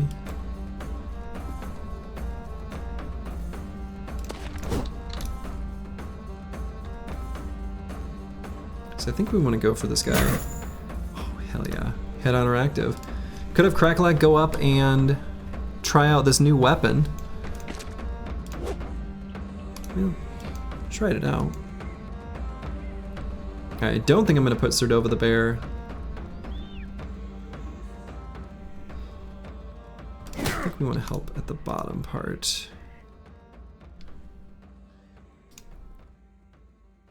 Could put Ball and Stall in here and attack with the mace, or just...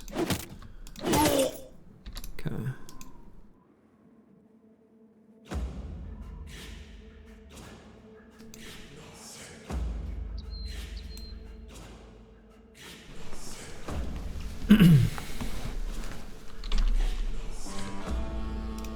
Guess we'll just Indom, and do I need to taunt this guy? I think he'll throw at him anyway, but maybe he won't. He might throw there.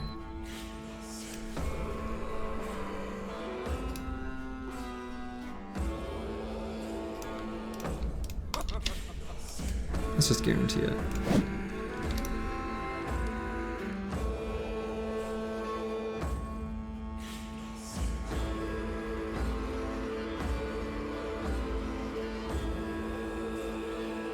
Kind of want to shield wall and move down to there. I don't know if we can pull it off. You're gonna make a joke about you being better version of the last Lone Wolf Spear Bro, but you can't remember who that was. Well, you're not like a Spear Bro. I know you're holding a spear, but to me that's a very distinctly different role. Right, so what would be his hit chance? 5. The Chosen's gonna be higher. Okay. Alright, Eagledub took that guy out. He can move to here. That's fine.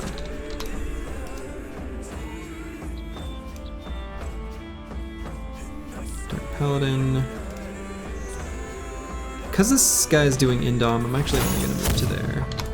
Just blast our own bro, which is fine. Again, he's got Indom up. Golumi's going to be doing a similar thing, also blasting our tank in the back. And would you look at that? Burnt hands! Undoubtedly.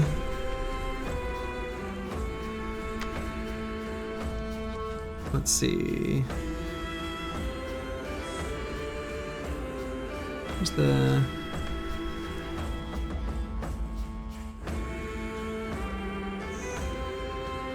$58 damage? Okay, that could have damaged. That could have done that injury anyway.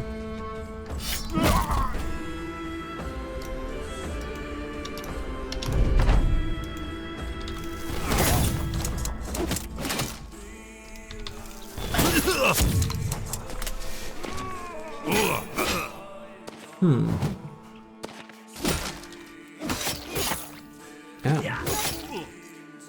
Okay.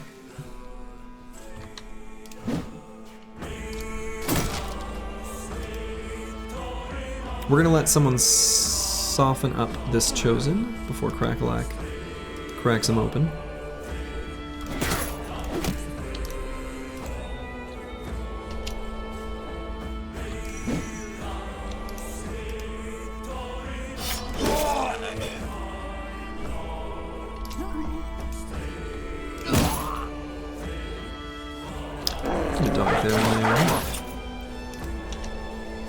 Keep this shield nice and safe. And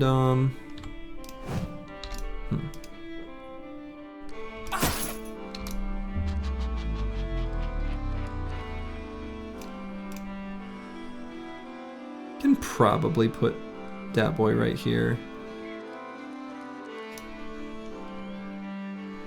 We don't need to though. Just go here.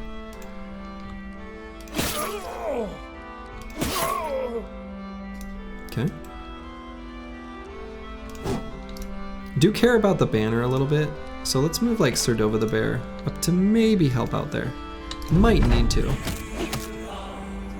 And in fact, we're just gonna shoot there.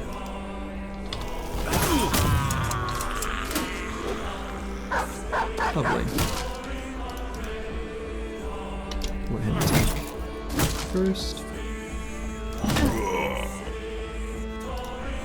Disappointing for a headshot.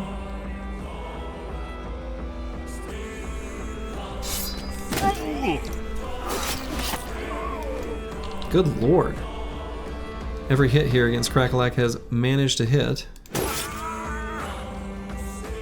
Crackalack will be fine, despite all these bleeds. He's got 9 lives, so he'll be fine. Already propped him.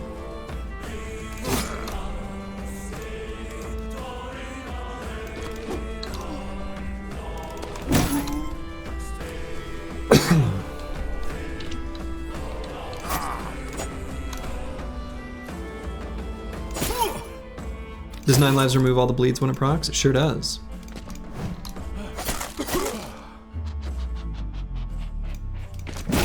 It sure does.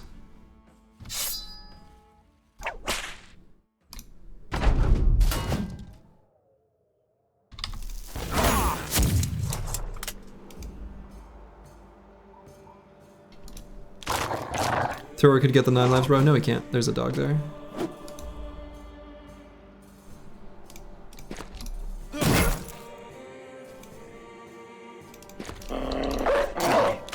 Little doggo went up there.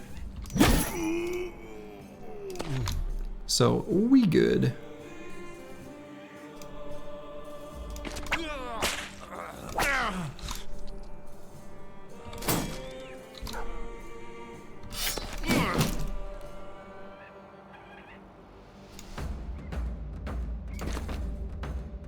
Looked like a barbarian dog. I mean, fair.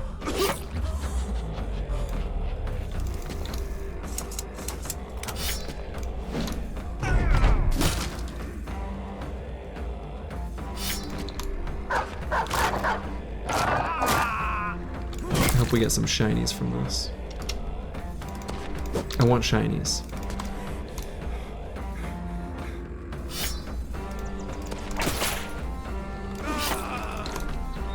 Okay.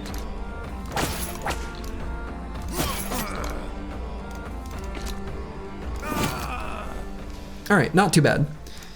Oh, we got a shiny. All right, and it's good. That's a great helmet.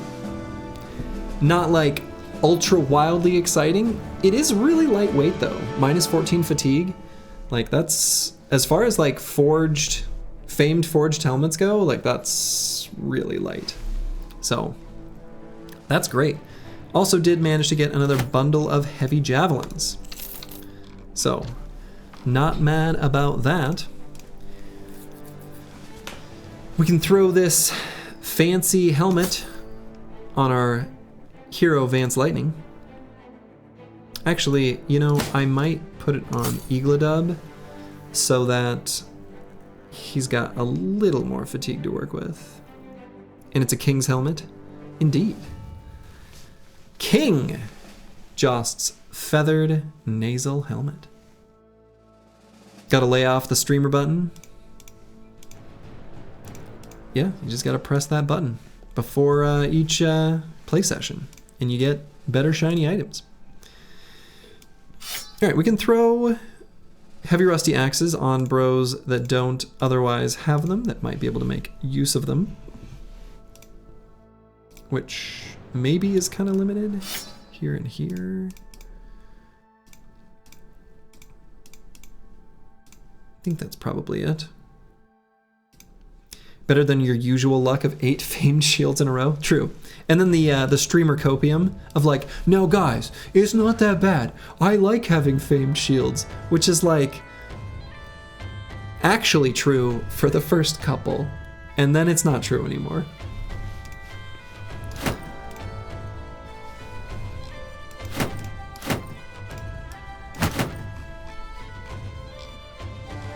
You didn't know Jaws from the beer keg challenge and alpha something Greek letters became a king. Happy for him. Yes. King of the keg stand. Undefeated at beer pong, etc., etc.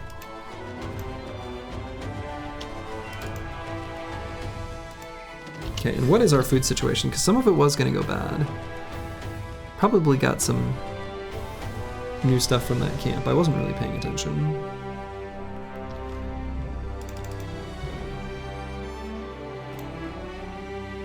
Okay, let's step on this mountain edge. Okay, we can probably do like a little sweep around here. I think we can pull it off and not run out of food even if we don't find any fights. Do you ever use famed orc shields? I mean, if a famed orc shield rolled melee defense and it was really high, and interestingly enough, like durability, then maybe. I don't know. Then you just spam indom only. I guess it's fine. All right, so if we want to do, so considering I want to make the Potion of Oblivion, a requirement for that would be I've got to fight the Kraken. If I want to fight the Kraken, I need the Goblin Trinket. So let's click that one now, just to make sure that we get it while it is available, even though we're a little bit far away from Goblin Land at the moment. The other options there weren't that exciting. The most relevant secondary one there was probably the one where we could fight caravans, because, you know, We're obviously going to pay our old friends down there a visit at some point. Okay. No, I should be considering... Now, hold on. I was thinking... We still need to explore over here, actually. So let's go up this way, I guess.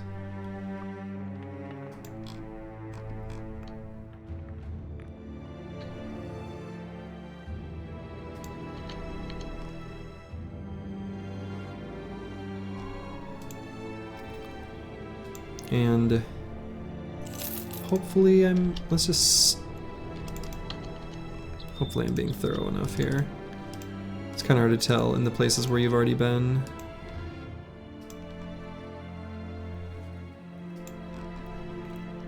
Why did you give Crippling Strikes a chance?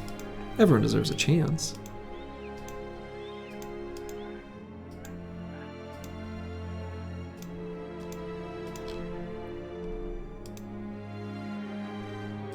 Okay.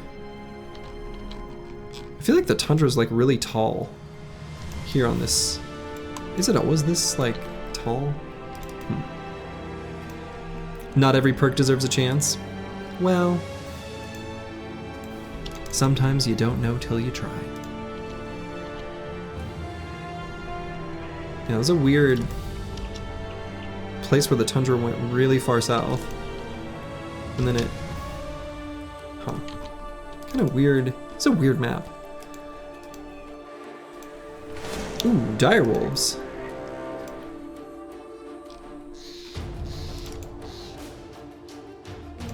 Give me your pelts. Give them to me. Oh, and I guess I didn't look at the state of the bros to make sure they were still all in fighting shape. I think they're close enough.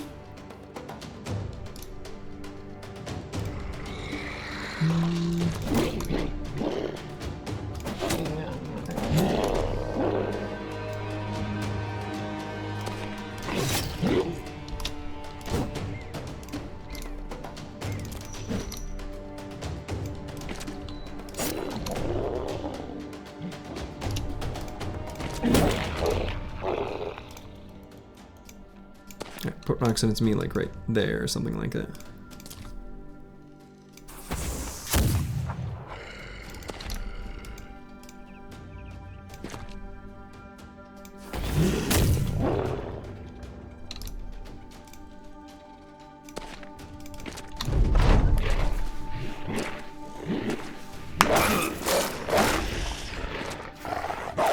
All right.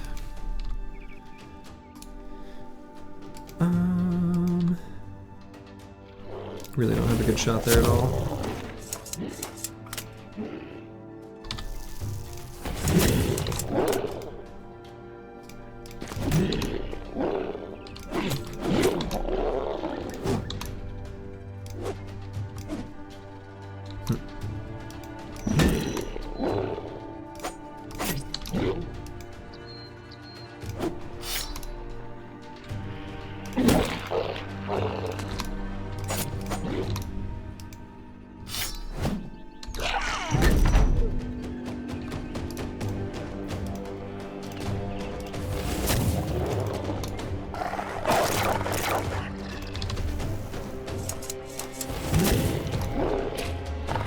Alright, get in here. Get in here and give me your pelt.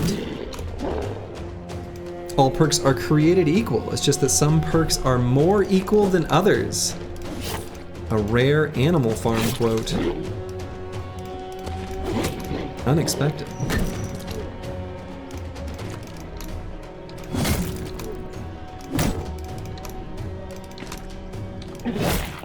Alright, how many pelts did we get? Ooh, 4. Not bad, not bad. We've got 2 already, and so that could mean 2 direwolf cloaks. It could also mean like 1 direwolf cloak, and if we're able to find some frosty unholds, well, then we can make some additional fur padding as well. Okay, so let's take a peek on this little mountaintop. Oh, speaking of unholds. Oh, and a ancient dead fight, lovely. Easy 6 AFPs. Yeah, we don't need 6 AFPs. Lovely. So for the fetch quest, we need to get 3 unhold hides to deliver down to... Yeah, there she is. The crazy lady down there. So you gotta let go of the streamer button sometime. Yeah, I mean that one's nice to find. I mean, we do want to craft some bone plating. Bone plating is like low-key one of my favorite attachments in the whole game. It's not only good from a like, here's what it provided you in combat perspective, but the fact that that single hit that you didn't take any damage of also doesn't need to be repaired after the battle. Super good, especially in arena tournaments, because it replenishes between rounds. Anyway. Let's swap out our throwing axes. And what I might do, just to keep things simple,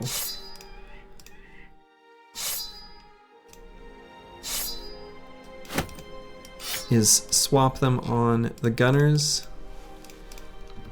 and just say that's good enough. This isn't a terribly difficult fight. Not the swag cloak. Well, the swag cloak is the, oh, what's it called? Not additional fur padding, but unhold fur cloak, I think it might be just what it's called.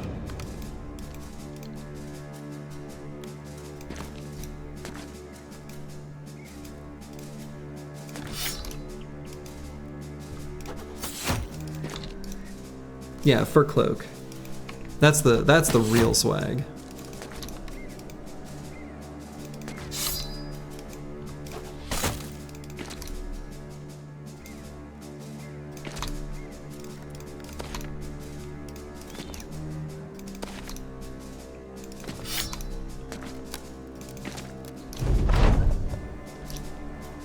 You saw on the Battle Brothers subreddit a whole squad of fur cloaks. Gotta admit, it looked fly. Oh, it's easily the best looking attachment, for sure. Slay goblins and look good doing it, you know?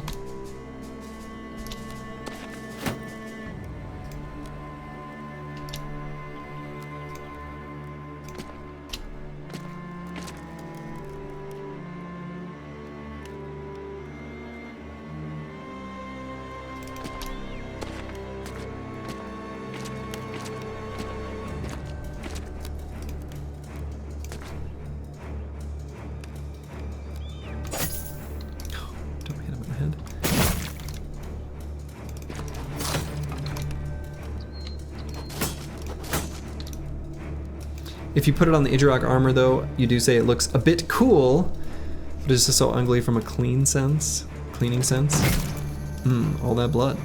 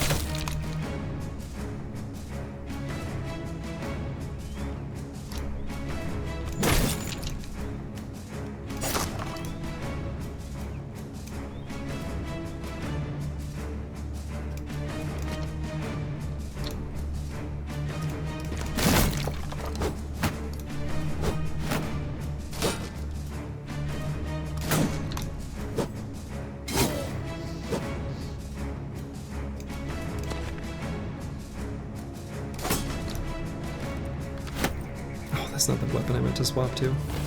Well.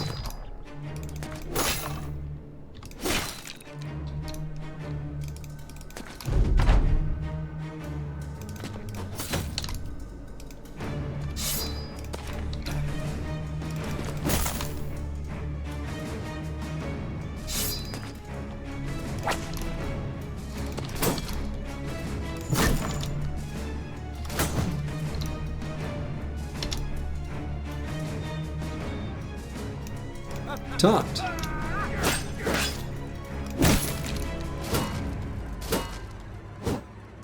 Excellent. That's right. Just attack my tanks.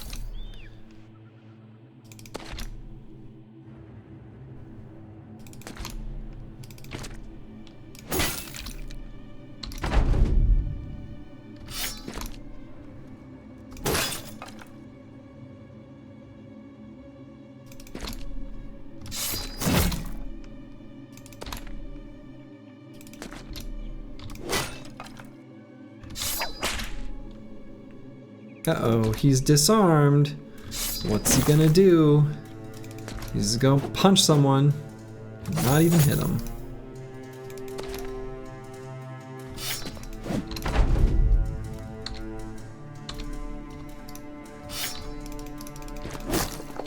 Alright, not too bad of a fight. Oh my goodness, 2 shinies? This was such an easy camp. First up. Okay, pretty disappointing. So it looks beautiful. This is a beautiful looking item. It's a crypt, what's it called? Kopesh, right? Yeah, we just talked about it. Shit cleaver, yeah. And it rolled maximum fatigue and weapon skills build up -1 less fatigue. This weapon sucks. We don't care. We're just gonna sell this one. It looks very nice though. It's beautiful, it's gold.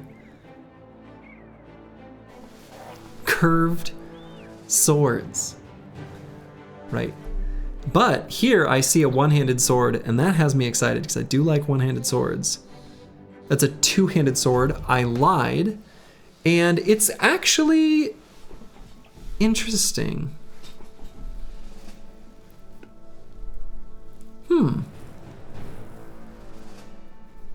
It's not too bad. It's better than a greatsword. So, I'll say that.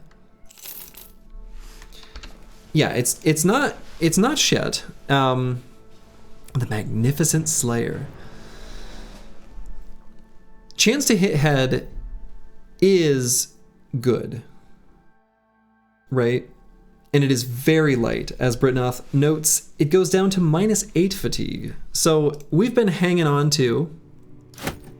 our gunners. You know, some great swords.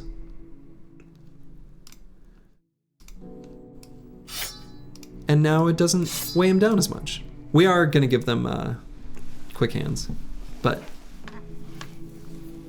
it's a funny pocket weapon for a quick hands backliner. But can you compare it to a regular greatsword? Yeah, we can do that actually pretty easily.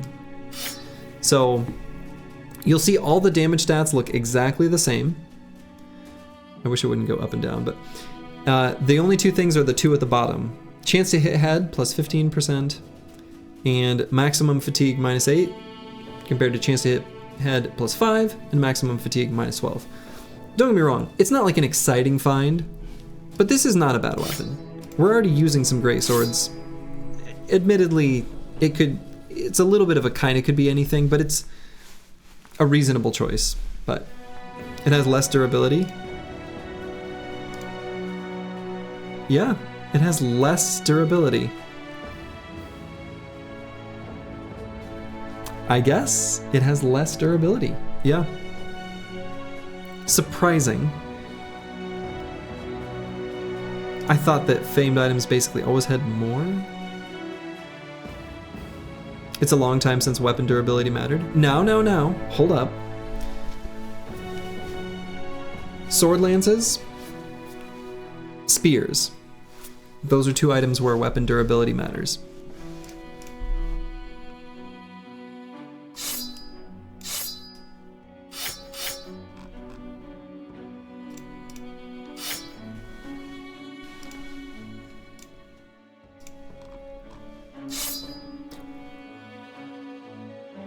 Back in the days of the battle flow perk, we'd carry a second greatsword because the first would break. Oh my goodness. And slings. Yeah. Slings, your durability is your ammo.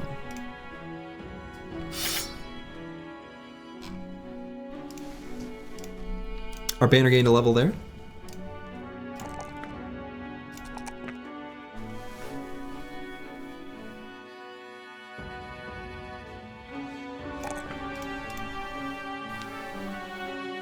So let's grab quick hands. It's either quick hands or anticipation.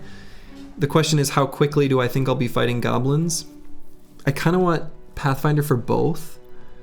Anticipation also would be massive. So let's do Path for now. All right, and we'll continue our hunt for the hunting grounds.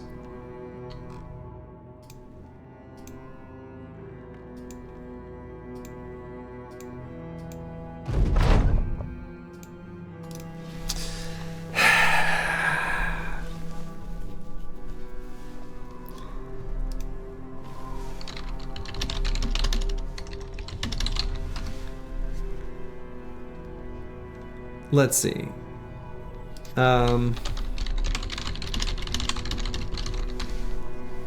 Greedy boy. So this is the sellsword gets a better deal event.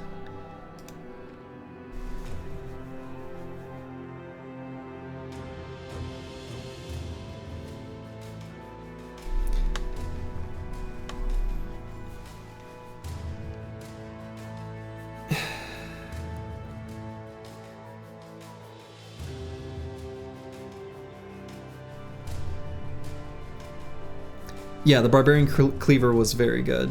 Very good. It rolled damage and armor pen. Both pretty high rolls. So, let's see. Eagledub is level... Is he level 9?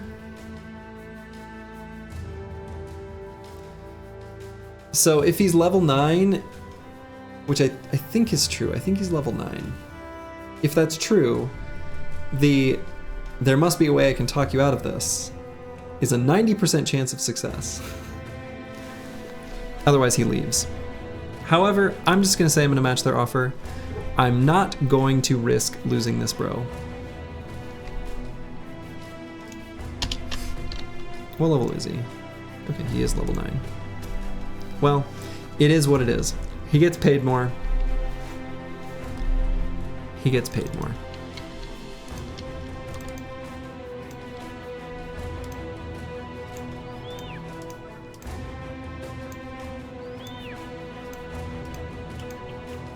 Yeah, minus 500 crowns, like, in the end kind of thing.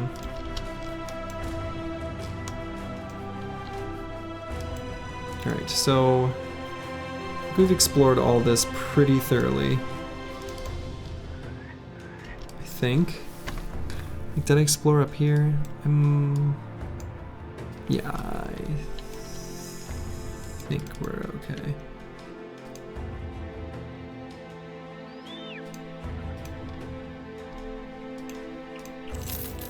Yeah, we're looking for the Idrok. A few Hexen with some Raiders. Okay. We do want to get ourselves an apple.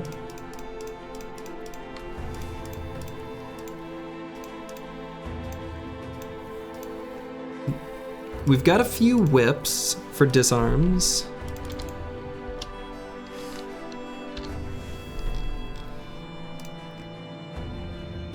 We're gonna grab a few more light bonks from what we got in our inventory. Our Hexen beasts. We completed the ambition. But yes, I think they are considered beasts because of the footprints. You can resist, you ain't no simp. That's pretty tempting though. Actually, maybe I'll do here.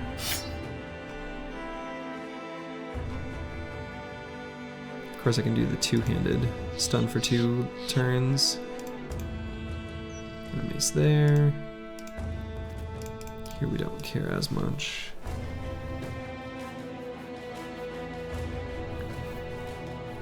I think this is good enough.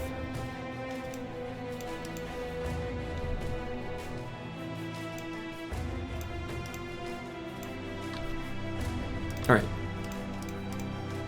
Let's fight a few Hexen. We've certainly got the uphill advantage on them. Can I shoot one of these hexen from the high ground up here? I might be able to. This is kind of insane terrain. Not quite. Well, that's a shame. Probably still just shoot in the first round of combat.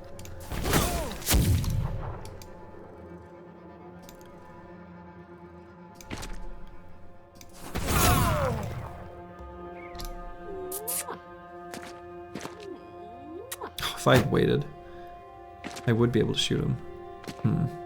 Well.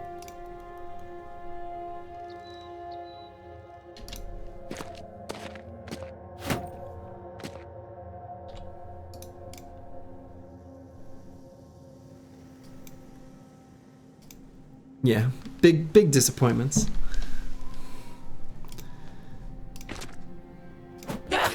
Ho-ho, Ballin' Stallin' from downtown. Razzle dazzle.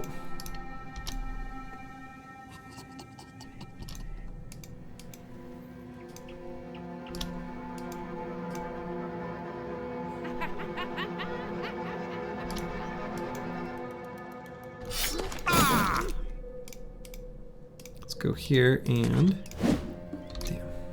I'm gonna push him.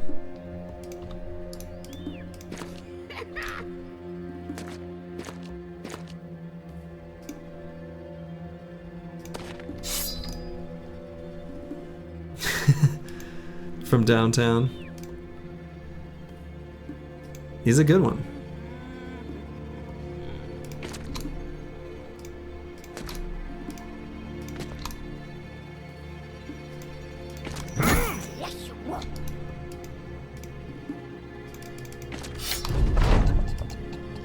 Alright, so they have to wait till the end of the round to attack.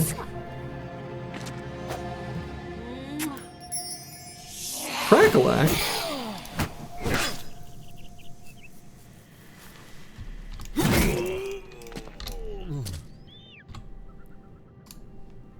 Let's see, so Eagledub. I'm just gonna have to take a little damage there.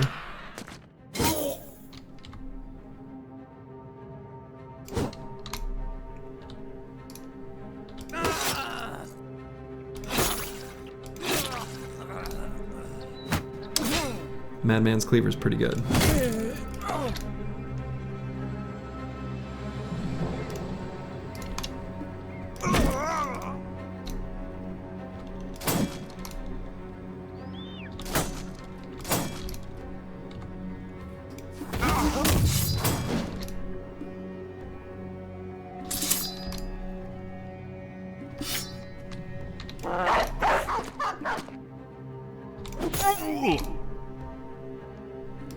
I don't know what this does, but we're gonna taunt the Hexen.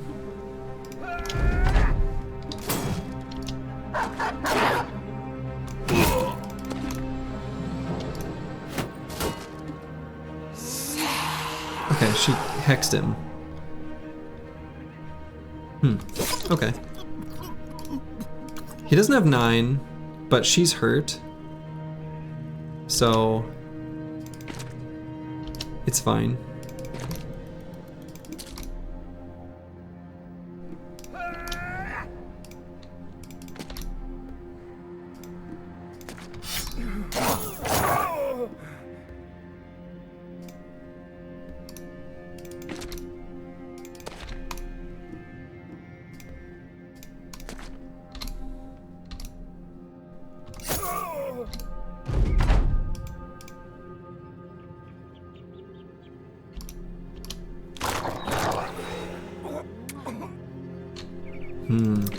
Uh-oh, Miss Lady, you're in trouble.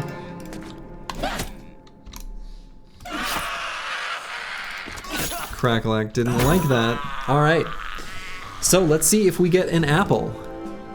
We did. So this poisoned apple we're gonna hang on to.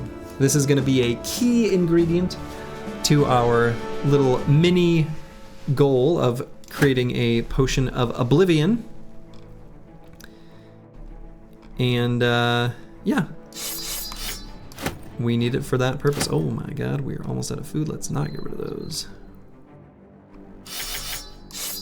We're gonna make Potion of Oblivion happen. Got all 3. Yeah, but we don't actually really care about the other components. But yes, we did. We did indeed.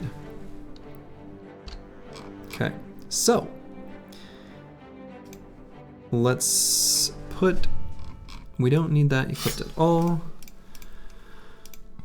And then here, we just want to put a knife back on.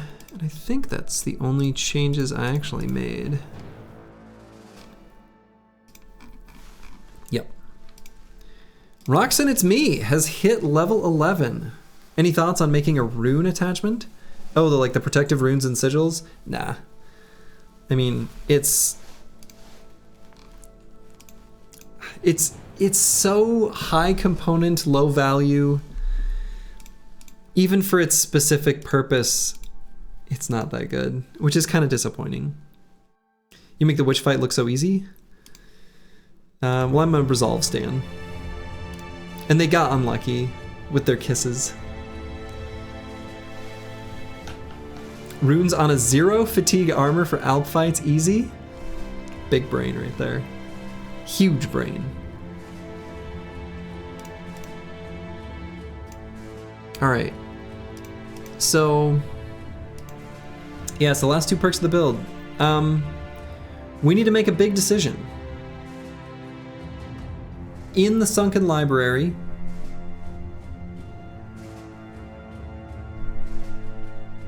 well, I don't know. Is this, I mean,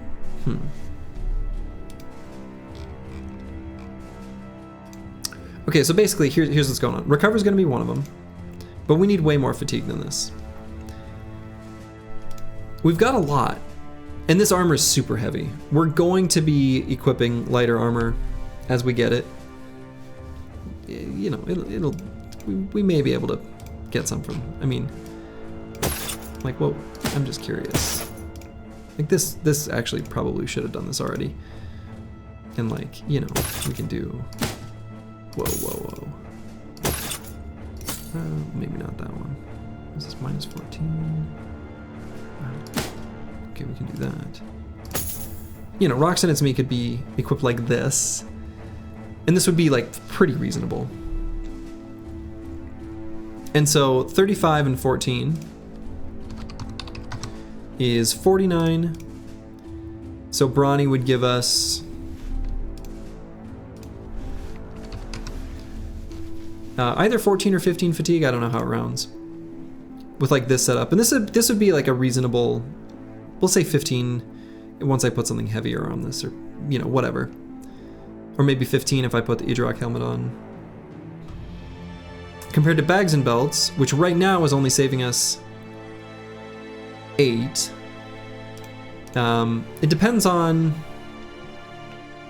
how much he's going to be doing off-tanking against like other big scary groups of enemies with like Sipars or whatever. I guess it's not too bad. He might lose the weight. Yeah, we're hoping he loses fat, right? But this is a choice between bags and belts and Brawny, basically. I think my thought here is, let's just go Brawny. It's simpler for now.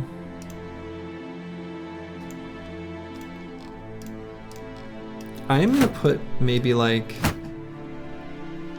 a shield I don't care about losing equipped as well though. So like if I had kept like this, bags and belts actually already saves more fatigue because it's half of the fatigue of what's in your pocket. So that's 9 plus 8, so that'd be 17. I still think it's fine. It's fine. And I am actually going to keep this here because I do care about that. And I am going to give him a lighter weapon. I mean, I could put a dagger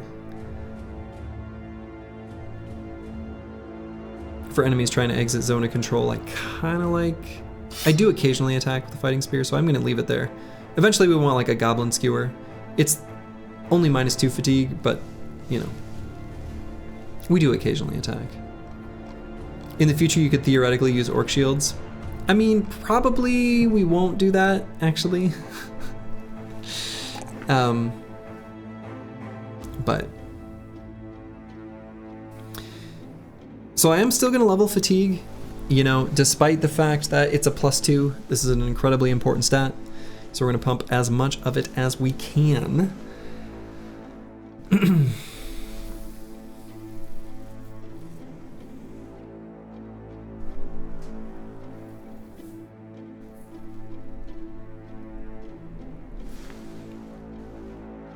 And I guess we'll go morale. Or resolve, whatever. Because, well, can't have him fleeing. Alright, Ball Install in 1 has leveled up, his final level.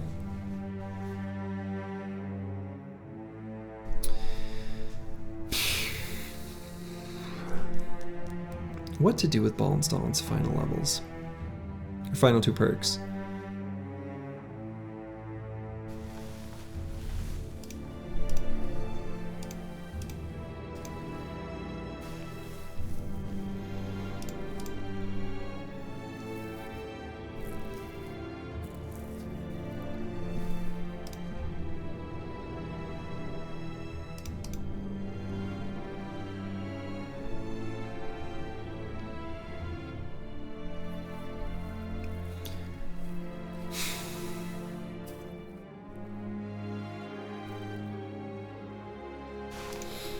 So, choices. Perks that are in the running. There's actually a lot. 9 lives, bags and belts, gifted, berserk, killing frenzy, a weapon mastery, and we just like hold off for a famed item. For the, you know, the one we want to use. Even if we did like, I'm curious, what is the 11 and 19?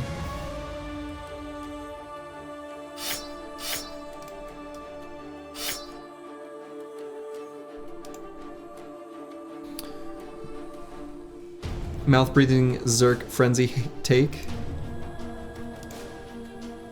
Yeah, I mean, it's still fine. The problem with it is his fatigue isn't that high. So he burns through it pretty fast. Of course, in big, difficult fights, we can always just pop a second wind potion. But like, you know, I don't know.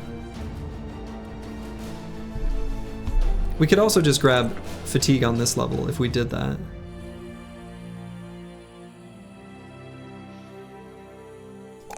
Let's do that. Let's just be a simple mouth breather. Zerk Frenzy, whatever. We breathe through our mouths, and we do damage with our fists.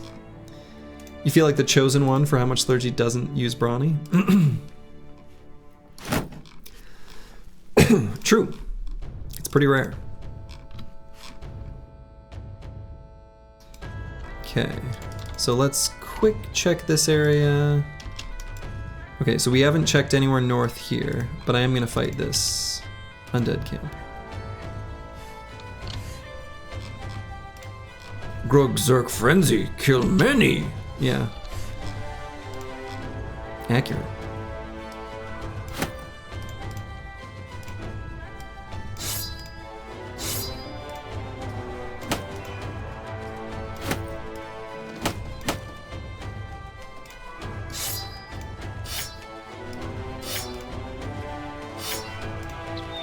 Okay. Just gonna equip those, and shouldn't be too difficult of a fight here. Ooh.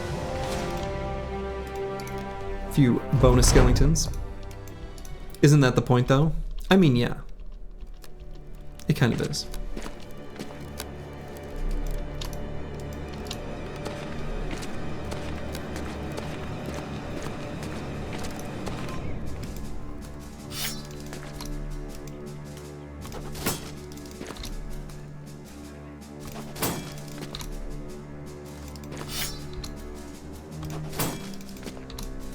Okay, they're blocking. They're not allowed to do that.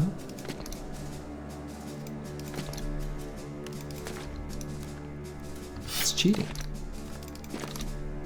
Using your shields? Unethical.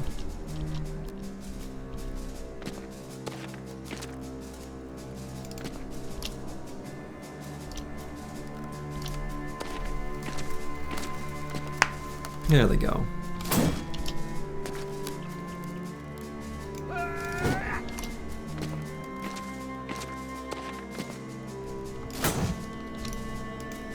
Why can't I hit them?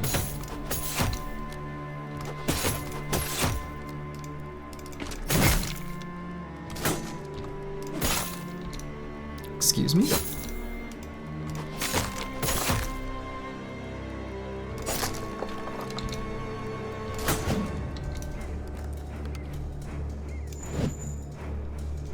Come on! It's got a 91% chance to hit. What is this? What is this?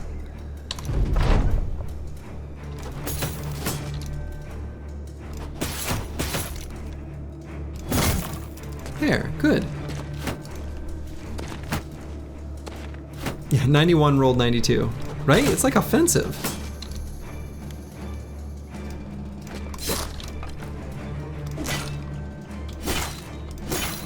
There, yeah.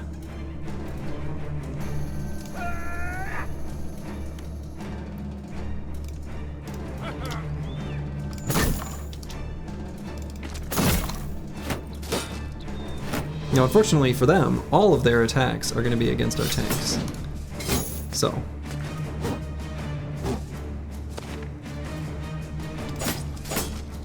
"91% hit chance means a 50% chance to miss." I think that's true. Pretty sure that's right.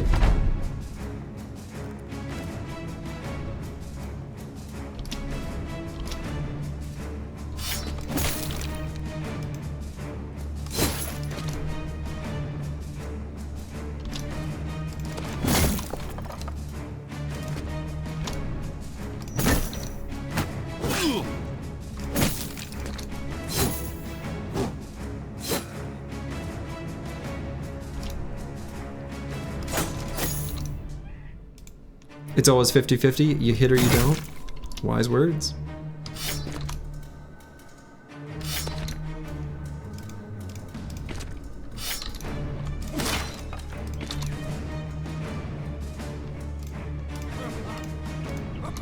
Okay. We'll taunt them all.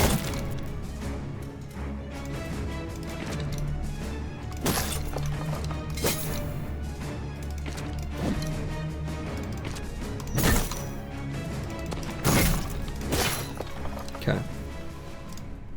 And a shiny. Oh boy, it's a shiny. Shiny, shiny, shiny, shiny, shiny. Now this is a one-handed sword. Let's take a look. And it is... Okay, this is not bad. It's kind of a low damage roll. I don't know what the roll is for a... let's see.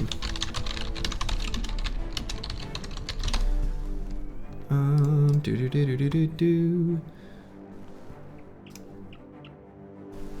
So, let's see, this is not a sword, it's like a shamshir, right? Perfect crippling strikes web. True. Not a shamshir though. Is it the shamshir?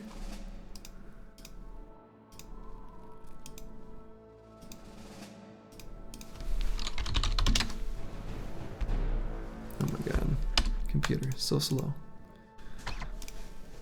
Yeah, I know it's 45 to 50 on the base. Okay, 59 to 65 is the highest. Okay. So, yeah, that's what we're looking at. Okay. So it's a pretty decent damage roll.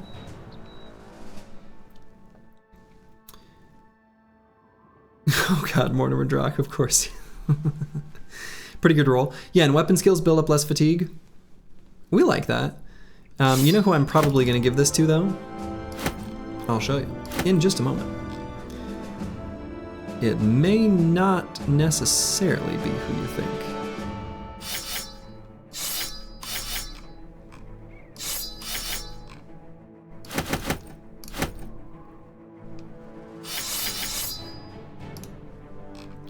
You?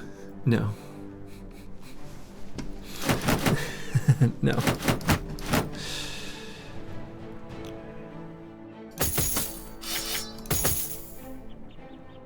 Okay, that's good enough. You like shiny things? We'll get you a shiny thing eventually. This is probably going to go on Stalin. Now we can give unholds 8 injuries in a fight. True. So we've got 9 fatigue build up per attack on slash. So we went with our mouth breathing, you know, mouth breather option. And we got this sweet sword. Now, of course, these bros with crippling strikes, technically we could give them this Shamshir, but like, they don't have the melee skill for it. That's not what they're here for. That's not their job. What was the two-handed sword's name? The Honed South Star. Pretty cool name.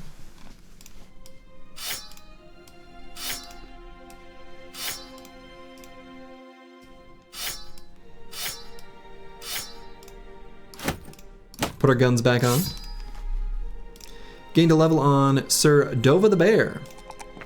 Another +1 in melee skill. So, actually, I'm going to throw something out there. As an option for Sir Dova the Bear, an actual, legit, true option for this brother that I genuinely don't hate. We give him this. This magnificent Slayer. Because he's gonna need some help hitting. And additionally, we can potentially even take a perk that's very rare for me to take, but might happen here.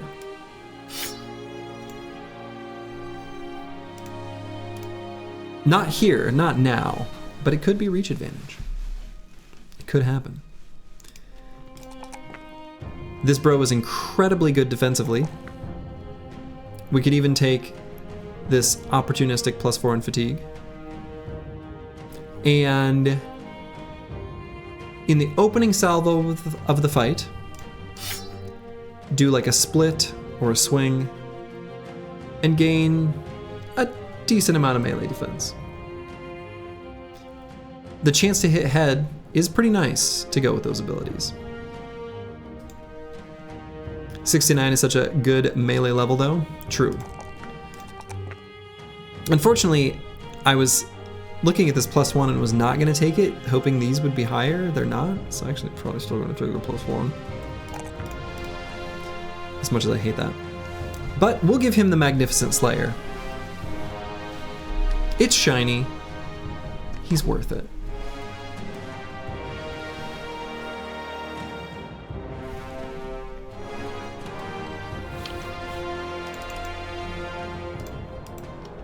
Good chance to hit ahead, you know?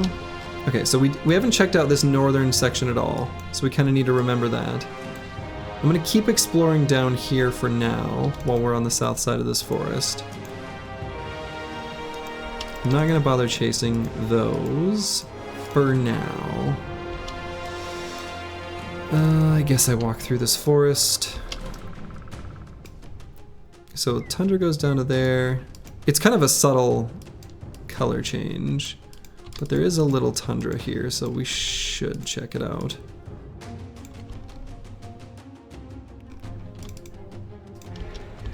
Whoa, 8 unholds. All right, we want to fight unholds. I don't know if we want to fight 8 unholds, but we're going to. Really need a town? Yes, we really need a town. Okay, so on this level, we'll grab...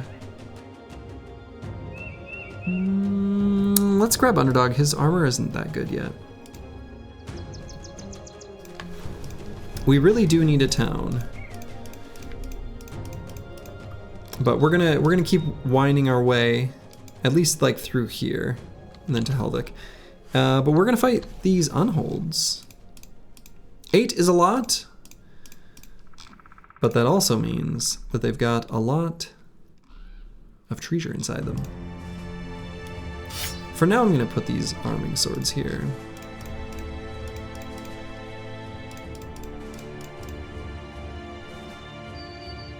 Especially after we get 12 unholds fights after this fight, yeah. I hope we do.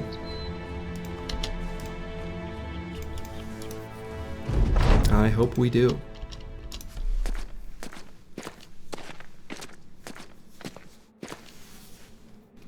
Interesting, so we've got something kind of cool going on already right away. Terrain-wise, we can block this top area completely and this bottom area with our 2 tanks.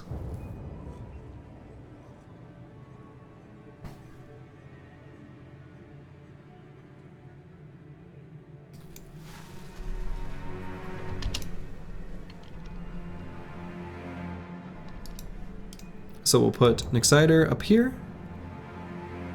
and we'll Indom. Kind of wish that was Roxanne, it's me. He's a little more durable. Still, Exciter is still pretty ding-dang durable, though. Oh, and I need to swap his shield. I had previously, well, whatever. This'll be fine.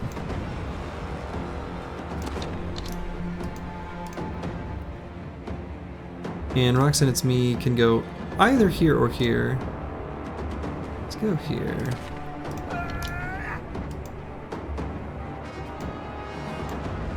You know, the rock is cooking up this durability. Do you smell what the rock is cooking?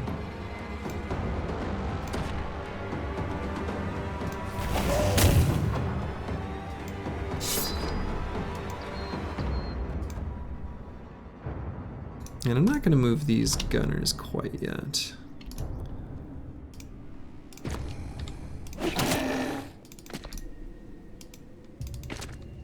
We're just kind of getting in position to be ready, you know, for when they come around.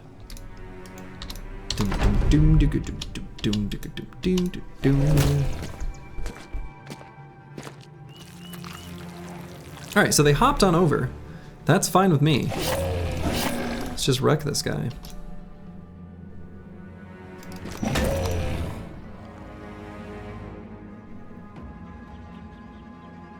Let's hold on and see what happens there with those waiters.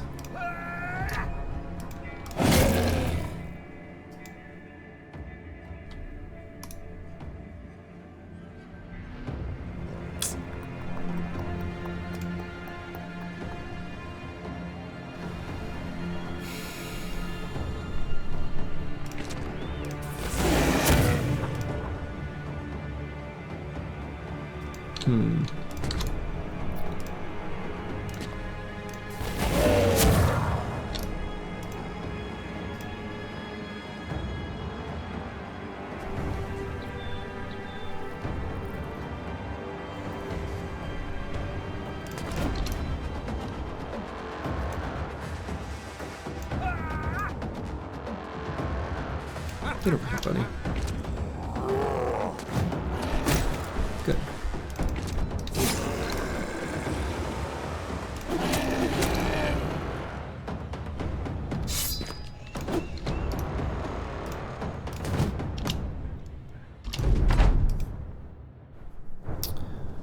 I don't love some of the positions I've had the gunners. Yuck. Yuck.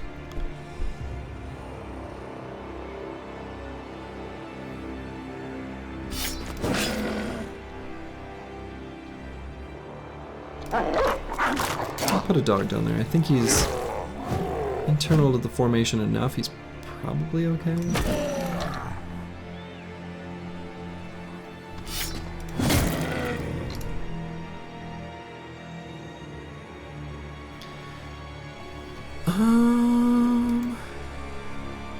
I think actually I want to go for this one up top. Dang.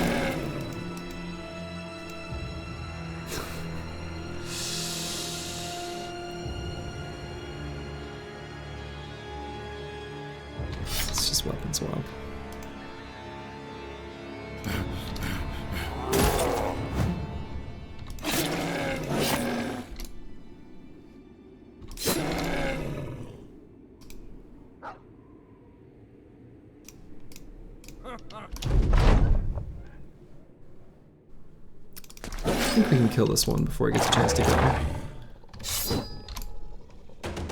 Okay, that one's fleeing.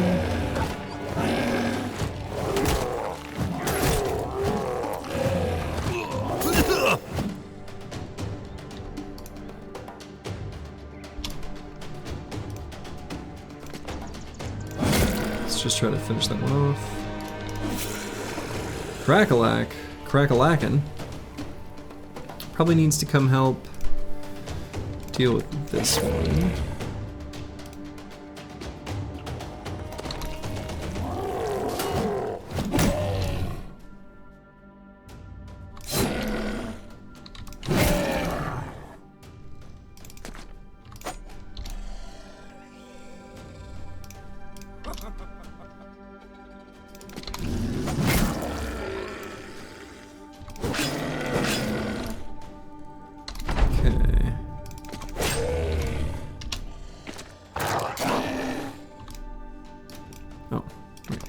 This one.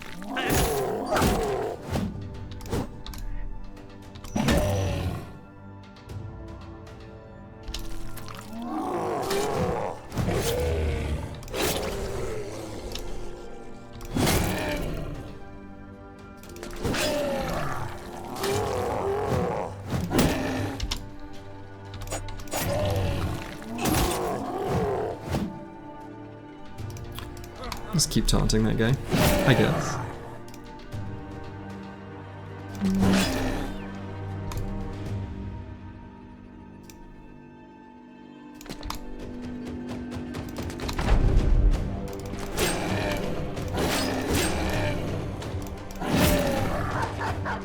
It's very brave, little dog.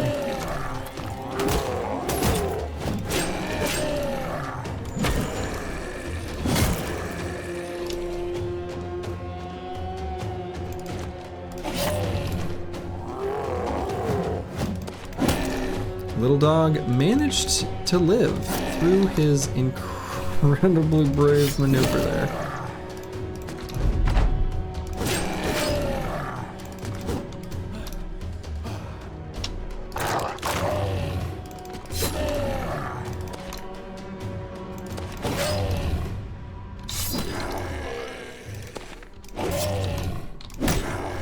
All right.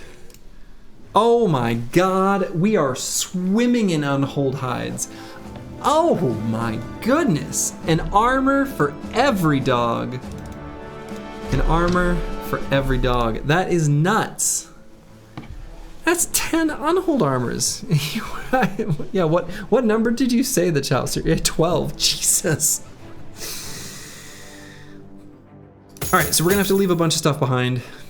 Unfortunately, that's just the way it is.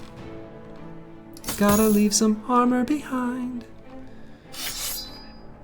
And some weapons, but there's some stuff there that's like kind of questionable anyway.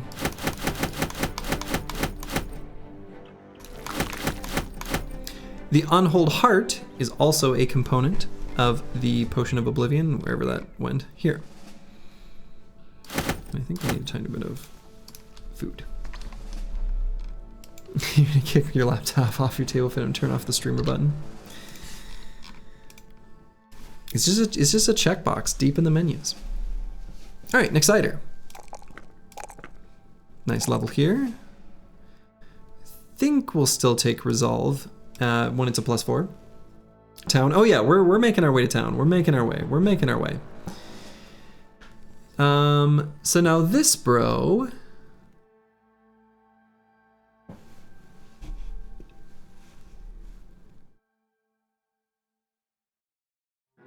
I don't know, 9 lives isn't that bad.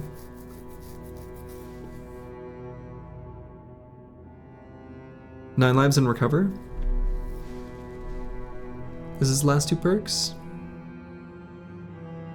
Yeah, 9 lives and recover. We'll do 9 first.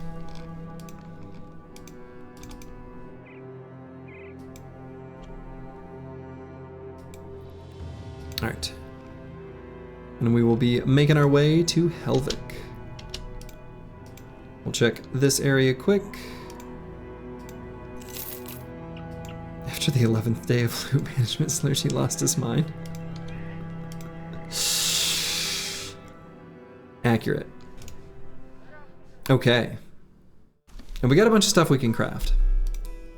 What I'm thinking is I'm gonna leave all of that crafting and thinking and all of that problem solving to tomorrow's Slurgy. Because right now, today's Slurgy's brain is starting to melt at least a little bit. And so I don't want to make any bad decisions. So I think I'm going to call it here. Yeah, good one to end on. So we're still looking for the hunting grounds, but there's still plenty of tundra that we have not yet explored. Yeah, I'm going to raid Slug Zoo. And yeah, so I'll be back tomorrow. And I'm looking forward to seeing y'all again. So until next time, wherever you are in the world, make it a good one. Ta-ta.